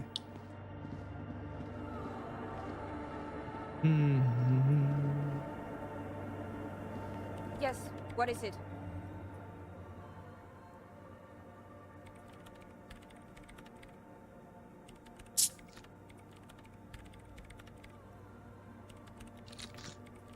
Oh god.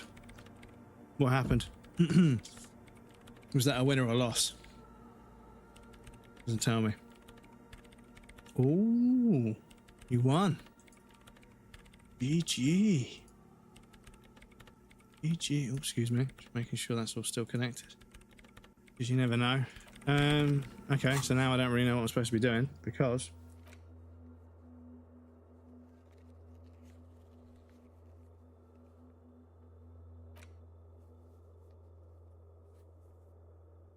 Sina will cooperate with the Ravers nightclub plan if you help her out with the research of the project first. Find the filament memory on the offsite copy from our old workplace, bring it back to her, and then wait for further instructions. If you run into any problems, you can always ask for Sina's help.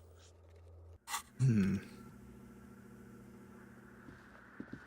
mother of humanism stands above you.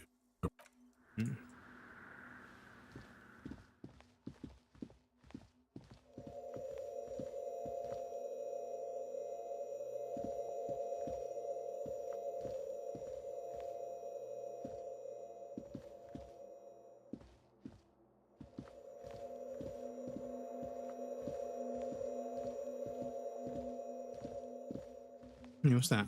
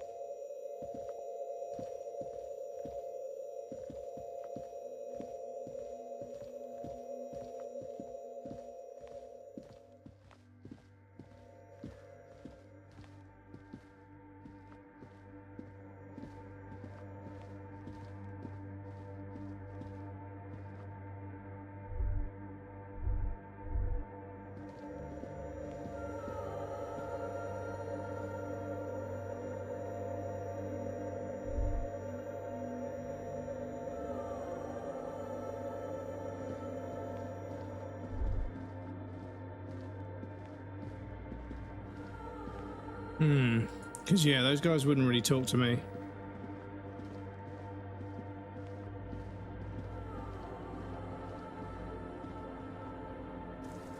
Go through the door then.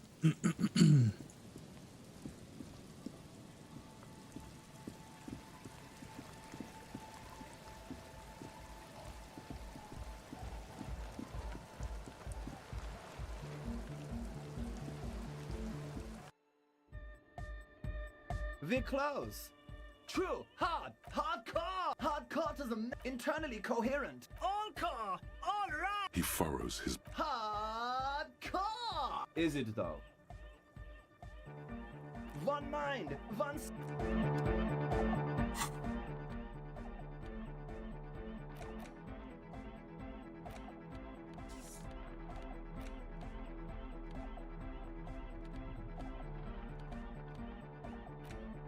An intricate web of blue light. It still kind of looks like a map of the star.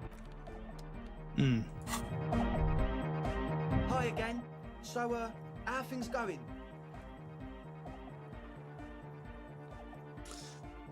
So yeah, I think I've got to pass this one, but it's fucking, like, really difficult to pass this one for some reason.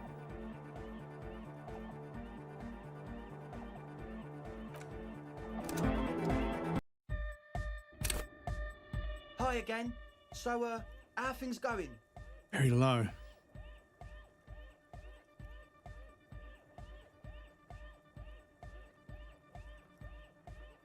My logic's too low, but yeah, I put some points into logic and it just... Okay. I don't know if I've just got a fucking strong on this until I get it. Hi again. So, how... Okay. Yeah, I mean, it's probably not going to give it to me regardless of how many times I try because it's that low, but... Huh? Hi again. So, how are things going? Okay. So...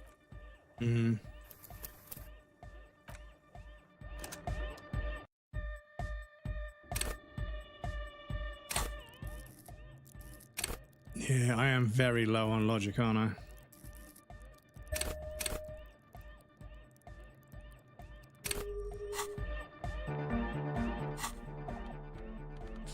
I don't have any... I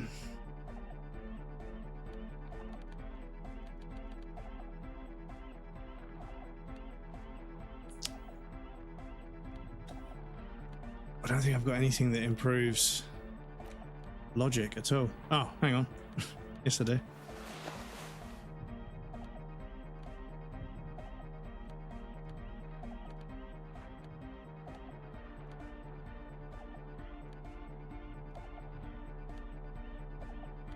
What's indirect modes of taxation doing? -1 empathy. Okay, that's a shame.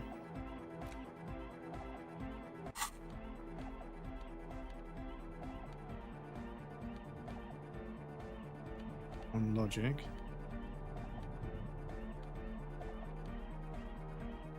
+1 logic.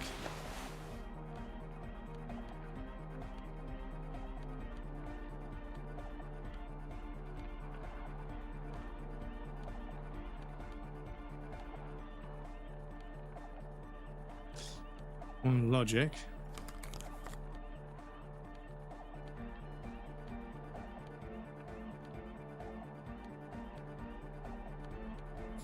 Right, so a +4 in logic now, so what does that make the check? Hi again. So, Still fucking low. Fuck me, dudes. This check is fucked. This check is fucked.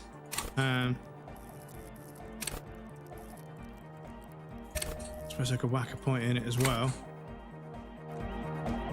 Hi again. So, how things going? Fucking hell, man.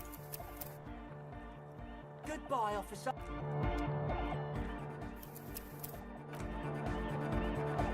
Huh?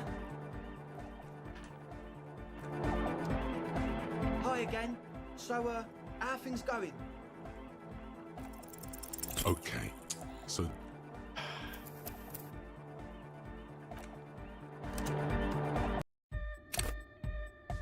Hi again. So, how things going? Okay. Yeah, sorry, dudes. I feel like I'm just gonna have to fucking strong arm this check to progress this, because yeah, it's one of those situations where neither of them will speak to either of them until we progress something. So Hi again. I feel like I'm gonna have to do this. How things going? Okay. But I also feel like sometimes the game doesn't want you to progress. It doesn't want to. So it's sort of like it progress locks you through a check Hi that you again. can't do. So, how things going? Because yeah, okay. Occasionally a check's been like low, like extremely low, 1 or 2%, and it's still popped. And I'm like, damn, okay.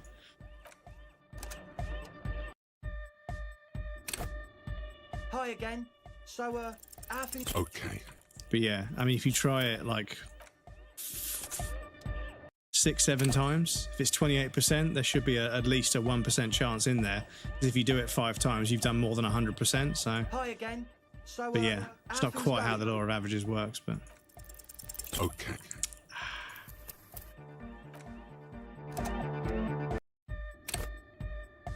Hi again. So, how are things going?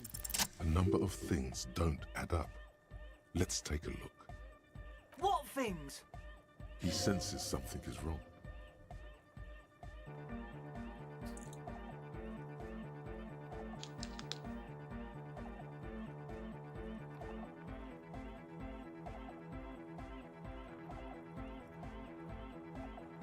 Fuck, man.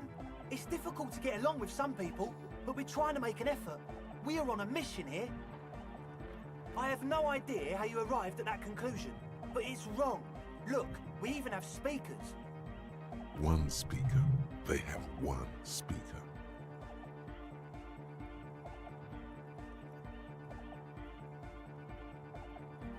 What do you mean, friend? It's a one-speaker system. It's monodynamic. You wouldn't know the first thing about sound reproduction in anodic music. Other speaker. What do you know about spinning tape? Nothing. And of all cellular-based life, what's your point, Lawbringer? No shit. That's... Come on, that's... I meant to say, not true. the crisp, clear sound of mono. Yeah. Do.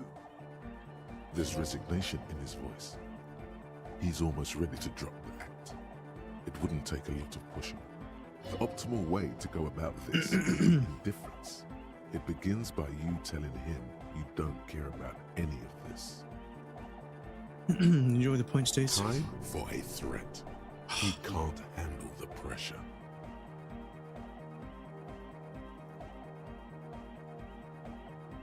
Jake the Obscure, welcome in, dude. How's it going? Good to see you. Happy Saturday. Or else.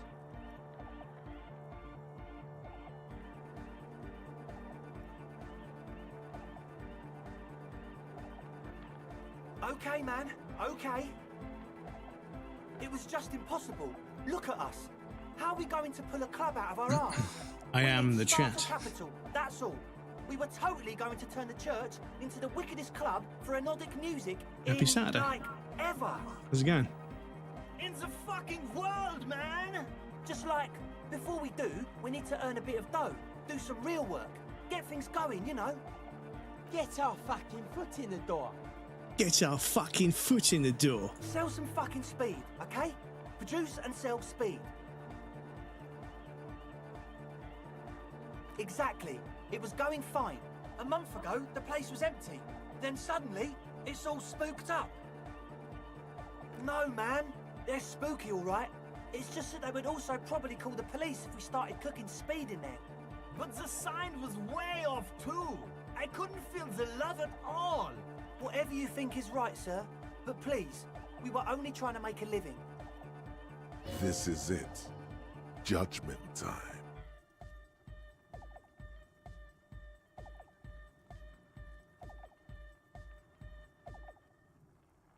Yeah! I knew it.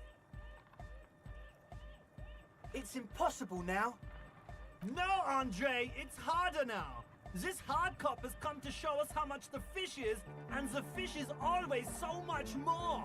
We all know there was never going to be a club for anodic music with the Speed Lab. Now it has a fighting chance.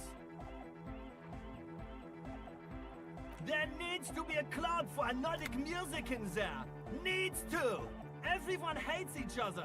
We'll Everybody play this game, hates each so I won't be here long. It's Yes, all please just protect yourself from drugs and we're spoilers. slaves, and I can't. We are running out of time. But definitely do give it a try. It is one of the best video games I've ever played. We need a win, Andre. I promise this will be a win. We won't cook speed in there. We'll do it clean. We'll do it true. We'll do it sober and real and beautiful. This will be a victory for the light. This will be nothing. You can hear the ice crack underneath you, Outside, the last century waterfront development is crumbling in the wind, a grape-shot row of falling houses.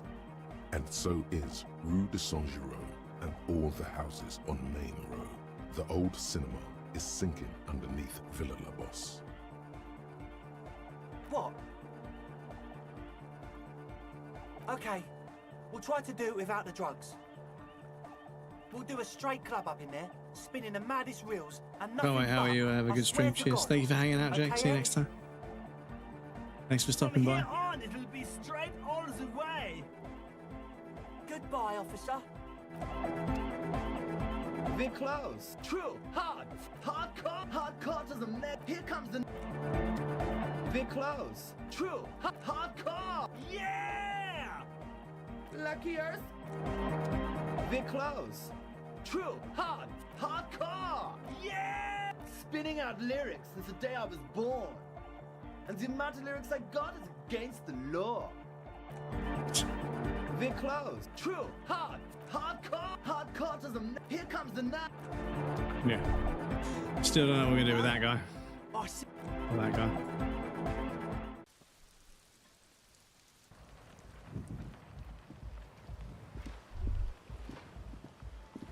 Hello again.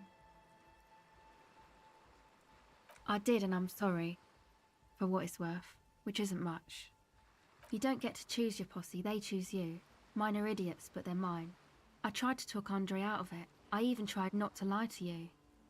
Indeed, she merely tried to omit the truth instead.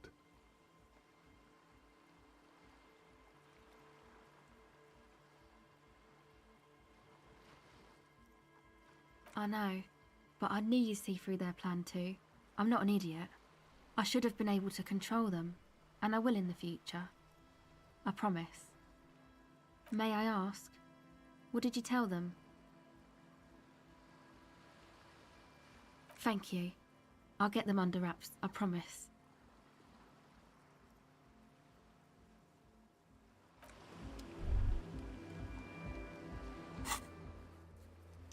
Right.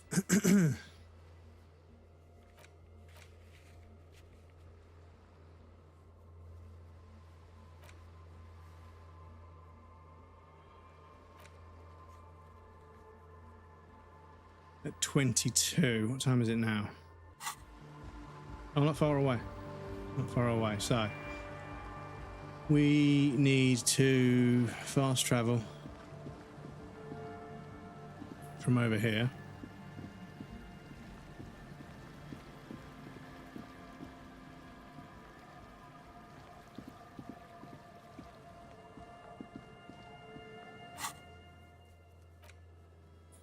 To here, because we need to be in the apartments, but we need to move some dialogue along to make it 22. Cape Side Apartments. Cape Side Apartments.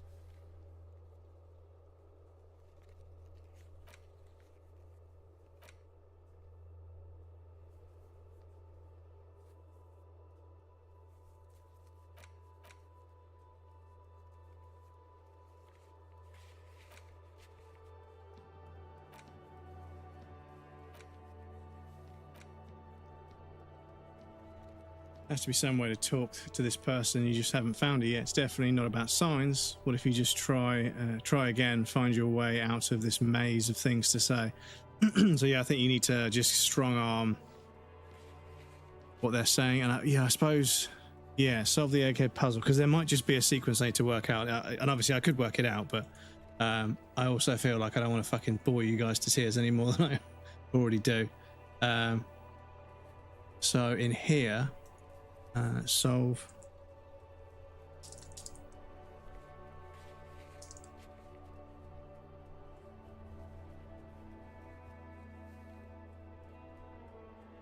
Choose say nothing, still nothing, say nothing, say nothing. No, seriously, I was worried a bit. Talk to Backhead again. Okay, yeah, this is it. This is what I have to reverse engineer. Yeah, this is what we need. Okay, cool. So I will minimize that for now. But yes, we'll jump back to the church because doing this should move the clock forward, which is what we need to do anyway. So This kind of kills two birds with one stone.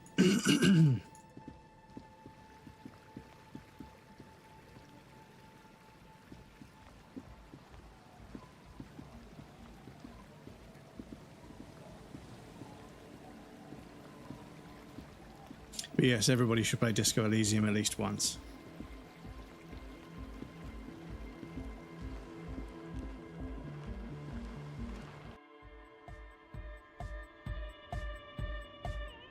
So. We're close. True, hard, full, car. So, say nothing. Still say nothing. Say nothing. Coherent. Still say nothing. He furrows his brow. Fuck. The question is, what is the question? But there was... We're close. True, hard, full, car. Say nothing. Hardcore. Still say nothing. Say nothing. Coherent. Still say nothing. Say nothing. He furrows. No. The question, but there was... We're close. True, hard, hardcore. And we're looking for no seriously. I'm a little bit worried, isn't it? Hardcore is internally coherent. All car, all right, yeah. He furrows. Hardcore. The question is, okay. What is the question? But there was a question? Right.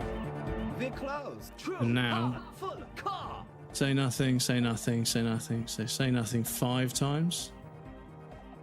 1, 2, 3, 4. All right, yeah. He furrows. Hardcore. Is it though? But is it? I mean, really? No, but seriously, I'm a bit worried it isn't. The skin on your back is crawling. For a second, you can't even hear the music anymore. There is a hawthorn tree on Rue de Saint-Gislain, right next to the canal.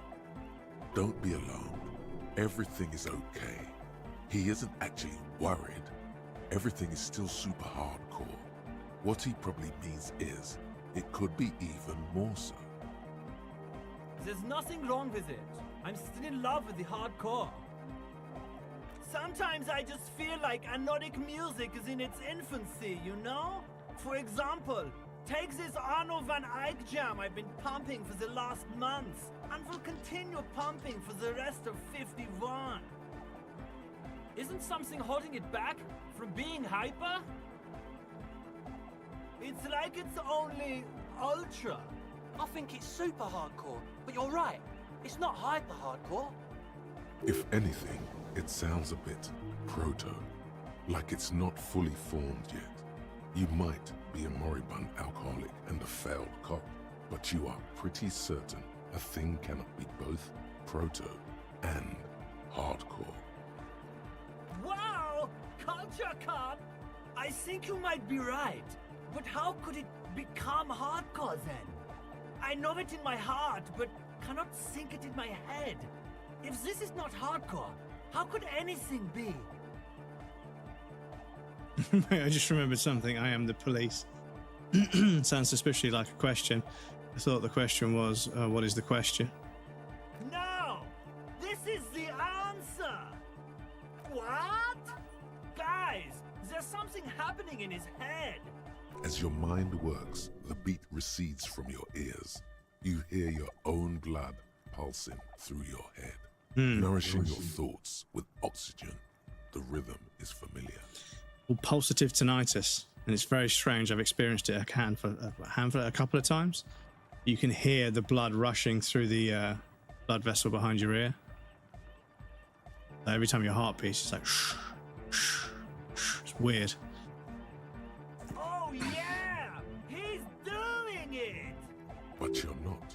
This is almost certainly a matter that surpasses the limits of reason. The abstract shapes swelling in the foreground have done so in vain. This is a core matter. The answer in the double kick that moves the milliliters through your mind. The dark thud is the source of all rhythm.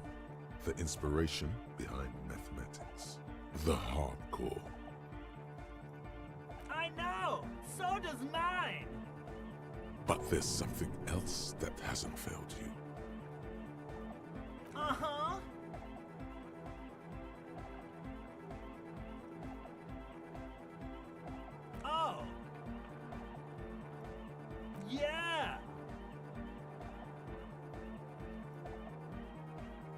nation, but trans nation. No war, but class war.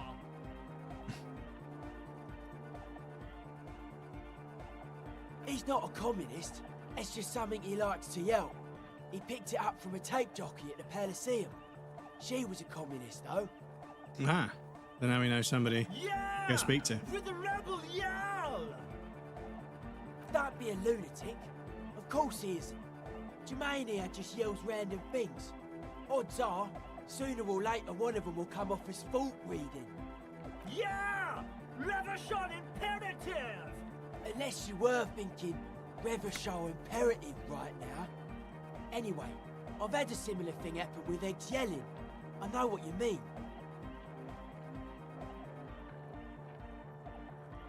That's fucked up, man. Lying like that. And a cop, too. I can be a communist. If you want that, do you want me to be a communist? Please don't turn him into a communist. Oh yeah, turn him into a communist. Come on, it would be super.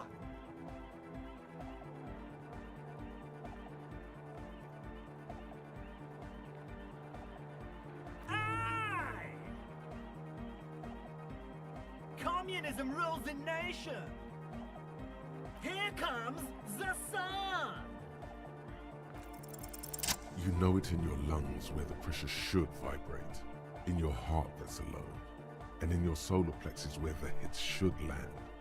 So does every caudate animal. What?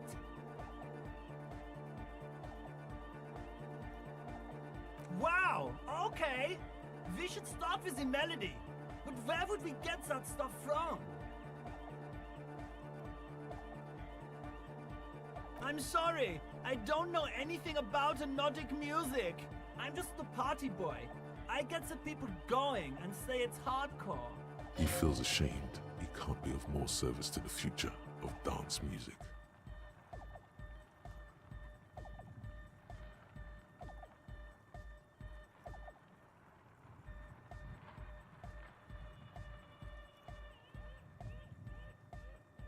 The young man falls silent with appreciation. He even tries to contain his smile, as if it could hinder your investigation. Basically, what you need to find here is a tape with some banging music on it, so that Egghead could use it to remix Van Eyck's jam. Yeah, maybe that street talker across the pawn shop has got some tapes to sell. That's just an idea. There is a hawthorn tree on Rue de Saint-Gislain, right next to the canal. A reel of magnetic tape is caught in its branches, like bronze ribbons blowing in the wind. That's true. Does it? Oh, I know this. I can tell you where it is. St. G is the boulevard before the canal bridge. The one that takes you to the whirling in rags and the industrial harbour. It's got the lanterns and the... I knew that. I could have said that. And the mosaic sidewalk. But it's all blocked with that stupid traffic jam right now. Anyway, that's all yours to figure out, Copman. Copman! Dark hardcore! Jermaine Egghead! Basically, yes it is. Lungs are for love! Love! In a woman's lungs. Lonely as I am, I'm not afraid. This strange, damaged feeling grows on and on. 'Cause I've never loved someone like you before. A dopamine surge accompanies the words. It feels like electricity flowing down your scalp, dissipated into your neck. Feels good, like a spark of life in that moribund sponge you call your body. A dopamine surge accompanies the words. It feels like electricity flowing down your scalp. I've definitely felt that. Definitely felt that. I thought it was an adrenaline rush. Here comes the night! The large-headed youth. Good morning, comrade! Hi again. So, how are things going? Goodbye, officer. Right. What are we doing now? Find the tape with a melody frag. Okay, yeah, we can do that. We can do that. That can be done.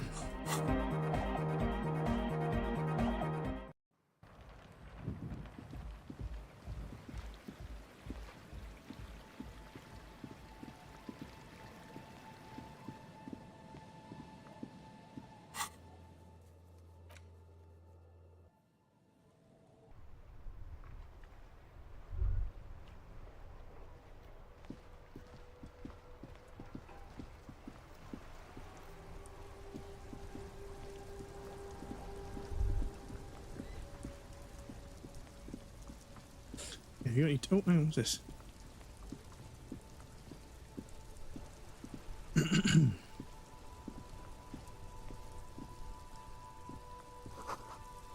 Scroll between the thighs of a page 3 girl. L'orange de disco. L'origine de disco. The origin of disco.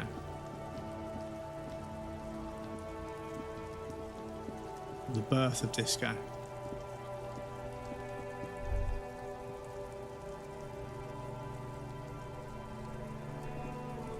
You keep coming back. That's good. You find your hands deep in tattered and faded garments made from the box. Economical, but all. Where's your The music? speakers below are banged up and worthless. The sneakers triumph over them. They're the star of the show here. 50 for the fucking sneakers. No way, officer. These aren't for sale. They're bad speakers. Low-fi socialist junk. Well, if you want them... But see, they are the pedestal for my sneakers. If I let go of the speakers, where will the sneakers go? I can't leave premium lifestyle sneakers on the ground. If, on the other hand, you wanted to buy the sneakers too, I could maybe throw in the speakers for little extra. 50 cents? Damn, so you have to buy the sneakers first. I want to spend 50 real on some fucking speaker and some sneakers just to get some speakers that I don't even know if I'm going to need. But yeah, I suppose I'm just here for the tape. There's a aren't I? pile of cheap sunglasses in You like sunglasses, officer? I've got the latest styles. abort. These are hideous.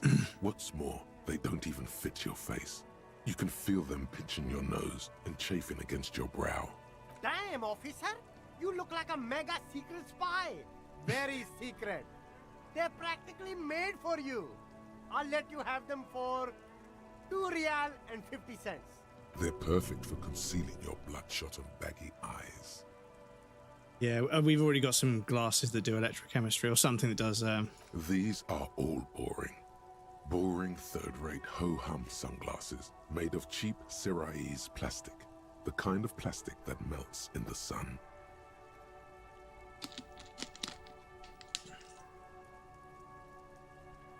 These are all first-rate sunglasses.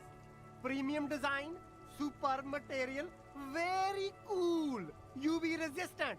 These will definitely keep your eyes safe and cool while doing your dangerous police work.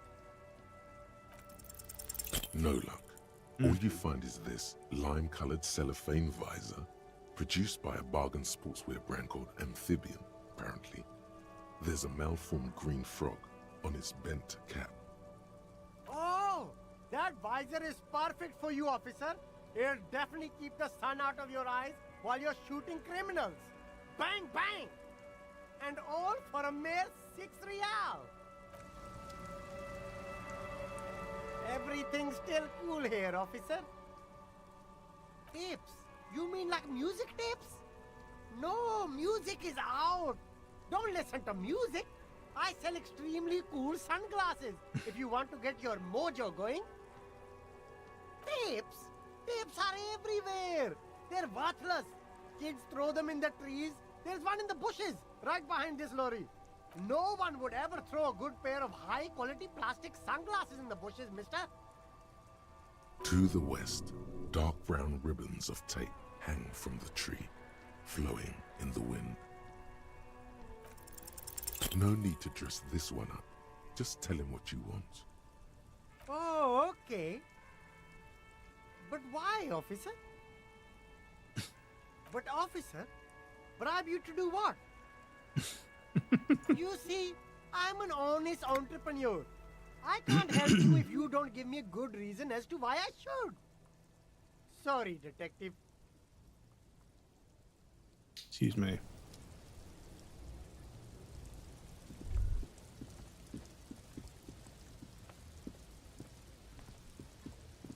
The hawthorn tree on Rue de Saint-Gilles Lane. Bronze-colored ribbons of magnetic tape are caught in its branches, fluttering in the breeze. Just like promised, you've stood here for what seems like eons, guzzling the sickly fumes of lorries and carriages. Patting the tree, reveals a small sticker which has almost been worn to oblivion. It reads, RCM Emergencies Desk, number 8102. Underneath a slogan, mankind, be vigilant. You tree-hugging pansy. Yes, this is a check, and I want to make sure I get it because I want to try and do as many of the side quests as I can in this playthrough. Hawthorn tree on Rue de Saint-Gilles Lane. With slow and deliberate motions, pulling, bending, and unraveling, you manage to extricate the magnetic tape from the branches.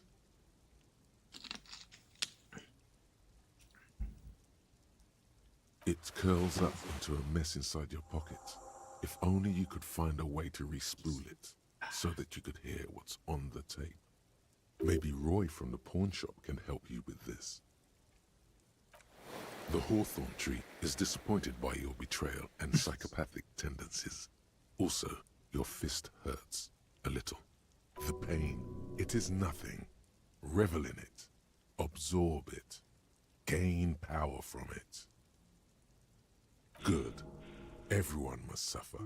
You, the tree, everyone. The gnarled hawthorn tree on Rue de Saint-Gilles Lane endures the wintry gusts with ease. Right, let's go see if that guy's got a tape spool for sale. Hopefully he doesn't absolutely fucking bend us over on the price. But yeah, there's a... But oh, actually, he might give us a machine that spools up tape.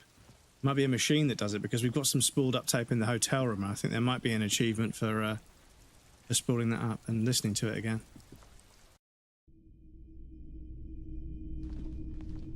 Hello, hello. Let me know if I can help you with anything. You mean re-spool it? Yeah, I do, but I'm not some Mr. Fix-It. I'm a pawnbroker. If you want to pawn the tape, sure. Although it looks pretty worthless. Just explain why you need this so much. He's bound to understand.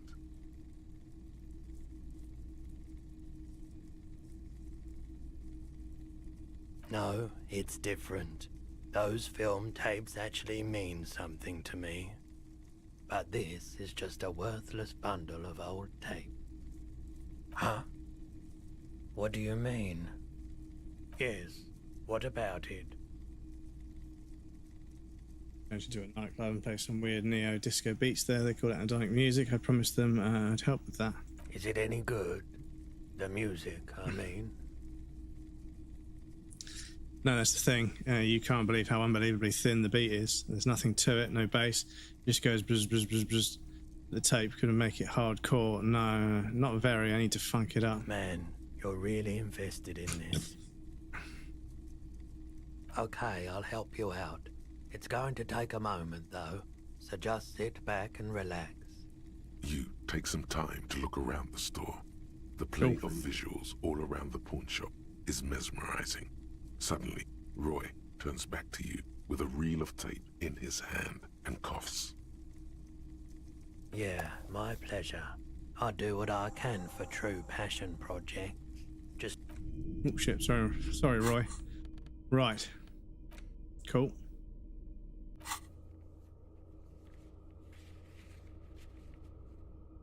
On the tape with a melody for Egghead. We've just done that. I think we need to do a check for that. We're going to speak to Dolores Day in the dream sequence when we sleep tonight, I think. Find all the armor pieces. I think we have to leave that for a little while. That I'd rather do when Kim is back, if possible. And we're going to do that after we go back to Egghead with this tape of this roll of tape. It's fine. We can't fast travel until we are back outside, unfortunately.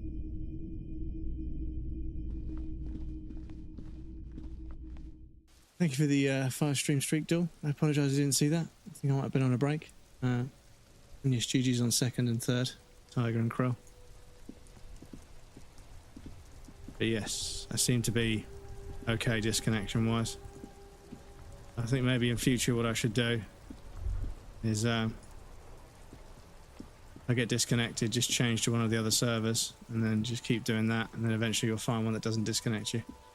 I should think, but It'd be nice if I just didn't get disconnected at all, seeing as my fucking internet should be up to the job, but can we do, chat? Can we do? I mean, the other thing I could try is I could try streaming over Wi-Fi, but I really, really, really, really, really don't think that's a good idea. But yes, I think I'm going to have to buy a spool of Cat 6 or Cat 7 cable, do a bit of a cable running job, and build myself a new cable. See if that helps. The large-headed youth has closed his eyes, lost in the music. Sensing you, he opens them. Good morning, comrade. Yeah! Yeah! Remix time! Tape goes here, into deck B.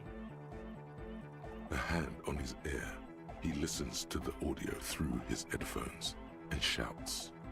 Wow! Did you get this from Arno Level himself? 334. GG's. A great excitement is bubbling to the surface within him. This is big. Listen, I'm just going to show it to you. Ready?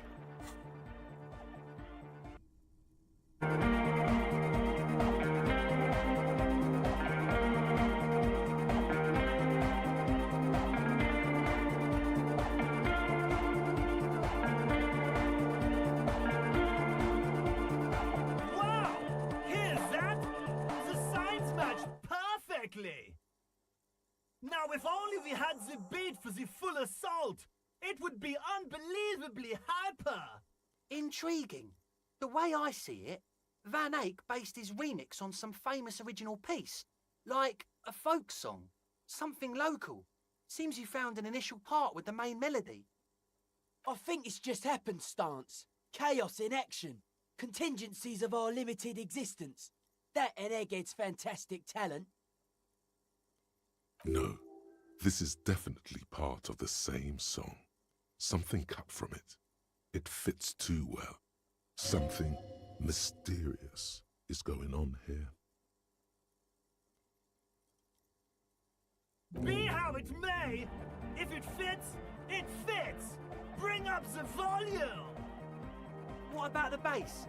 Do you have any ideas for that? Yeah, I remember. You said it needs more bass.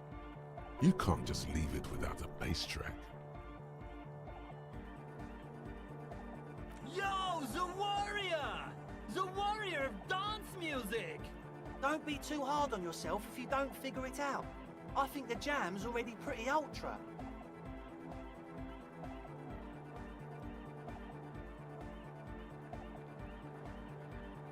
But it could be hyper hardcore!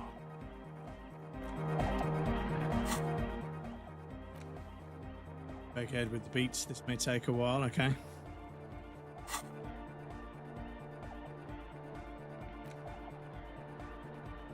Okay.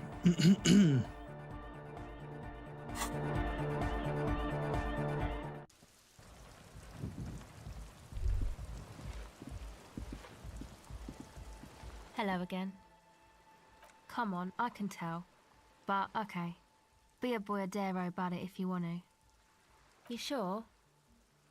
Go ahead.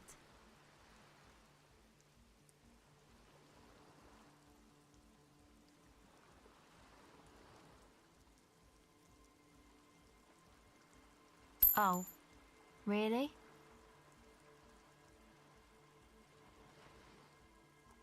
So, the thing that's been eating you is rich people not having enough money?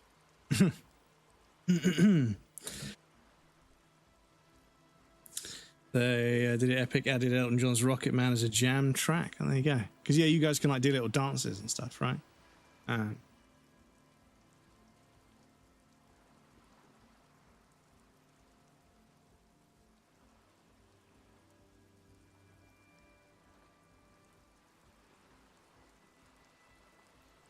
Sure.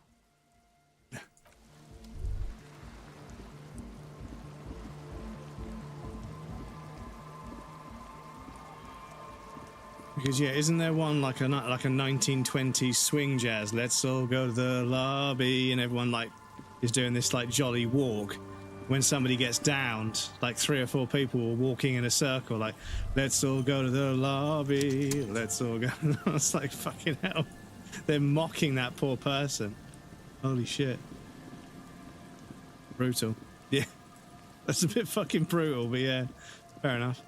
Right, so we've got, that's going to take a while. But yes, we need to,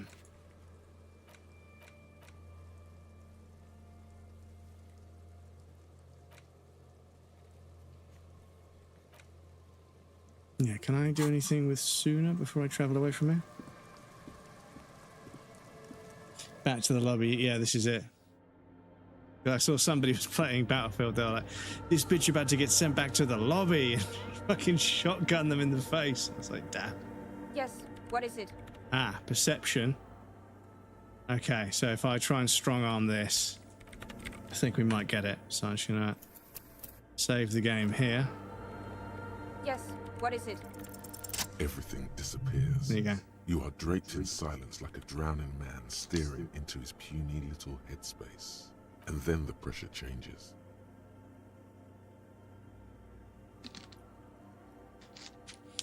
What does it mean? It feels like flying on an aerostatic, or when your ears pop, or like a subtle difference in the atmosphere.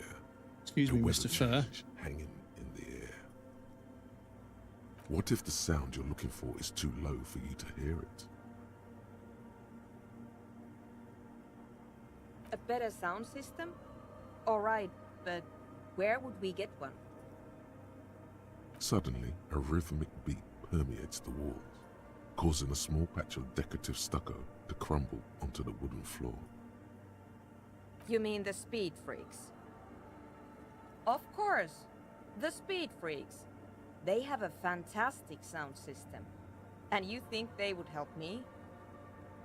I guess I could live through a week or 2 of peaceful coexistence. Yeah, I think we're about to broker a little deal between these people. Really negotiating there, detective. Yeah. As always. Sure. Let me know how it goes. Thanks. Right, okay. Officer.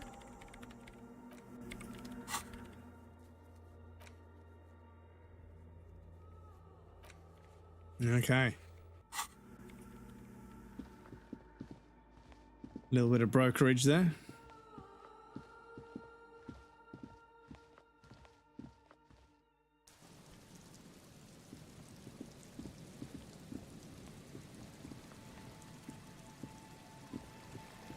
Let's all go to the lobby. Let's all go to the lobby. It's fucking brutal.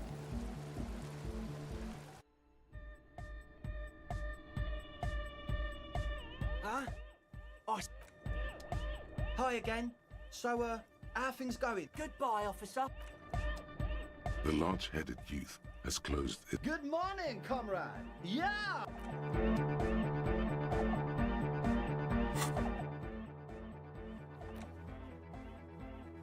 Put back to Andre, they can move in. Yeah. Is this Andre? Hi again. Yeah. So, how are things going?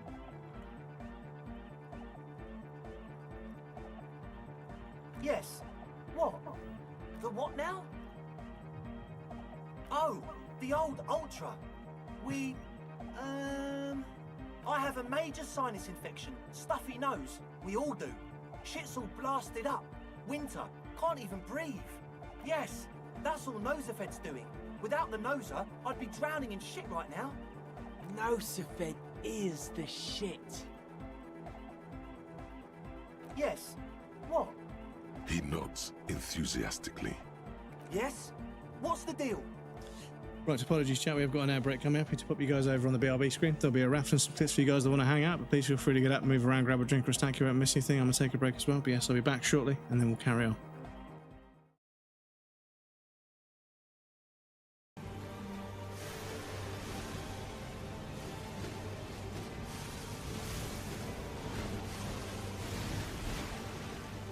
Holy shit, chat. Clip it. Clip it. Ah, yes! Damn it all! How the hell did you beat me, huh? Oh. Better shot us.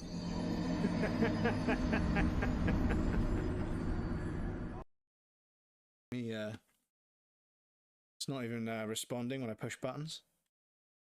Just gonna unplug it, plug it back in, because as we all know, almost everything in this world can be fixed just by unplugging it and plugging it back in again. So the Stream Deck app is closed, so now I'm going to open it. Should give me all my buttons. I can close the front end. Stop it. I can do that. I can do that. Just a random bit of me shoving a fucking fistful of crisps into my mouth. Are you prepared to commit a cardinal sin?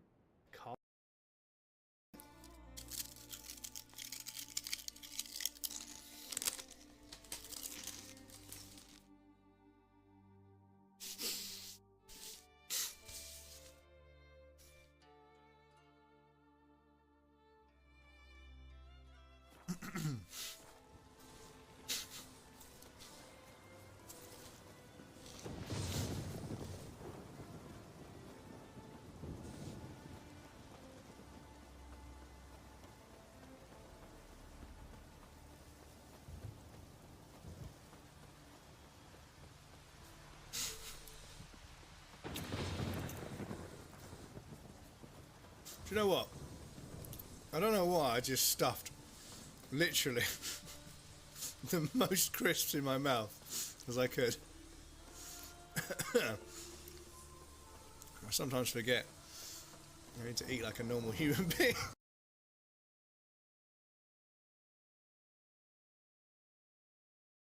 Oh shit. Oh, box. Oh, box.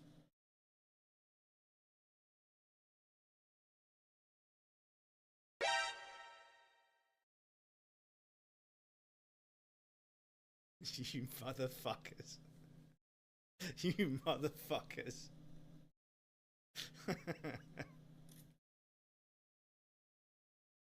Cool. We are ticking them off the list, chat. As you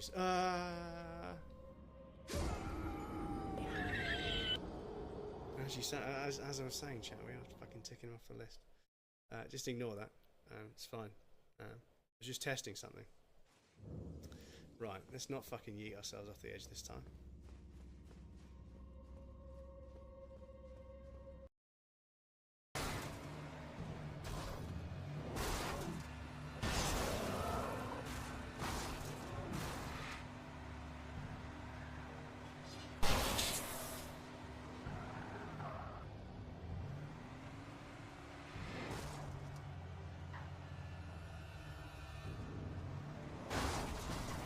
Does anyone else want to get fucking escalated?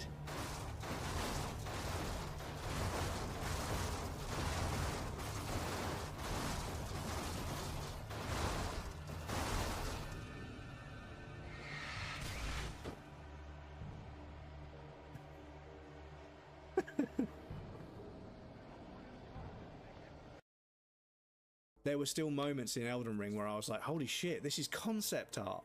Look at that fucking castle on top of that mountain with the clouds and the fog around it. It's fucking concept. Oh, little clip from when we first played this game. I'm talking about Elden Ring instead. We are grateful, Copman. You're an augury of a new era of Nordic dance music.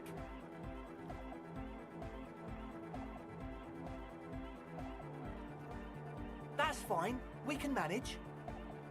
And you're still sure about keeping our little side business, right?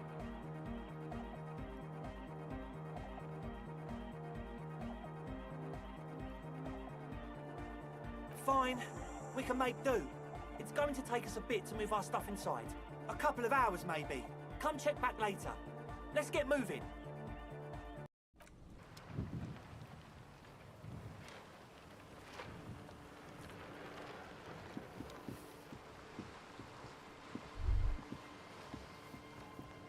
Righty-ho. So a couple of hours and we'll go visit them. So now, probably need to make our way back to the area, the plaza in front of the whirling, because at 21 or 22, there's a meeting of some sort for all the fucking communists that I'm going to have to try and meet. But yeah, I'm hoping the game pulls the rug on the whole thing at the last minute, where it says, actually, you're not a communist. Because, yeah, but again, the writers of the game, the people that made the game in general, they are from somewhere where communism was a thing. And I think they do speak about it and how actually it wasn't as bad as you might think compared to the alternatives and everything. But, you know, needs a bit more context to explain fully, sorry. So, yeah, so this. An old call box with East Delta Commerce Center. This must be the name of the doomed commercial area. Yeah. So, I'm not sure which apartment block we need to get to.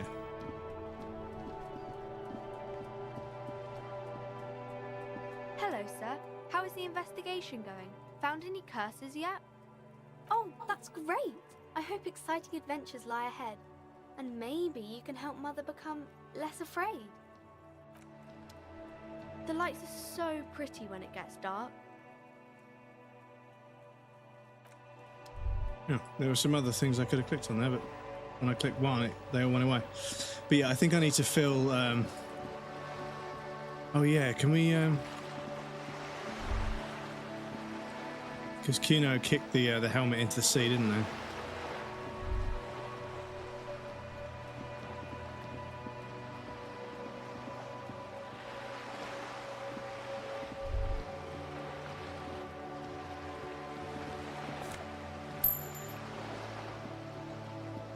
How's everyone's fourth? Yeah, not too bad, not too bad. Bit of a bumpy start to the day, but we did get live. We had a few disconnections, but they seem to have sorted themselves out, so I'm just enjoying hanging out with you guys. And I'm going to figure out what I'm going to cook for dinner. Not sure yet, but sure I'll think of something. Just an ordinary war. Nothing to see. It's impossible. It's impossible because I think we need the fuel oil. Excuse me. We need the fuel oil, which I don't know where we get it from. Hang on, is it not over here?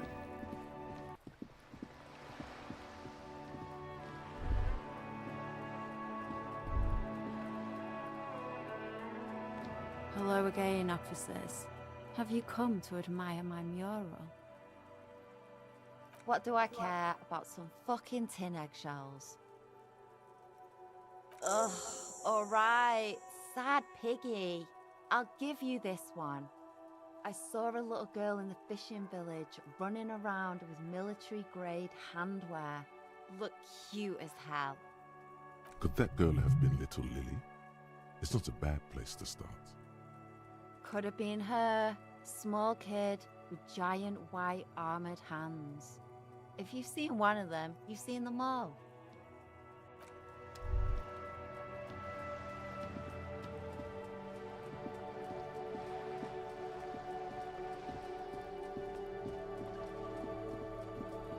Either way, a wave of her saying, "All right, sad piggy," as my phone alert. Well, there is a tool called Asset Studio. I haven't got a link to it. But yeah, it's called Asset Studio, and it allows you to decompile video games.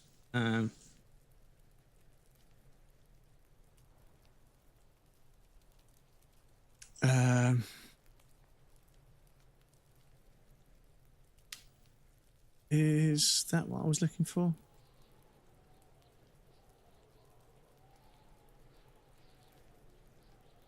I think it might be this one.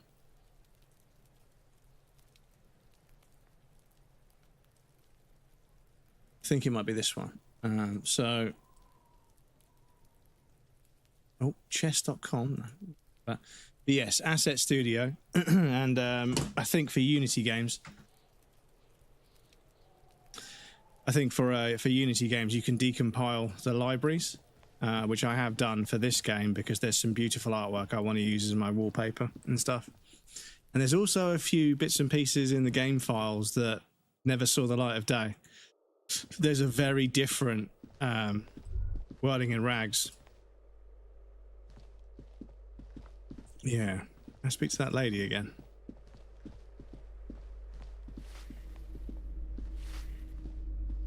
Give me a moment. What? Would she understand if they did?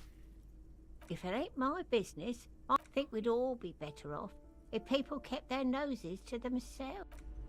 Hmm. Oh, no. Fucking hell, I nearly just closed OBS by letting the mouse stray out of the fucking screen. Excuse me. Right, so... Cape Side Apartments, is that this? Yeah, I want to check because...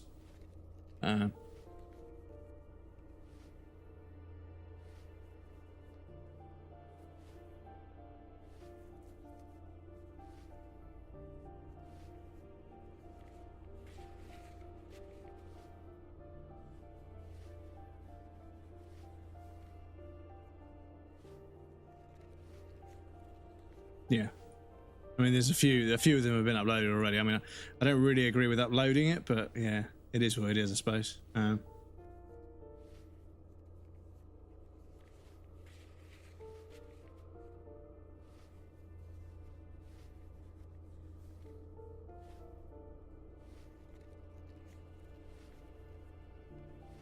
on.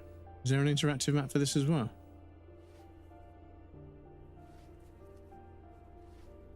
Oh.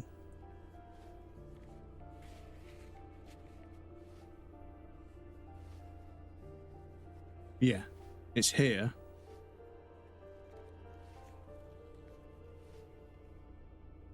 Is it at the top of the stairs?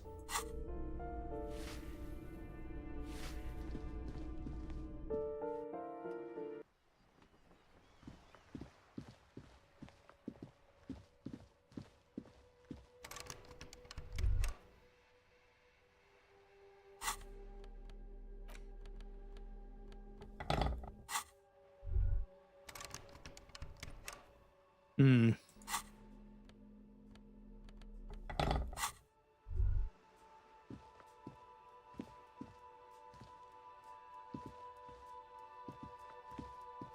Hello again, officers.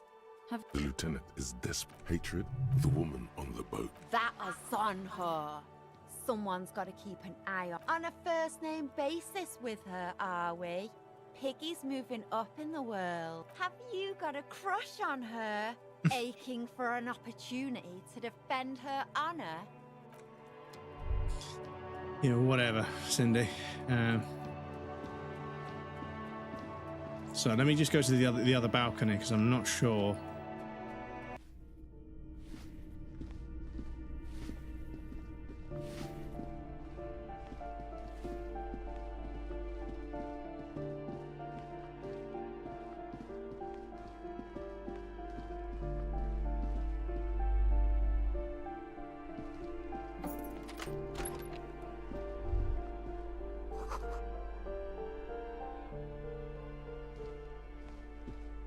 No, stop doing that. Why do you keep clicking outside the fucking game?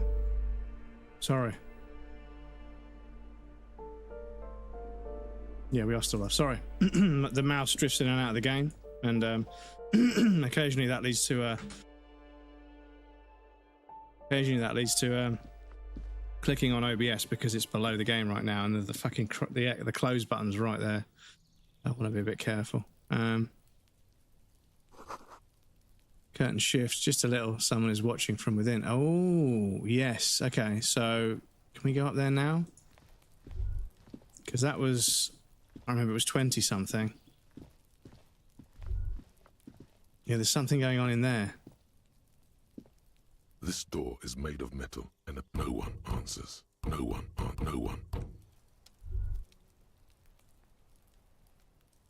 So, on the floor above. Where would that be? Yeah, sorry. Let me just, because I don't want to miss this in terms of time.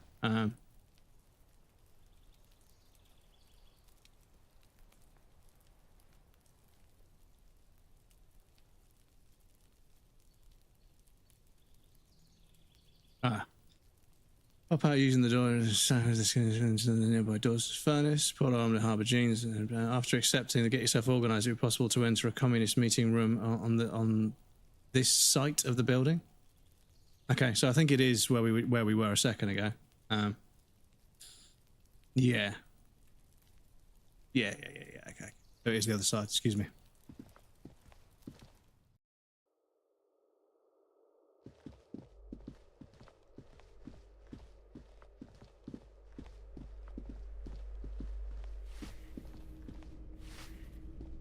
Give me a moment. I'm no one. Just an old woman who cleans these hallways. If you can call it living. It's barely bigger than a closet. But I don't complain, no. I have my bed and my aching bones to keep me company. And that's all I need from this world. And all she gets, too. The coastal wind beats down hard on the cold room door outside. Splashes of waves make the balcony slippery. Ask away, policeman.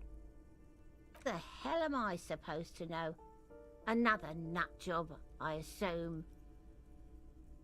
She really doesn't like those nut jobs. Bad blood there. Some lunatic lost his mind. All kinds of morons pass through these halls. With how small these rooms are, wouldn't you want to break the wall down? I don't want to talk about Deweeters. Addicts, all of them. And sometimes I hear them screaming. They don't like me cleaning behind their door. Think I'm listening in on their fights. So she doesn't. Not after that one time. There's a that one time here. It didn't get physical. She heard something she doesn't want to hear again.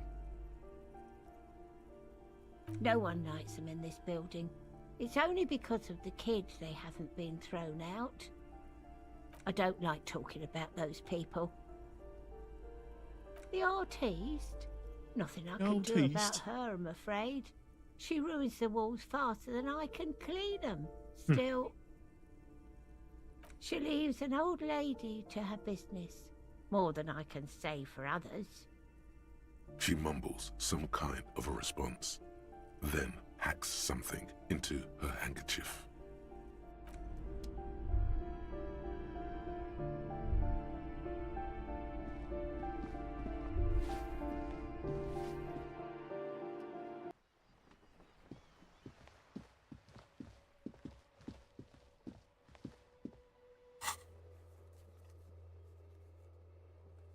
Yeah, after 22, which unfortunately means we've got to kill 15 minutes in the game, which is not super easy because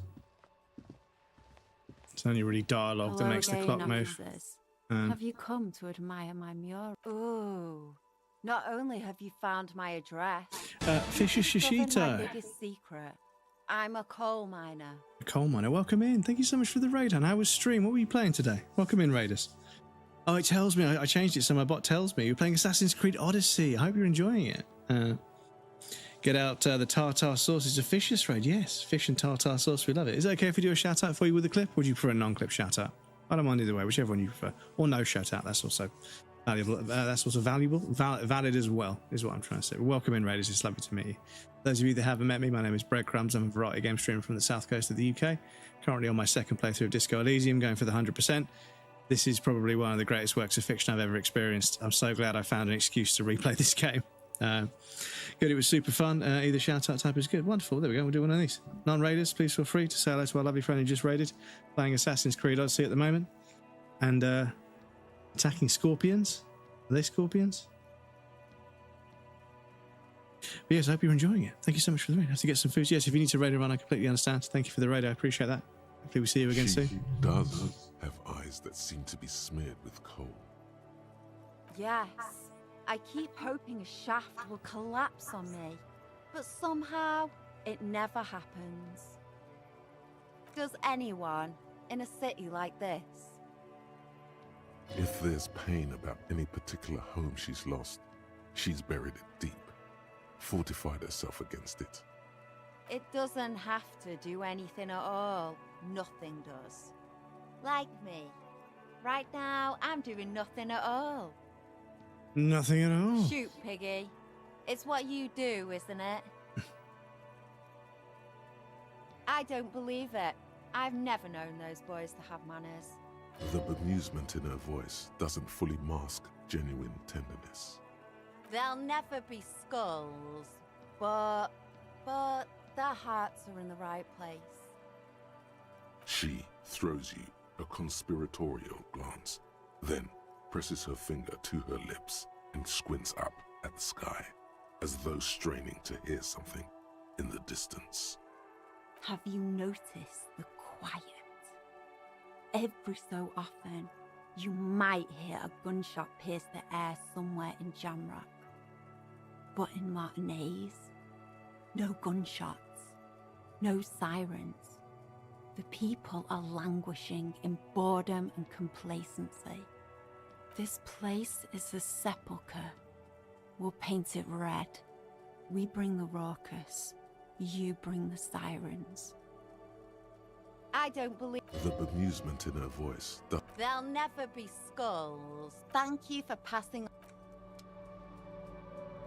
Yeah, that unfortunately only wasted about 45 minutes. That only wasted about 2 or 3 minutes, so we've still got 15 minutes to wait. The trouble is, if I go sit on a bench, it might pass time until fucking, like, past the meeting time. I suppose it doesn't really matter, because as long as it's after a certain time. But yeah, I mean, now that Kim's not here, let me go and speak to Joyce and see if that changes anything. You're back. Good.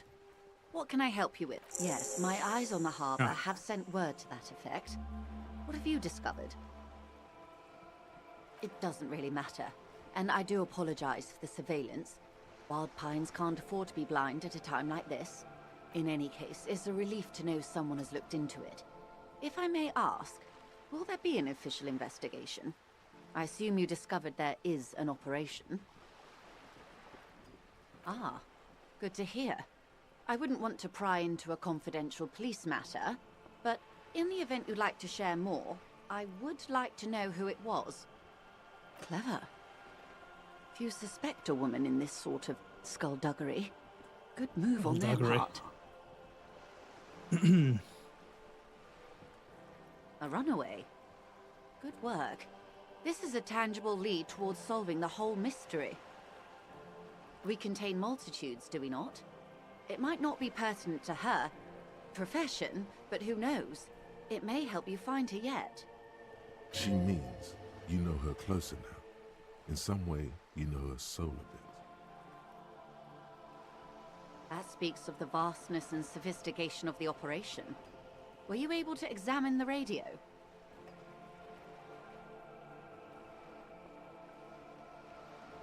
Sensible for her to disable access to such essential information. High-intensity microwave frequencies. They're used for navigational purposes, to compress the inter-eastlery space.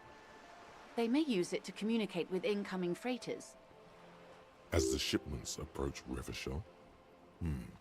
Somehow you suspect something more sinister. I appreciate you placing your trust in me. Thank you again for looking into this matter. You have my gratitude, and the gratitude of Wild Pines Group. Now, per our original agreement, it's time for me to share company secrets with you. Yeah. I wouldn't normally break protocol like this, but the situation demands it. If you don't solve this murder, I'm afraid we may have a bloodbath on our hands. Always worth trying to save a life. The words, especially if you're investigating one that's already been lost. Cold in her mouth. The taste of iron and strawberries.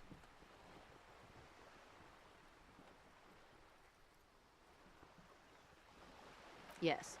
I'm afraid this strike may descend into a small-scale civil war, with possible consequences for all of Revachol West. I have an indirect role to play, I'm sad to say. My employer experienced a momentary lapse of faith in me. In that moment, they elected to deploy a private military contractor as an insurance measure. They called it my security detail. They were dispatched after I relayed the union's initial offer. A member of the board. I tried to convince my employer it was simply a piece of rhetoric, or a joke. They did not appreciate the humor. Absolutely not. These mercenaries are muscle, pure and simple. They are meant to intimidate the Union into surrendering. Crenel, an Oronese military company. As far as I know, 3 arrived in Martinez. They report to me sporadically, but they do not answer to me. To be frank, our relationship is deteriorating.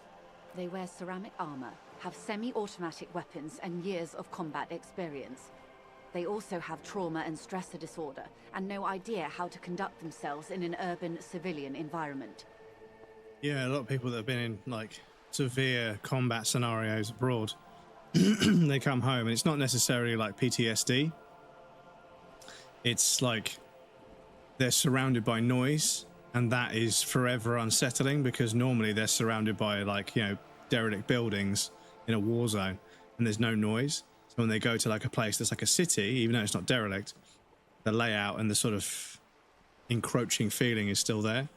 And yeah, there'll be like a car horn blaring, and they'll just dive behind a bin or something. It's like, fuck, man. And a friend of ours was in Iraq and came back and was not exhibiting symptoms of, like, you know, PTSD or shell shock or whatever. But yeah, they were out drinking, and then some fireworks went off.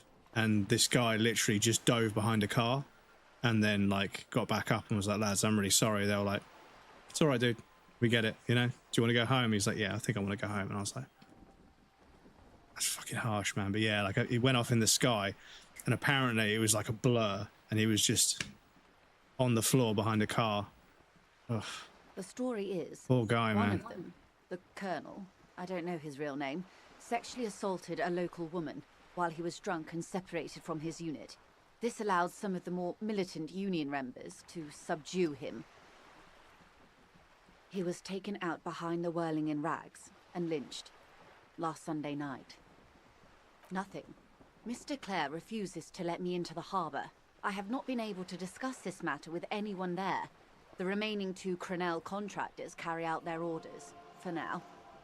It's a smokescreen. In secret, they are conducting an independent military tribunal into the lynching. Once this investigation is concluded, executions will follow. I have to say, this is not Disco. It was the Union who strung him from that tree.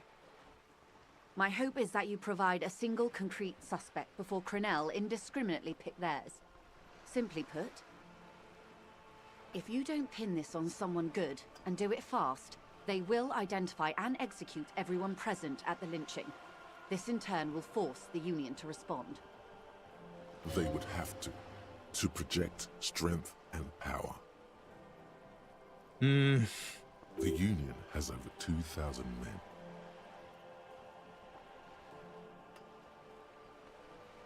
Have you ever seen a hornet invade a beehive, detective?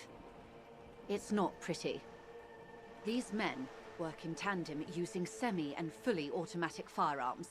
Their armor is virtually impenetrable to muzzle-loaded weapons, even yours. Most Union workers don't have guns at all. The muzzle loaders need to be reloaded after every 1, 2, or in your case, 3 shots. The automatics every 1 or 2 minutes. As I said, a bloodbath. Maybe a good bloodletting is just what Martinez needs.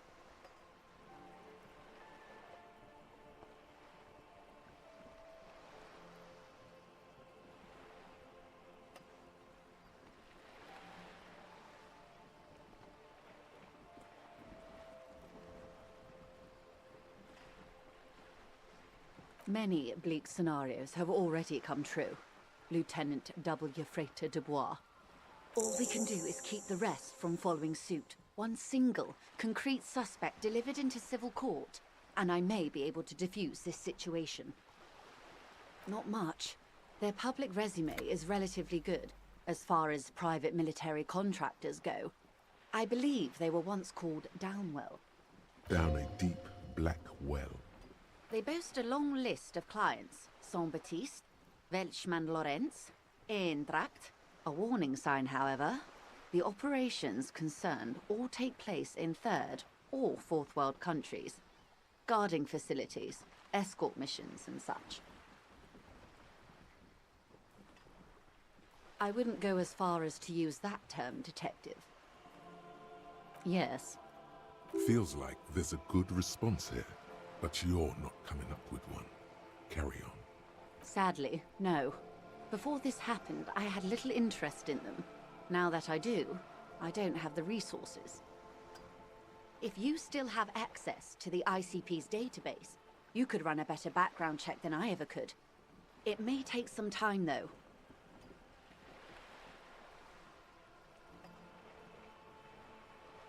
Ah, yes, your condition. The International Collaborative Police maintains a database for these sorts of things. Perhaps you should consult it. It was just a suggestion. I have, and they will. However, these orders take time to reach what is basically a rogue unit out in the field here. Until they do, it's all on us. Or he didn't. This is information passed on to me from some teenagers loitering around the canal. I cannot testify by it. The remaining contractors, their tribunal, it's what they believe. That the man was killed because he assaulted a local woman. I've asked around a bit. This seems to be the accepted story around Martinez. Last Sunday night, at the Whirling in Rags, the hostel by the gates. Supposedly, the colonel was drunk, maybe on narcotics too. Either way, he's alleged to have sexually assaulted a woman. Sometime later, a group of dock workers got their hands on him. That's a good question, officer. I don't have the slightest idea. As I said, it's a rumor about a rumor. In any case, it's what the colonel's remaining colleagues believe. You meet her soon enough, you feel? If you mean did I see him alive, yes. But I did not know him. Lely, his service name, a nom de guerre, most likely. He wouldn't divulge his full name. Only one of them did. A bad sign if there ever was one. One is a man, Corty, they call him, a nickname as well. The other a woman, Phyllis DePaul. Corty is the gunner, I believe. DePaul is a radio operator. He was 40, or 50. It's hard to say which. He had a combat injury on his lower jaw. It made it difficult to estimate his age, or gauge his facial expressions. He was, Occidental, I think. Light brown hair, a mixed accent, Oranese, or Messinian, maybe. His injury gave him an accent all his own. In a way, it was humanizing. He had to learn to speak through it, through the injury. That's all I know, I guess. I only met him once. In a way, it was humanizing. He had to learn to speak through it, through the injury. Speaking through the injury? Sounds like a bit of a loaded statement to me.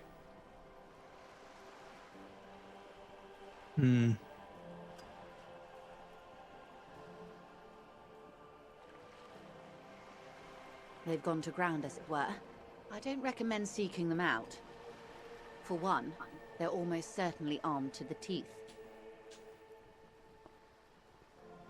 They don't have the same respect for the Revachol citizens' militia as I do. To put it bluntly, they think you're vigilantes. Ghetto savages. It will not be a fruitful meeting. Vigilantes. You're a professional officer of the only legitimate authority in Revachol. You should show those meatheads exactly how savage you really are. Somehow, I doubt that lecturing them on the legitimate use of force will persuade them to stand down. You're likely to run into them eventually. When that happens, I'll be in a better position to mediate if I don't appear involved. One is obviously the scab leader at the harbour gates. The one chanting the idiotic slogans. He's barely maintaining his disguise. The other has a vantage point in a building south of the roundabout. They were keeping tabs on you while you were canvassing the lorry drivers. That may be so. I still hope you heed my advice. There's no need to kick the hornet's nest. That would afford a good vantage point. In any case, it's practically inaccessible. Nothing is inaccessible. I hope I can answer it better. Until the executions start? Truthfully, I don't know. It depends on their progress identifying the members of the lynch mob, and their impatience. Not on this matter. I'm afraid they consider this a personal initiative. 5 days, not more. Maybe sooner. We're on day 4. It's a matter of days, not weeks. I am sorry to have been the bearer of bad news. If there is anything else I can help you with, please ask. Of course. Excuse my hesitation before. For about half a minute in silence. Her mouth is relaxed. The accordion lines near her mouth vanish. The pearls of her eyes move slowly on the photo's surface. Sorry. I was trying to see if I can read the web of interdependencies between these points. The stars. I can't. But that's how you read this story. The points themselves don't have letters, numbers, anything. Their size, location on the body, and distance from each other tells you what they represent. Close. Port cities. This is an Oronese map of the waterways, a sailor's tattoo worn by wayfarers of the Dolorian century.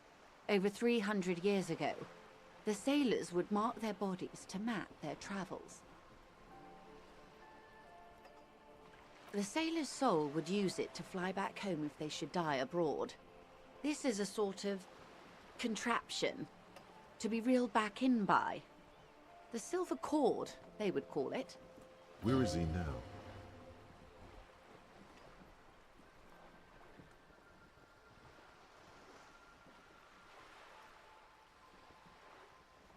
That is precisely what the sailors feared when they drew these maps.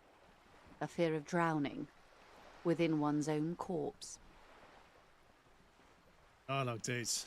Fear of drowning within one's own corpse. Quite a few. Vredefort, the Oronese capital, traditionally stands on the right shoulder. He started somewhere near here, I think.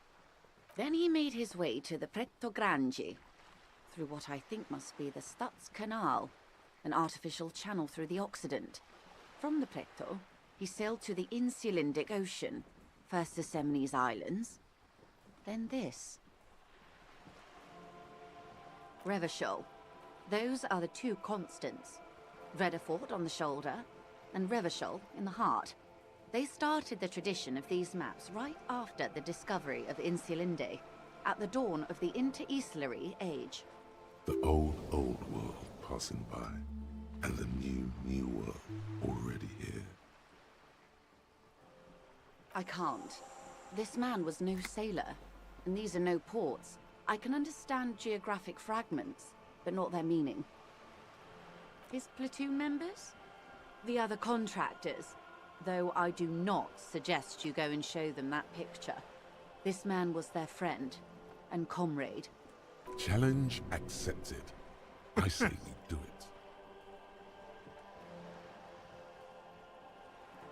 Do what you have to do, Detective Dubois. I don't think deciphering that tattoo should come before public security, but if you should wade into the mob to find out, I couldn't stop you. Is there anything else I can help you with? She's not even asking you anything. It's so easy to just say. Stupendous. I didn't think he'd pull through. Thank God. And indeed, Mr. Everard as well. In this investigation, one may have use for a firearm. You wouldn't want to get caught with your pants down. Did you know? At the beginning of the game. What sort of borscht is he making? The Strike Brew. That's a classic. And by turn up the heat, I presume you mean put more alcohol in it? Why, if I may ask, why make them more drunk? Aren't they corked enough already?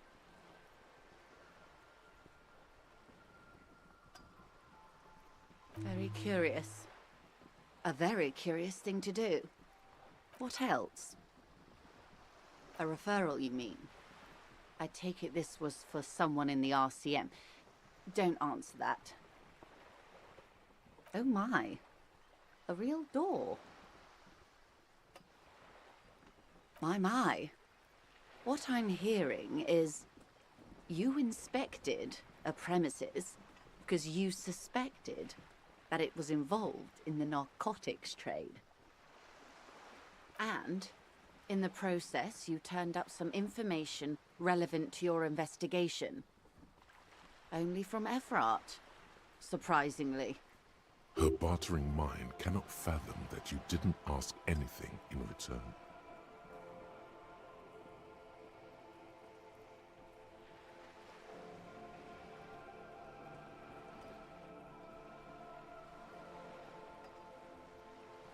How benevolent. Hopefully they'll help you sort this whole business out, if they haven't already. Oh my. Very interesting. So the militant wing is protecting one of their own? Her mind races to the conclusion that most benefits her interests. That doesn't mean she's wrong, though. It looks like you may untie this knot yet. There's something in you that really likes the way she's looking at you just now. Yes, that's the talk about town. The Hardy Boys, they're called. Find the name rather amusing, honestly. Misinformation. This is all because we haven't shared information on the lynching yet. See? Already the adversary uses it to their advantage. Don't let him. Hurry up on that probe. The moment you tell me you're finished at the traffic jam, I will gladly tell you the company's side of the story. She must really want you to look into the drugs. Otherwise, she'd tell you. She was worried for a moment that she's overplayed her hand by not sharing info sooner. Then she settles down, curious to hear more. Naturally, Detective. There are lighter topics to gossip about. Sounds like he has you running errands, Detective. A well-established dominance ritual. Where did he have you deliver it? Ah, yes. I've been meaning to go there. With longing. Clear and simple longing. Strange. Why does she want to go there? A youth centre with Edgar Clare's statue on top of it. Go ahead. Help him. Make it so. I have no power to stop him. I should be. In my youth, I had a brief dalliance here in Martinez. He was an older man with impossibly broad shoulders. He's probably dead by now.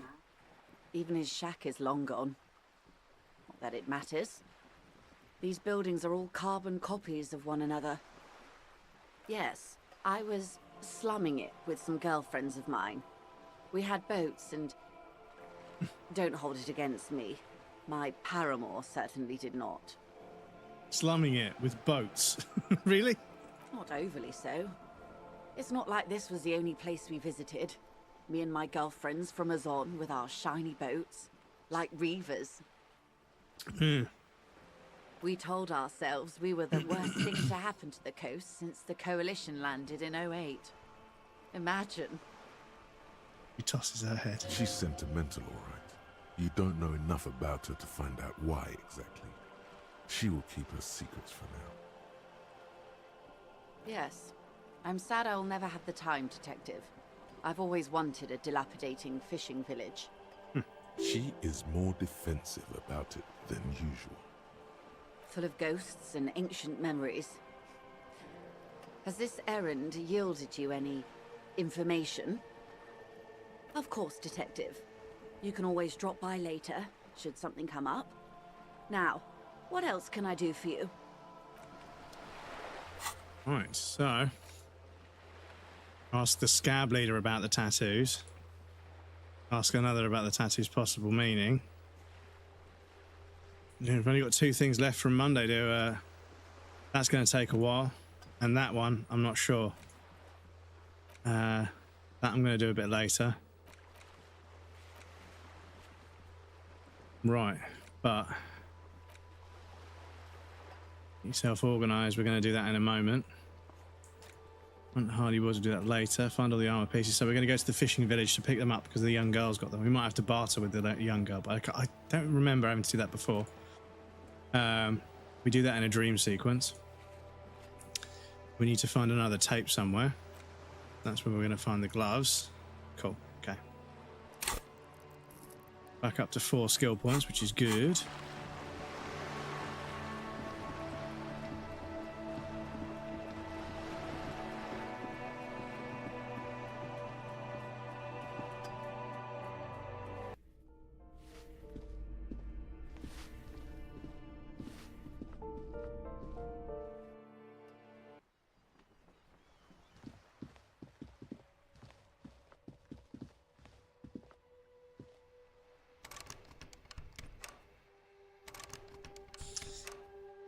So we can't do that just yet. I'm not too sure what else I can do in the meantime to move time along. But there is a bench.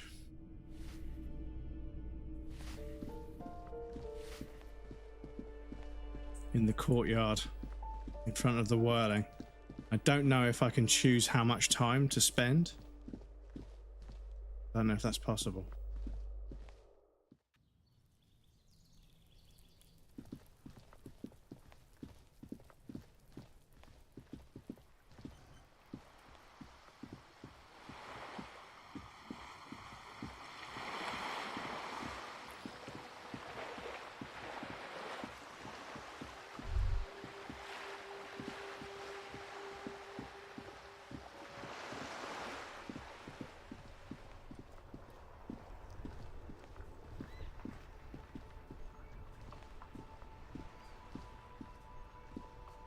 You sit on the wind-worn wooden planks of the bench.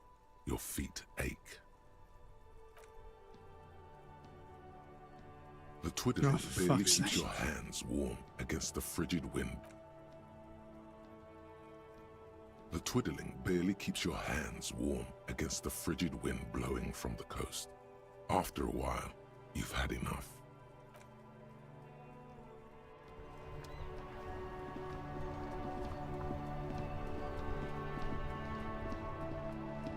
Right, so 7 minutes late, but I think it just said after 22. So as long as we can get there, then I think I can go this way, all the way. Weird. Welcome in. Enjoy your daily bread, brother. How's it going? 37 pieces of daily bread. That is a good collection. Welcome in, dude. How are you? Happy Saturday.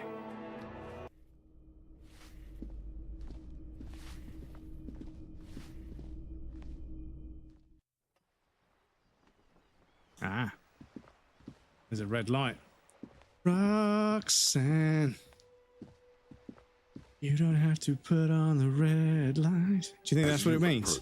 The metal grill. You think Roxanne was a communist? Voices having what appears I know. an animated discussion. This must be it. Beyond this door lies the beating heart of radical communism in Martinez. Somehow, the night air softens the smell of trash and sea brine. As the breeze pulls through the canvas like a shuttle through a loom, you catch a hint of something unexpected. Something earthy, warm, and burnt. Earthy, warm, and burnt. I'm good. I had a very productive day writing on my fantasy setting. I'm glad to hear you had a productive day. I look forward to hearing more about whatever you're writing. No, that's just slightly burnt coffee. A smell you would recognize anywhere. I didn't quite fucking shave properly this morning because the thing ran out. Pig sniffing about after hours.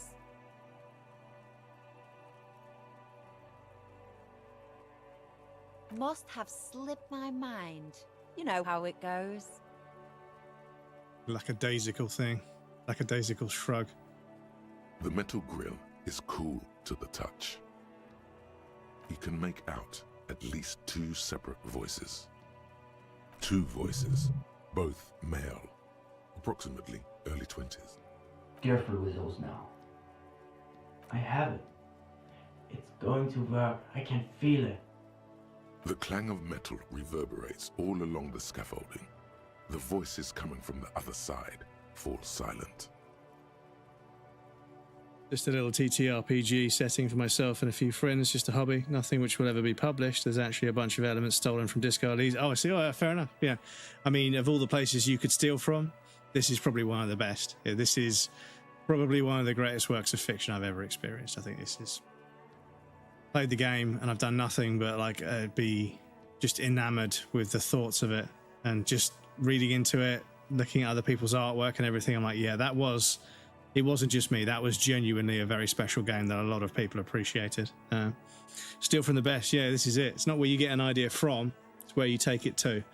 There's absolutely no shame in the creative world of taking somebody else's work and using it as a jumping off point and working from there. Not so much to say that you should be evolving everyone else's work or thinking that you're taking it to places they were too scared to. Don't go down that road. But yeah, taking the sort of flavor of something, evolving it into something else, it's all part of the subtle theft of the art world. A pair of frightened hares cowering in some dark Plagiarism is crevice wrong. Of their burrow. You should only copy to learn.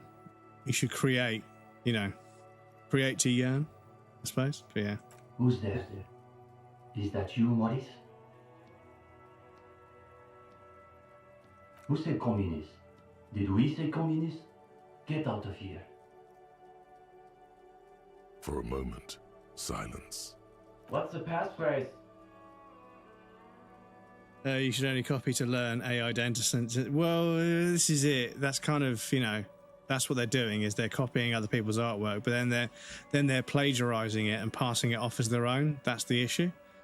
But yeah, training an AI model to take an artist's job, it's like, how fucking soulless are you? Like, artists already sacrifice an incredible amount to be creatives in a capitalistic, fucking market-driven fucking world.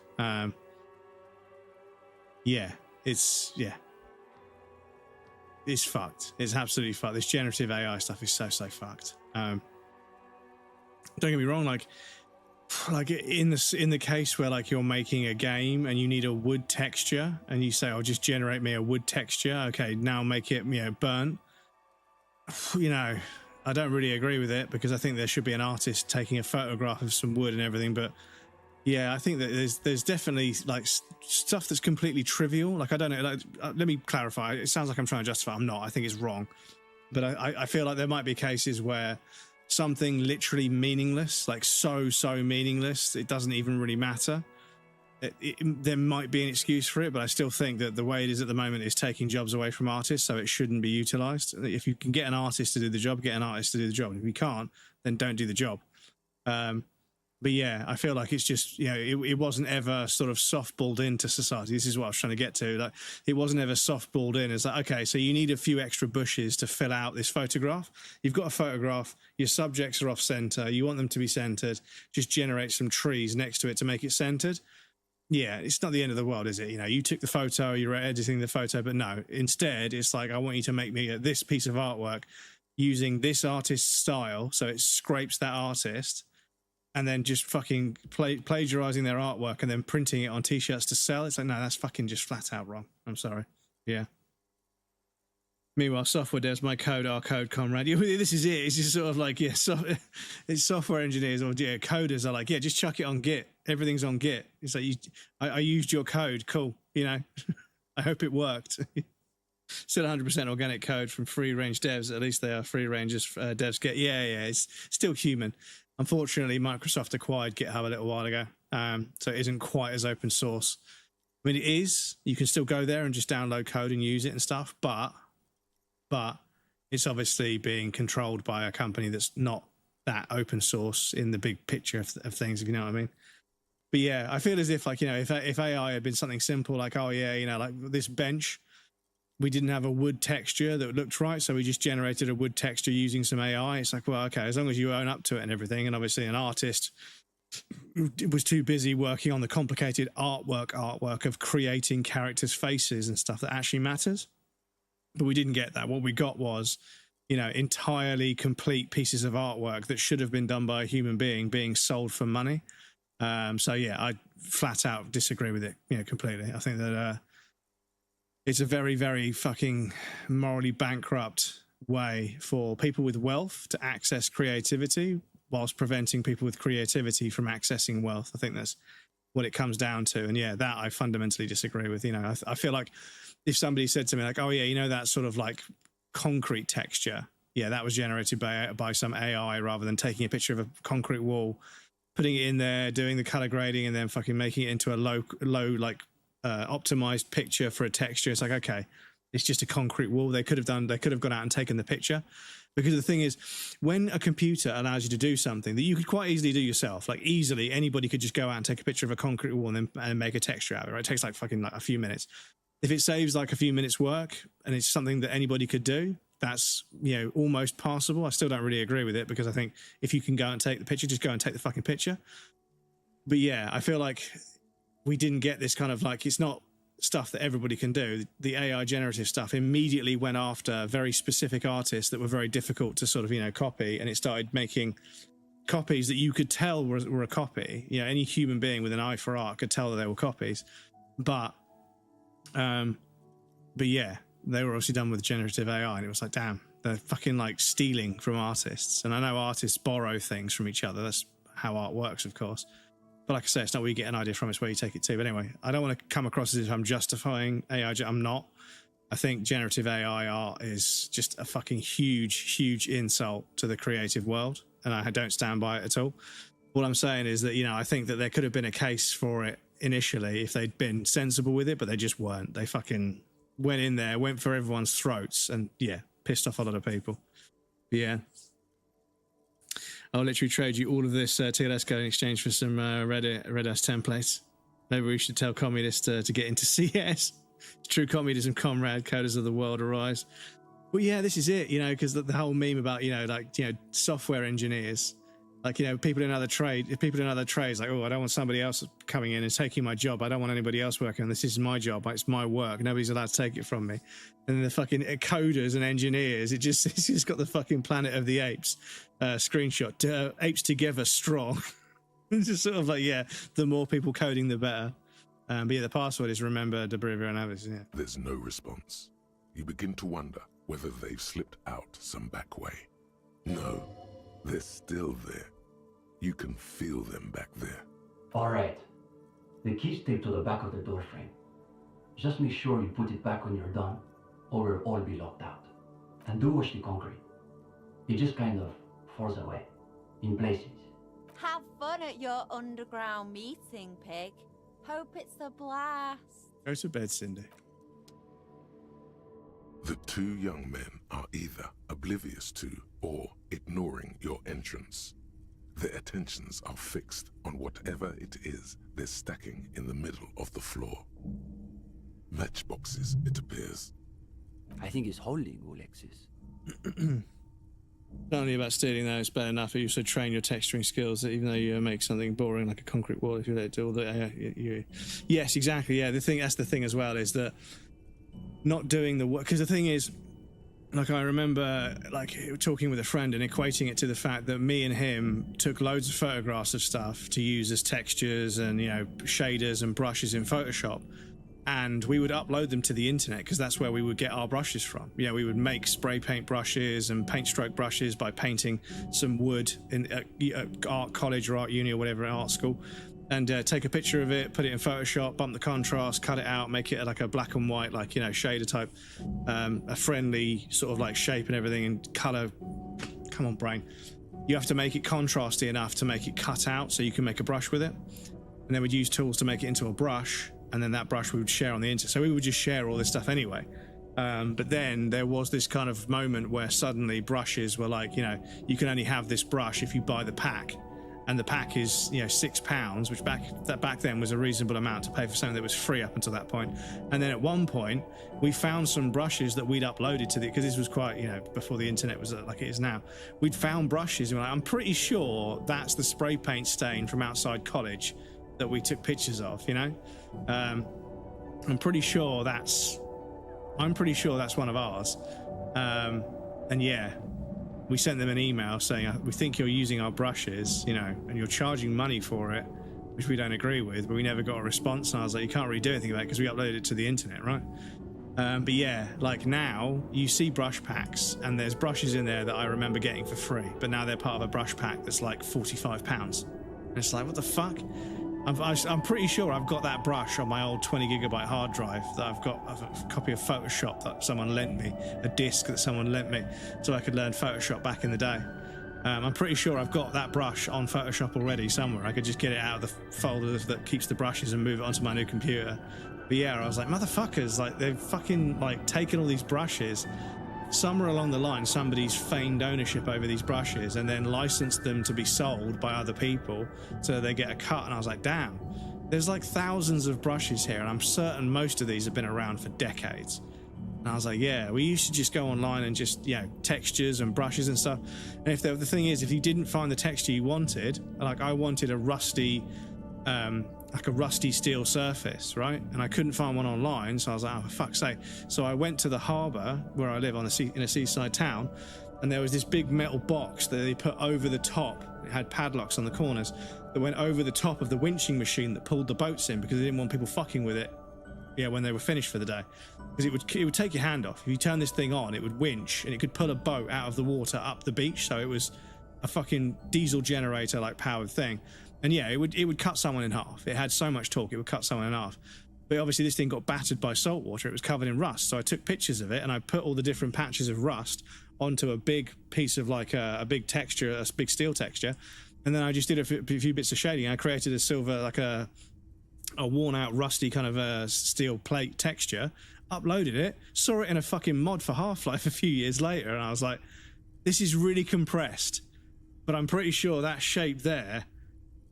And I was like, yeah, it is. And that was the thing. The internet it felt like a small place. Back in the day, it felt like a small place. You know, stuff you created and you uploaded would get used by someone else. And I guarantee you now, there are people that have uploaded popular pieces of code to GitHub. They would find their code in loads of other people's projects because that's how Git is, which is the whole point, which is why I'm talking about it. But yeah, you used to upload stuff for free. You used to just sort of muck around and make something and just chuck it on the... I mean, Winamp skins. I wanted to learn how to make Winamp skins, but I never quite mastered it, and I could never get one to look like worth uploading. But yeah, people used to make Winamp skins and just upload them to the internet for free, and it's remarkable how much UI design I think stemmed from Winamp skins, because Winamp was a music player, for those of you that don't know, and you could apply custom skins to it. And the custom skins were usually just a picture that, like, basically all the sort of controls and everything, it was just a picture, and then it had like the buttons colored in on top. But people started making Winamp skins that changed the shape of the program and realigned the windows and put them in different places, and the buttons were now like an organic shape around the outside. And it was crazy. Thank you for the bonk, Tiger. People like did some fucking amazing work with Winamp skins, and I have absolutely no doubt that there are people out there that now work in UI design or manage UI design departments that started off in the 90s and that within the early 2000s doing Winamp skins, because that was like a really, really big UI sort of task back in the day. No, people who work can't even write half decent mail without asking. Yeah, this is the thing: is people you do get this cognitive. I think the term that someone used was cognitive come on, words, come on, mouth. Say the word atrophy. It's atrophy, not atrophy. Atrophy. Sorry, I can't say the fucking word. I'm seeing the word trophy and thinking of being in Kate's stream because they keep going for trophies at the moment in Uncharted. But yeah, cognitive atrophy, where they don't use their brain and the synapses start to just degrade, so they can't use their brain, and they do like CT scans and show brain activity going down because people use AI. It's like, oh shit, that's fucking terrifying. So it isn't easier. It's making your life more difficult. Anyway, we do have an ad break coming up. Chat. I'm going to pop you guys over on the BRB screen. I'll be right back in just a moment. Feel free to get up and move around, grab a drink or a snack. You won't miss anything. But yes, I'll be back in just a moment. There's a bunch of Stroke the Animal games. Okay. And they're all separate. They should all be the same game. But, you know, we all know how this works, right? Everybody wants to have as many different games out there. Stroke the tortoise, stroke the snake, stroke the dog, stroke the horse. That's Mirabelle. That's fucking Mirabelle. That's Nico's horse. That's fucking That's fucking Nico's horse. Get real.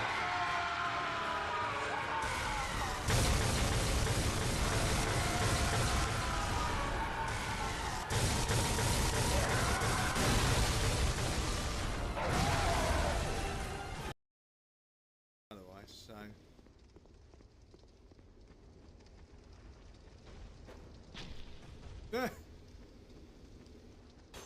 Oh, come on, Dark Souls. Are you kidding me? I mean, why are we not picking up the giant kitchen knife? Look at this giant ass fucking kitchen knife that we could be using.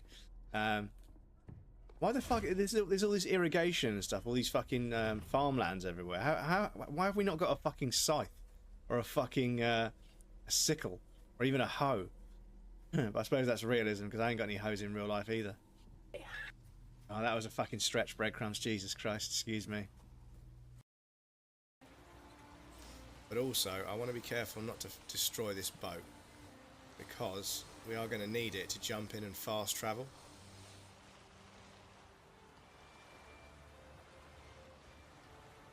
I'll try and bring it round here. And then do one of these.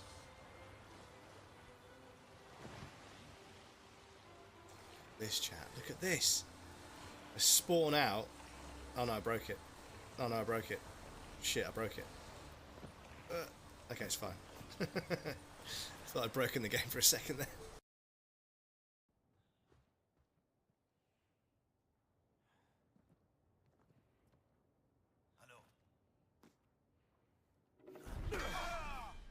Aren't there more of you?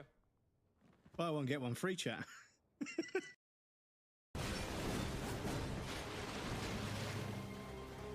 Look for increased morale, yeah, pretty much.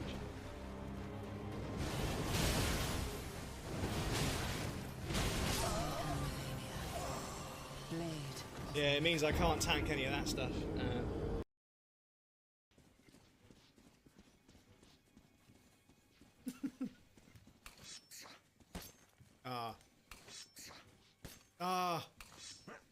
Oh my god!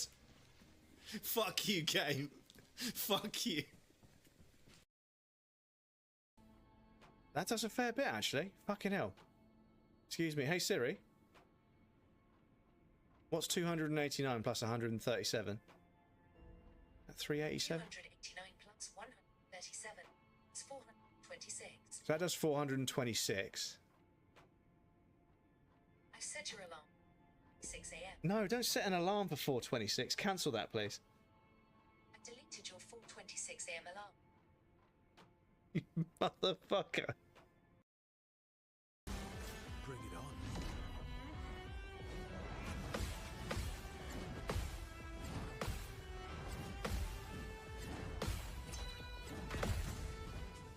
Get fucked!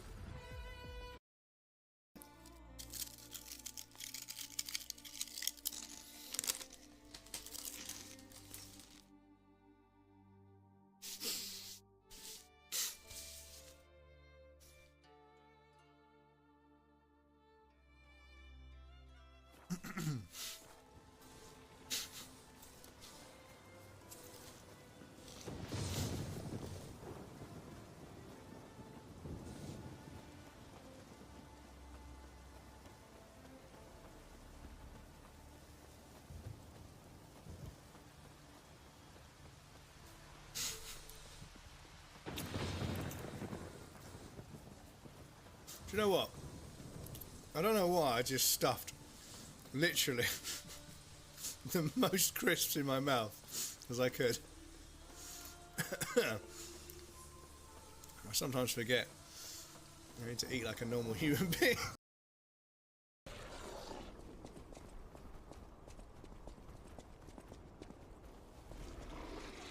Stealth.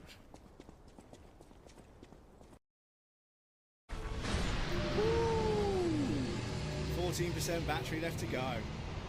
Let's fucking go. Dark Souls 2 is fucking done. Done.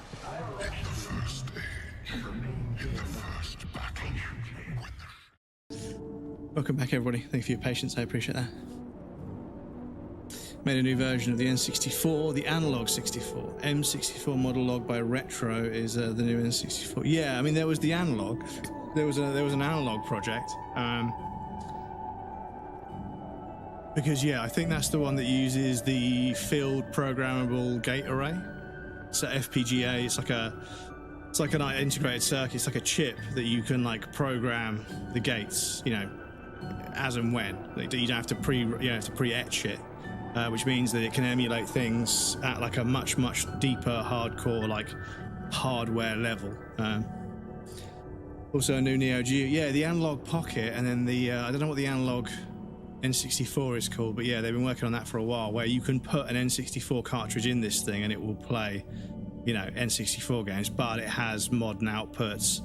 It runs off of USB-C power, I think, because it only requires 5 volts because it's so optimized. But yeah.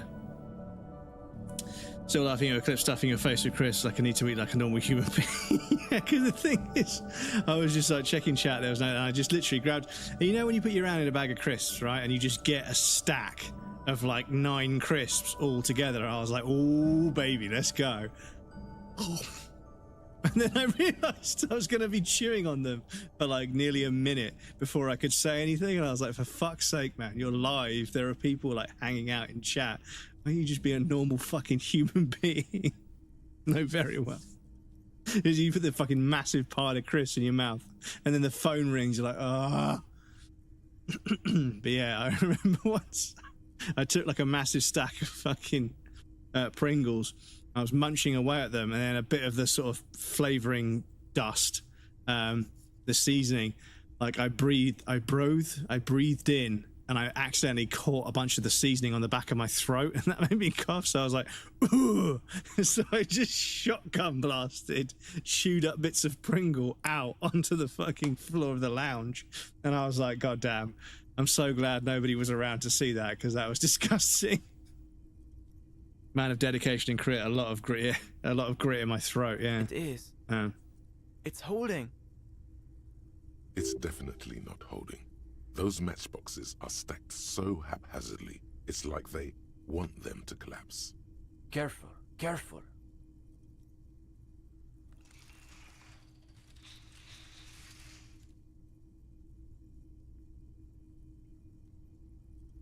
Damn, hardly any difference.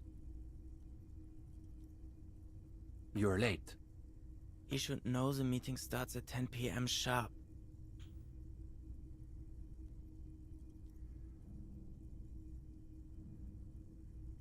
One leader and one follower. The most ancient power dynamic. Just a moment. Could this be the former owner of a certain jacket you acquired recently? Hey, Esteban.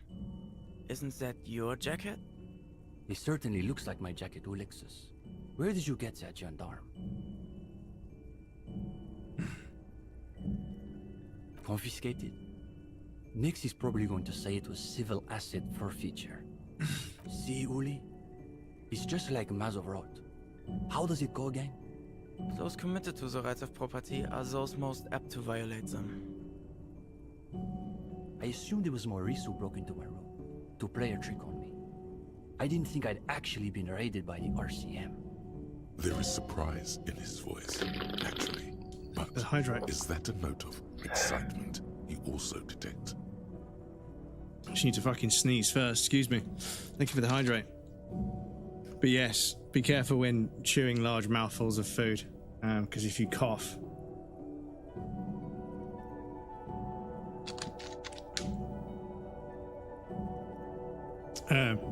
But but it's just reminded me.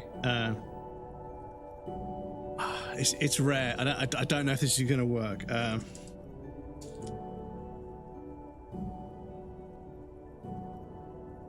don't know.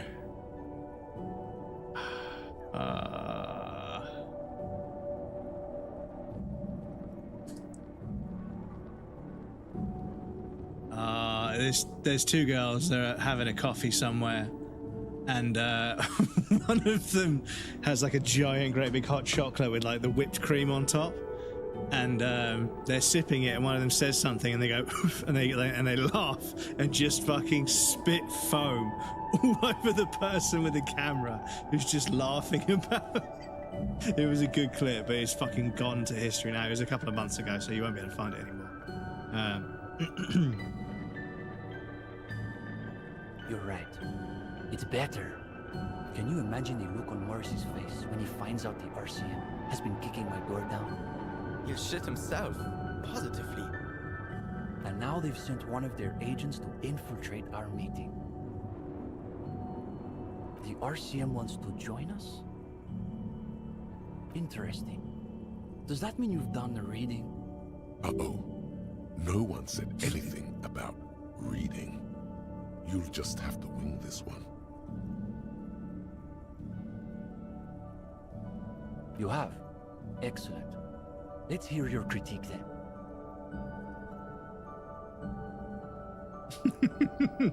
Two really fucking like ambiguous like responses. I like the characters and the plot. I thought the themes were interesting.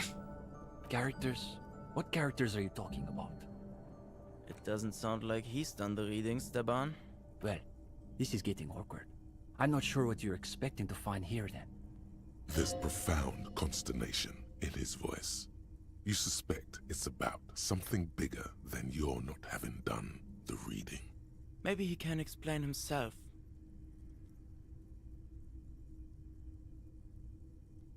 The young man frowns at the little pile of boxes on the floor. Yeah, where did they go? Because we've like teleported to this scene. But I suppose they were physics objects they wanted to get rid of. Nothing, just messing around until the meeting started. They're watching those matchboxes awfully intently for two guys who are just messing around. It's almost as though they were trying to create the most unstable structure they could, with predictable results. I'm starting to think there's some literal referencing about actual communism. In the most generous sense, I would say we're cultivating revolutionary consciousness. Yes, that's probably the best way to describe it. But more specifically, we are running a reading group. The most rigorous and theoretically advanced materialist reading group in Martinaise. Comrade Steban is a great discussion leader. One of the best at the university. It's obvious they take this group of theirs extremely seriously. Whatever you do, don't compare it to a common book club. Yawn. Can you imagine anything duller than a bunch of Beano-clads yanking each other's knobs? Can you imagine anything duller than a bunch of Beano-clads yanking each other's knobs? A circle jerk of nerds. Fucking hell, what a way to put it.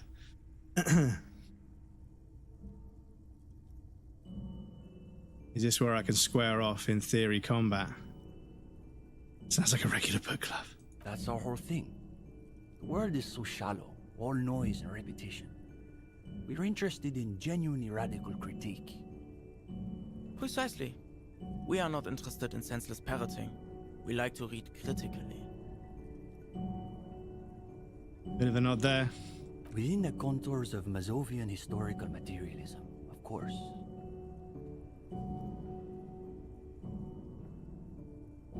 Huh. As though you can call that problem teaching. One thing you learn quickly at university is that you're not going to find a real education in any lecture hall or discussion seminar. We are post-attendance, basically. Exactly. The only worthwhile part of the so-called École Normale de Revachol is the library. That's where we've made our greatest critical strides. We study all the foundational texts of Mazovian theory, of course. Just last week we finished the second volume of Puncher and Watman's Innocence of Capital. Truly extraordinary. And before that we spent 6 weeks on State and Plasm. Uh-oh. You can feel your attention span rapidly deteriorating.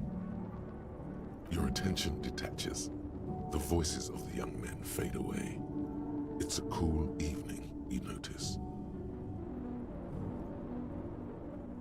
Out beyond the dull chatter, you catch the sound of a distant seabird, and of course, the sound of the large stretches of canvas that cover the missing sections of wall. The way they billow in the night breeze reminds you of something.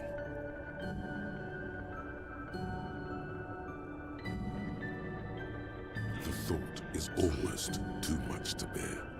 What you wouldn't give to glimpse the bare legs behind it. The more it hurts, the more you have to have it. Slowly, too slowly, the pain fades from your side. You turn your attention to the two young men, who appear just about finished. And before that, there was Abelard's in Pain Infernal.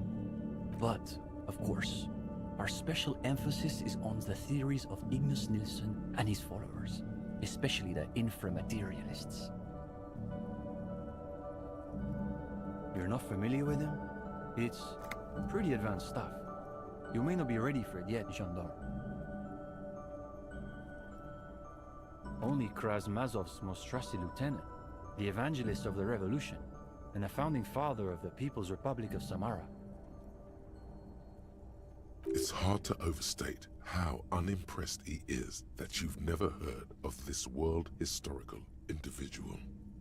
He also happens to be the greatest communist theorist after Mazov himself. It was Nilsson who first postulated the existence of ideological plasm, which forms the basis of inframaterialist theory. Plasm, huh? Sounds like a hell of a drug. You might want to ask about it. The young man sighs. His companion looks about furtively. Clinching? No. We're not an operational cell. We think of ourselves as more of an intellectual vanguard. Our stance? What? Do you want to know if the SRV has established a party line on the lynchings in Martinez? Though historically speaking, the SRV has supported direct action against right-wing paramilitary squads, especially when they are doing the Indo-Tribe's dirty work. Good point. So as a provisional matter, I can say we support it. Are they being sarcastic? You feel like you're caught in some elaborate joke labyrinth, but it's impossible to see your way through. Cooking hamburgers on the grill, my auntie said Tiger's a vegetarian morning star for Tiger. Oh, they got vegetarian burgers for you? It's always that way. Beneath the crust of irony, there's a molten sincerity that threatens to erupt forth. You may witness it yet. No, we're an independent organization. We acknowledge and respect the union's efforts, but our interests are more theoretical than Mr. Clare's. Our interests are more theoretical. But yeah, the Linda McCartney sausages and the Linda McCartney burgers, they're not bad, not bad. Nothing compared to the burgers are nothing compared to the real thing. But the thing is, when like blokes are like, oh yeah, I'm not going to eat vegetarian food. I want some real fucking meat. Why would I want fake this? I want some real meat. And then they go and buy supermarket sausages that are like 7% meat and everything else is just bulk to make it fill out. It's like, that's not really meat, is it? You don't go to a butcher's and get real sausages. Tama, welcome in. How's it going? Thank you so much for the raid. How was stream? What were you up to? Come on and conquer Red Alert. Oh, what a game. What a game. The soundtrack to that game is just quintessential, like early 2000s metal. It's just so fucking good. Hope you're well. Yeah, not too bad, not too bad. Thank you for the raid. I appreciate that. Is it okay if we do a shout out for you with a clip? Or would you prefer a non-clip shout out? Or no shout out? That's totally up to you. But yes, thank you for the raid. I appreciate that. Welcome in, raiders. How's it going? That's easy. Crime is simply the inevitable expression of the injustice Don't mind and a clip shout incoherence embedded within capitalism itself. That's easy. Crime is simply the inevitable expression of the injustice and incoherence embedded within capitalism itself. If you charge people too much for things, they're gonna fucking steal them. just the way it is. Yes, non-raiders, please feel free to say hello to our lovely friend Tama, who just raided us. Playing, what's this? Is this Stellar Blade or something? No, something else. This. Yes, playing Command & Conquer Red Alert at the moment, which is a fucking brilliant game. What a game.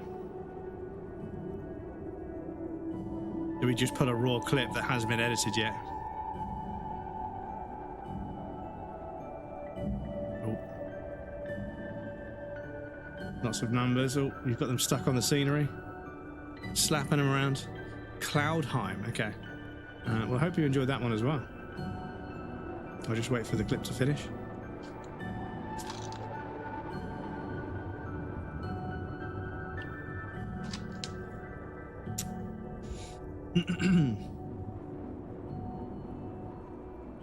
Just somebody not trim the clip. You get that sometimes. Somebody, like, something happens, but somebody puts like 25 seconds either side of it, and you're like, what is this clip? Delivered with the smug assurance of a schoolboy reciting a maxim he's committed to memory. It's a symptom, in other words, not a cause. Stream is a hobby, but baby, stream with only 130 followers an hour, don't trim clips. Yeah, well, yeah. Stream is a hobby. Yeah, it's fair enough, it's fair enough. His companion can barely suppress a yawn. GRV, welcome in. No, unfortunately, the communards were hunted down and killed nearly to a man. All that's left of them are bones and old rifles. His companion's eyes widen as you hold up the ancient weapon. He's practically itching to stick that thing in someone's face and pull the trigger. Yes, like that one. I wonder how many of these are still lying around in cellars or sealed up behind the masonry. Can I hold it? Of course. What would I even do with it? He doesn't mean to show it, but the disappointment is plainly written across his face. What do you mean? Yeah, I'm not giving a fucking rifle to a kid. Gonna dart off as playing Repo soon. And thank you for the luck, dude. I appreciate it. Have fun playing Repo. I haven't played Repo in ages, but that game was so much fun. We're in something of a the fucking hourglass that makes everyone's voices really deep. Fucking cracks me up, Some of our dude. former comrades didn't have the ideological fortitude our work demands. Intellectual attrition is maybe the best way to describe it. Felix said he couldn't keep up with the reading on top of his classwork. And Susanna wanted to read text other than Mazovian theory. Like novels, if you can believe it. Imagine the audacity of wanting to read a novel in a reading group. See? Even a gendarme gets it. We've tried recruiting new members, but unfortunately the current intellectual climate is pretty hostile to inframaterialist thought. These days, if you're on the left, the Ascendant schools are the Godwaldians and their iconoclasts. Don't forget about Maurice and the turnips. Right. Then there was the whole turnip debacle. Whatever this turnip business is about, one thing is perfectly clear. These young students have a much deeper understanding of communism than you do. You could learn a thing or two from them. If you can convince them you're one of them. They're the most depressing school of communism. They love writing long books with a patina of Mazovian theory to cover up their cheap psychologizing. A gang of cheap psychologists and intellectual midgets. Typical Gottwalders, in other words. It's okay for Uli to say that, because his dad is from Gottwald. The Gottwald school believe that intellectuals as a class are incapable of sparking revolutionary change. So all they can do is critique capitalism from inside itself.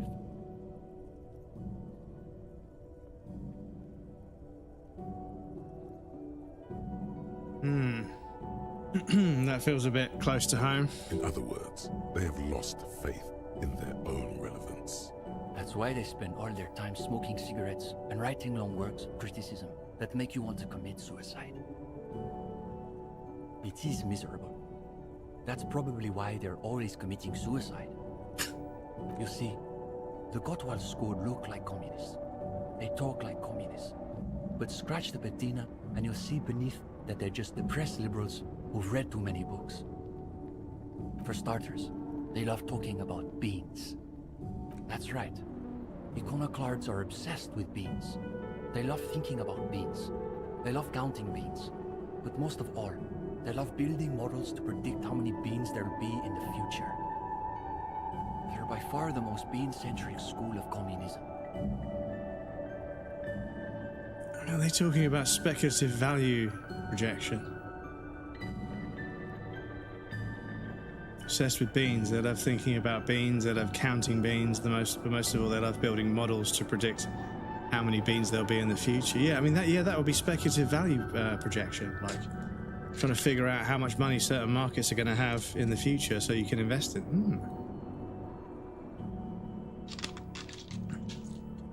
And obviously, bean counters would be accountants. Ah, yes, the much maligned bean counters, ensconced in their think tanks and high-rises, believing they can save the world through a series of incremental, assiduously technocratic reforms.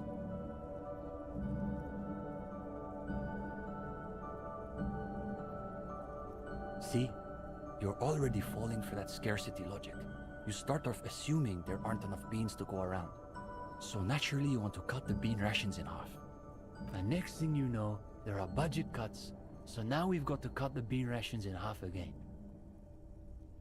You see, iconoclasts claim to be communists, but in reality they're just liberals with hard-ons for spreadsheets. Yeah. I've seen lots and lots of people talking about what we're going to do here is this is our position, we're going to short to this is our overhead, blah, blah, blah. They've got this terminology they use for drawing lines on a graph, and then they show you, and it does completely different thing, and they end up losing like $112,000. And they're like, right, that's all the time I've got for today, chat. I'll see you guys next time. And then they just cut the stream like 2 hours early.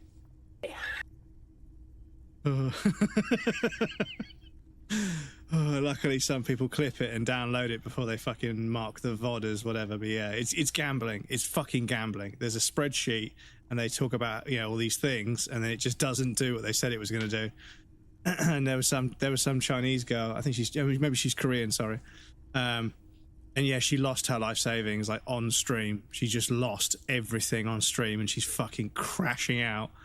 It's like it could have been. The thing is, that it could have been fake. They could have been a fake trading platform that's like just a bunch of PHP that's going to respond a certain way, and they deliberately bet the wrong way. You never know. Same as these people that they gamble on like pre-recorded roulette videos. It's fucking crazy, right? They'll be live streaming, and they're like, "Get your bets in, chat. Get your bets in, chat. Make donations, and the bot records everything, and then they play a video, which is apparently them spinning a roulette reel, but it's clearly a fucking pre-recorded video, right? Because it doesn't line up with their arm movement perfectly. And people are like, I almost won, but it's not. It's just a video of the number that nobody bet on, or the smallest bet. They just play that video. There's a mod in the background moving that video into a folder. So when they start that source on OBS, it loads that video. It's such a fucking scam. They're just scamming people. It's fucking, yeah, it's so fucking sketchy. Because, yeah, when people gamble online, like they have like roulette tables where they've got like a webcam with somebody actually doing the roulette wheel. I'm like, I don't know, dude. I really don't think so. I don't think that's fucking, I don't think that's fucking legit. I think that's pre-recorded. And I think that when everybody bets on a certain number, like the thing knows to play a slightly different video, or they just don't allow those bets to be placed, and then that's the number the video is going to play regardless. But on that cycle of betting, if somebody puts a big bet on the number that's going to come up, because they know it's a pre-recorded video, they know what number's going to come up, it just crashes and it won't allow them to place the bet or something. Because yeah, it's a scam. It's actually just a fucking scam. But I remember like going to a category on Twitch. I just got Twitch up. I was like, let's check this category. I just had it up on the screen, and I scrolled down, and there was fucking roulette and cards being dealt, and I was like, these motherfuckers are gambling. They're gambling on Twitch. It's massively against TOS. And everyone was like, yeah, they've got agreements to they're allowed to do it. And I'm like, oh fucking hell, there we go. Anyway, of course not. The only people who actually call themselves liberals are mouth-foaming reactionaries. Basically indistinguishable from fascists. You'd need an X-ray machine to tell the difference. Cindy is How to describe her role? Something of an ideological auxiliary, perhaps. Yes, that's exactly how I would put it. And naturally, we support her radical counter-liberal aesthetics. But she refuses to submit an essay, so we can't call her a member of the group per se. That doesn't stop her from using the room for studio space, of course.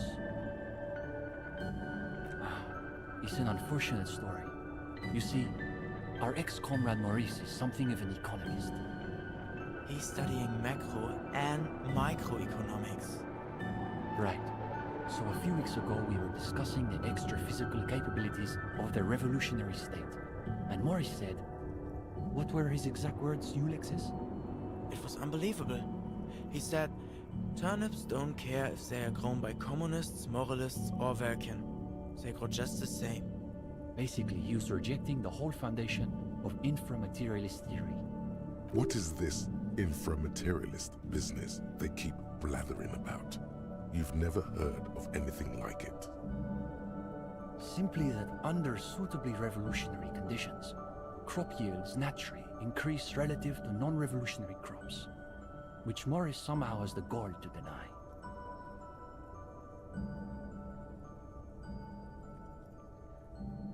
Susanna said that he has been hanging out with some non-communists lately. For us, the question boiled down to, if you don't even accept the basic ideas of Nielsen and inframaterialist theory, why are you in the reading group? Well, it wasn't so much that he was expelled. He just quit coming. We haven't seen him around for weeks. Go ahead. We typically only accept new members once per semester. There's this whole process with essays and presentations on assigned topics. But given that we have some extra seating at the moment, I guess we could be convinced to expedite an application or two. Stefan, you can't be serious. For gendarme? I am serious. As materialists, we've got to adapt to conditions as they are.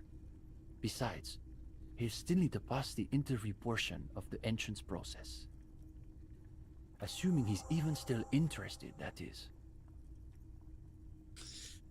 Right, so yeah, that's low. It's a white check, so I can retry it, but yeah. Sure, we're here most every night. Maybe we'll catch you again. Sleep well, gendarme. Right. Join the reading group. Okay, I'm going to try and do that in a moment. Oh, these things to click on. Trying to think about the cracks in the spidering out across the floor. Taking that. Coffee. Bottom of the pot, an aisle of black sludge rises from the shadowy sea. Puncher and Watchman should be a required reading. Communists didn't commit enough atrocities. Poster reads, under cobblestones, communism. No war but class war. Rickety easels surrounded by pots of ganache. Cindy's, no doubt. Yes, so, what was it? Was it composure? The gendarme returns. Composure, yes. What do you need?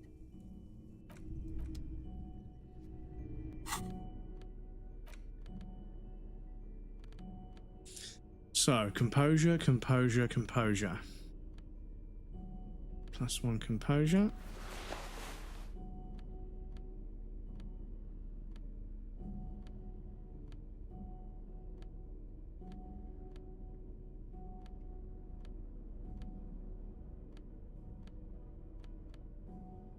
+1 composure.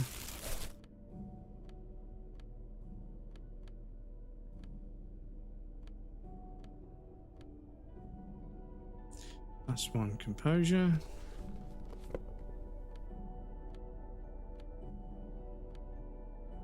-1 composure. Reaction speed, endurance. Okay. Yeah, so that should be about as good as it gets. The gendarme returns. And it becomes a 42% even. Point art supplies, I'm guessing these pots going to Cindy. Yeah, it's hers. She just sort of moved it all in a few months ago. She said if she's going to make truly radical art, she needs a suitably radical workspace. That's fair. And I don't think she could afford rent at an actual studio. Oh, sure. He's definitely interesting, I would say. I guess you could call her latest stuff a sort of counter-bourgeoisie calligraphy. She's got a real taste for radical slogans. It's too bad she hasn't developed the theoretical foundation to do truly radical work. I think she'll get there, though. She's still looking for a subject equal to her ambitions. The deal? At a fundamental level, I guess you could call it the shattered bones of a dream crushed by capital. That's really good, Steban. You should save that for an essay. Fundamental level, I guess you could call it the shattered bones of a dream crushed by capital. Thanks, Uli. When the idea is sound, the words just sort of flow. Yes, now keep developing the idea.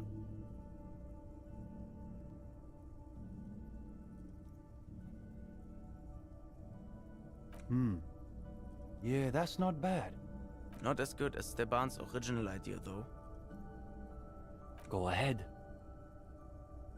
Right, so that's even now. So, if I save the game there just in case the game decides to fuck me a few times. We've got 4 skill points. I suppose we could, yeah, why not?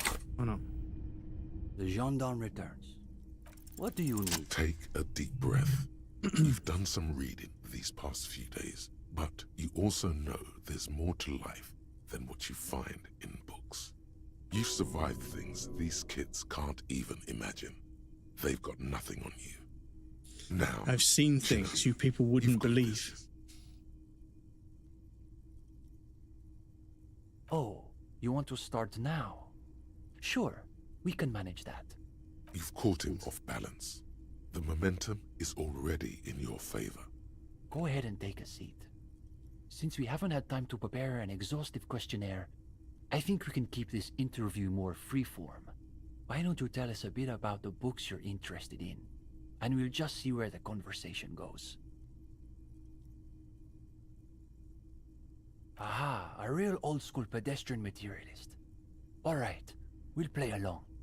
So what sort of practical works are we talking about? Cockatoos. Fascinating. So tell us what you gathered from your ornithological researches. This is a good start. They're starting to loosen up.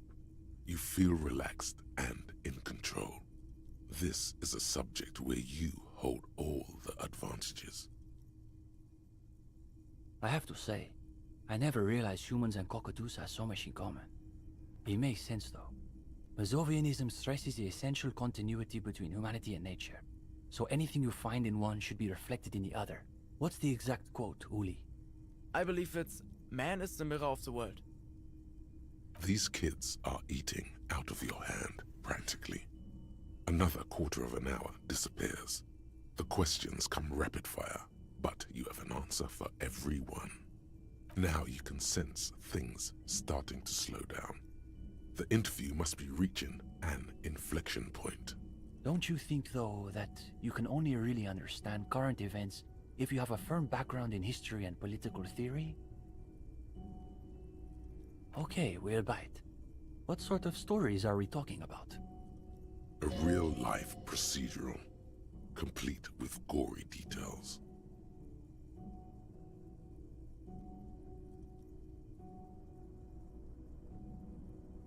You've got our attention. Let's see where this goes. Now you're getting somewhere. These boys aren't even bothering to contain their interest. They want to see how you weave the threads of this story together. Okay, but when you say he spoke to you, you mean metaphorically, right? Ah, so there is a supernatural angle to this case. Another quarter of an hour disappears. The conversation bounces back and forth. Whatever their pretensions, it's clear these two have been craving something real. Now you can sense things starting to slow down. Time to wrap this tale up. But I'm still not sure how love did him in. There has to be some other element to it. We don't have the full story yet. I suppose we'll have to leave it there. But listen, gendarme. We could use someone with your breadth of expertise. With just a little more theoretical background, I think you'll be able to make some real contributions. Yes, I would say he's got serious potential at least. And with that, welcome to the most ideologically advanced materialist reading group in Martinez. Here's your first assignment. It's an overview of inframaterialist theory. A little basic, as you'll see, but one has to start somewhere. You're going to fit right in, I think. Come back when you're done. We'll be here pretty much every night after 10 p.m. Do be sure to take your time with the reading. We'll be eager to hear your thoughts. Cool. So yeah, got a lot of Monday and Tuesday done. And we haven't got an awful lot to do on Wednesday, but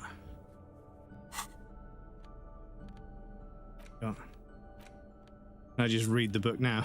Could you imagine? Let me get a save down there. Because yes, I will probably call it there. I could go on. I genuinely could go on with this game. I could play this game for days at a time. It is so fucking good.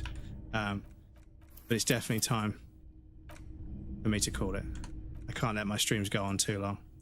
It does get a bit silly. I feel like if I could just nibble on some food, I could go on for another 3 or 4 hours, but that would be like a 10-hour stream, and that's a bit much. Anyway, let me jump over to the raiding screen so we can hang out over here. Get you guys the raid messages. Very useful. YouTube, we can't raid out, I'm afraid, on YouTube, but thank you to everyone that hangs out in the YouTubes. I appreciate you guys. Don't forget to like and subscribe and all that social media nonsense. The next stream will be on Monday, 5 p.m. UK time if you want to watch it live, or you can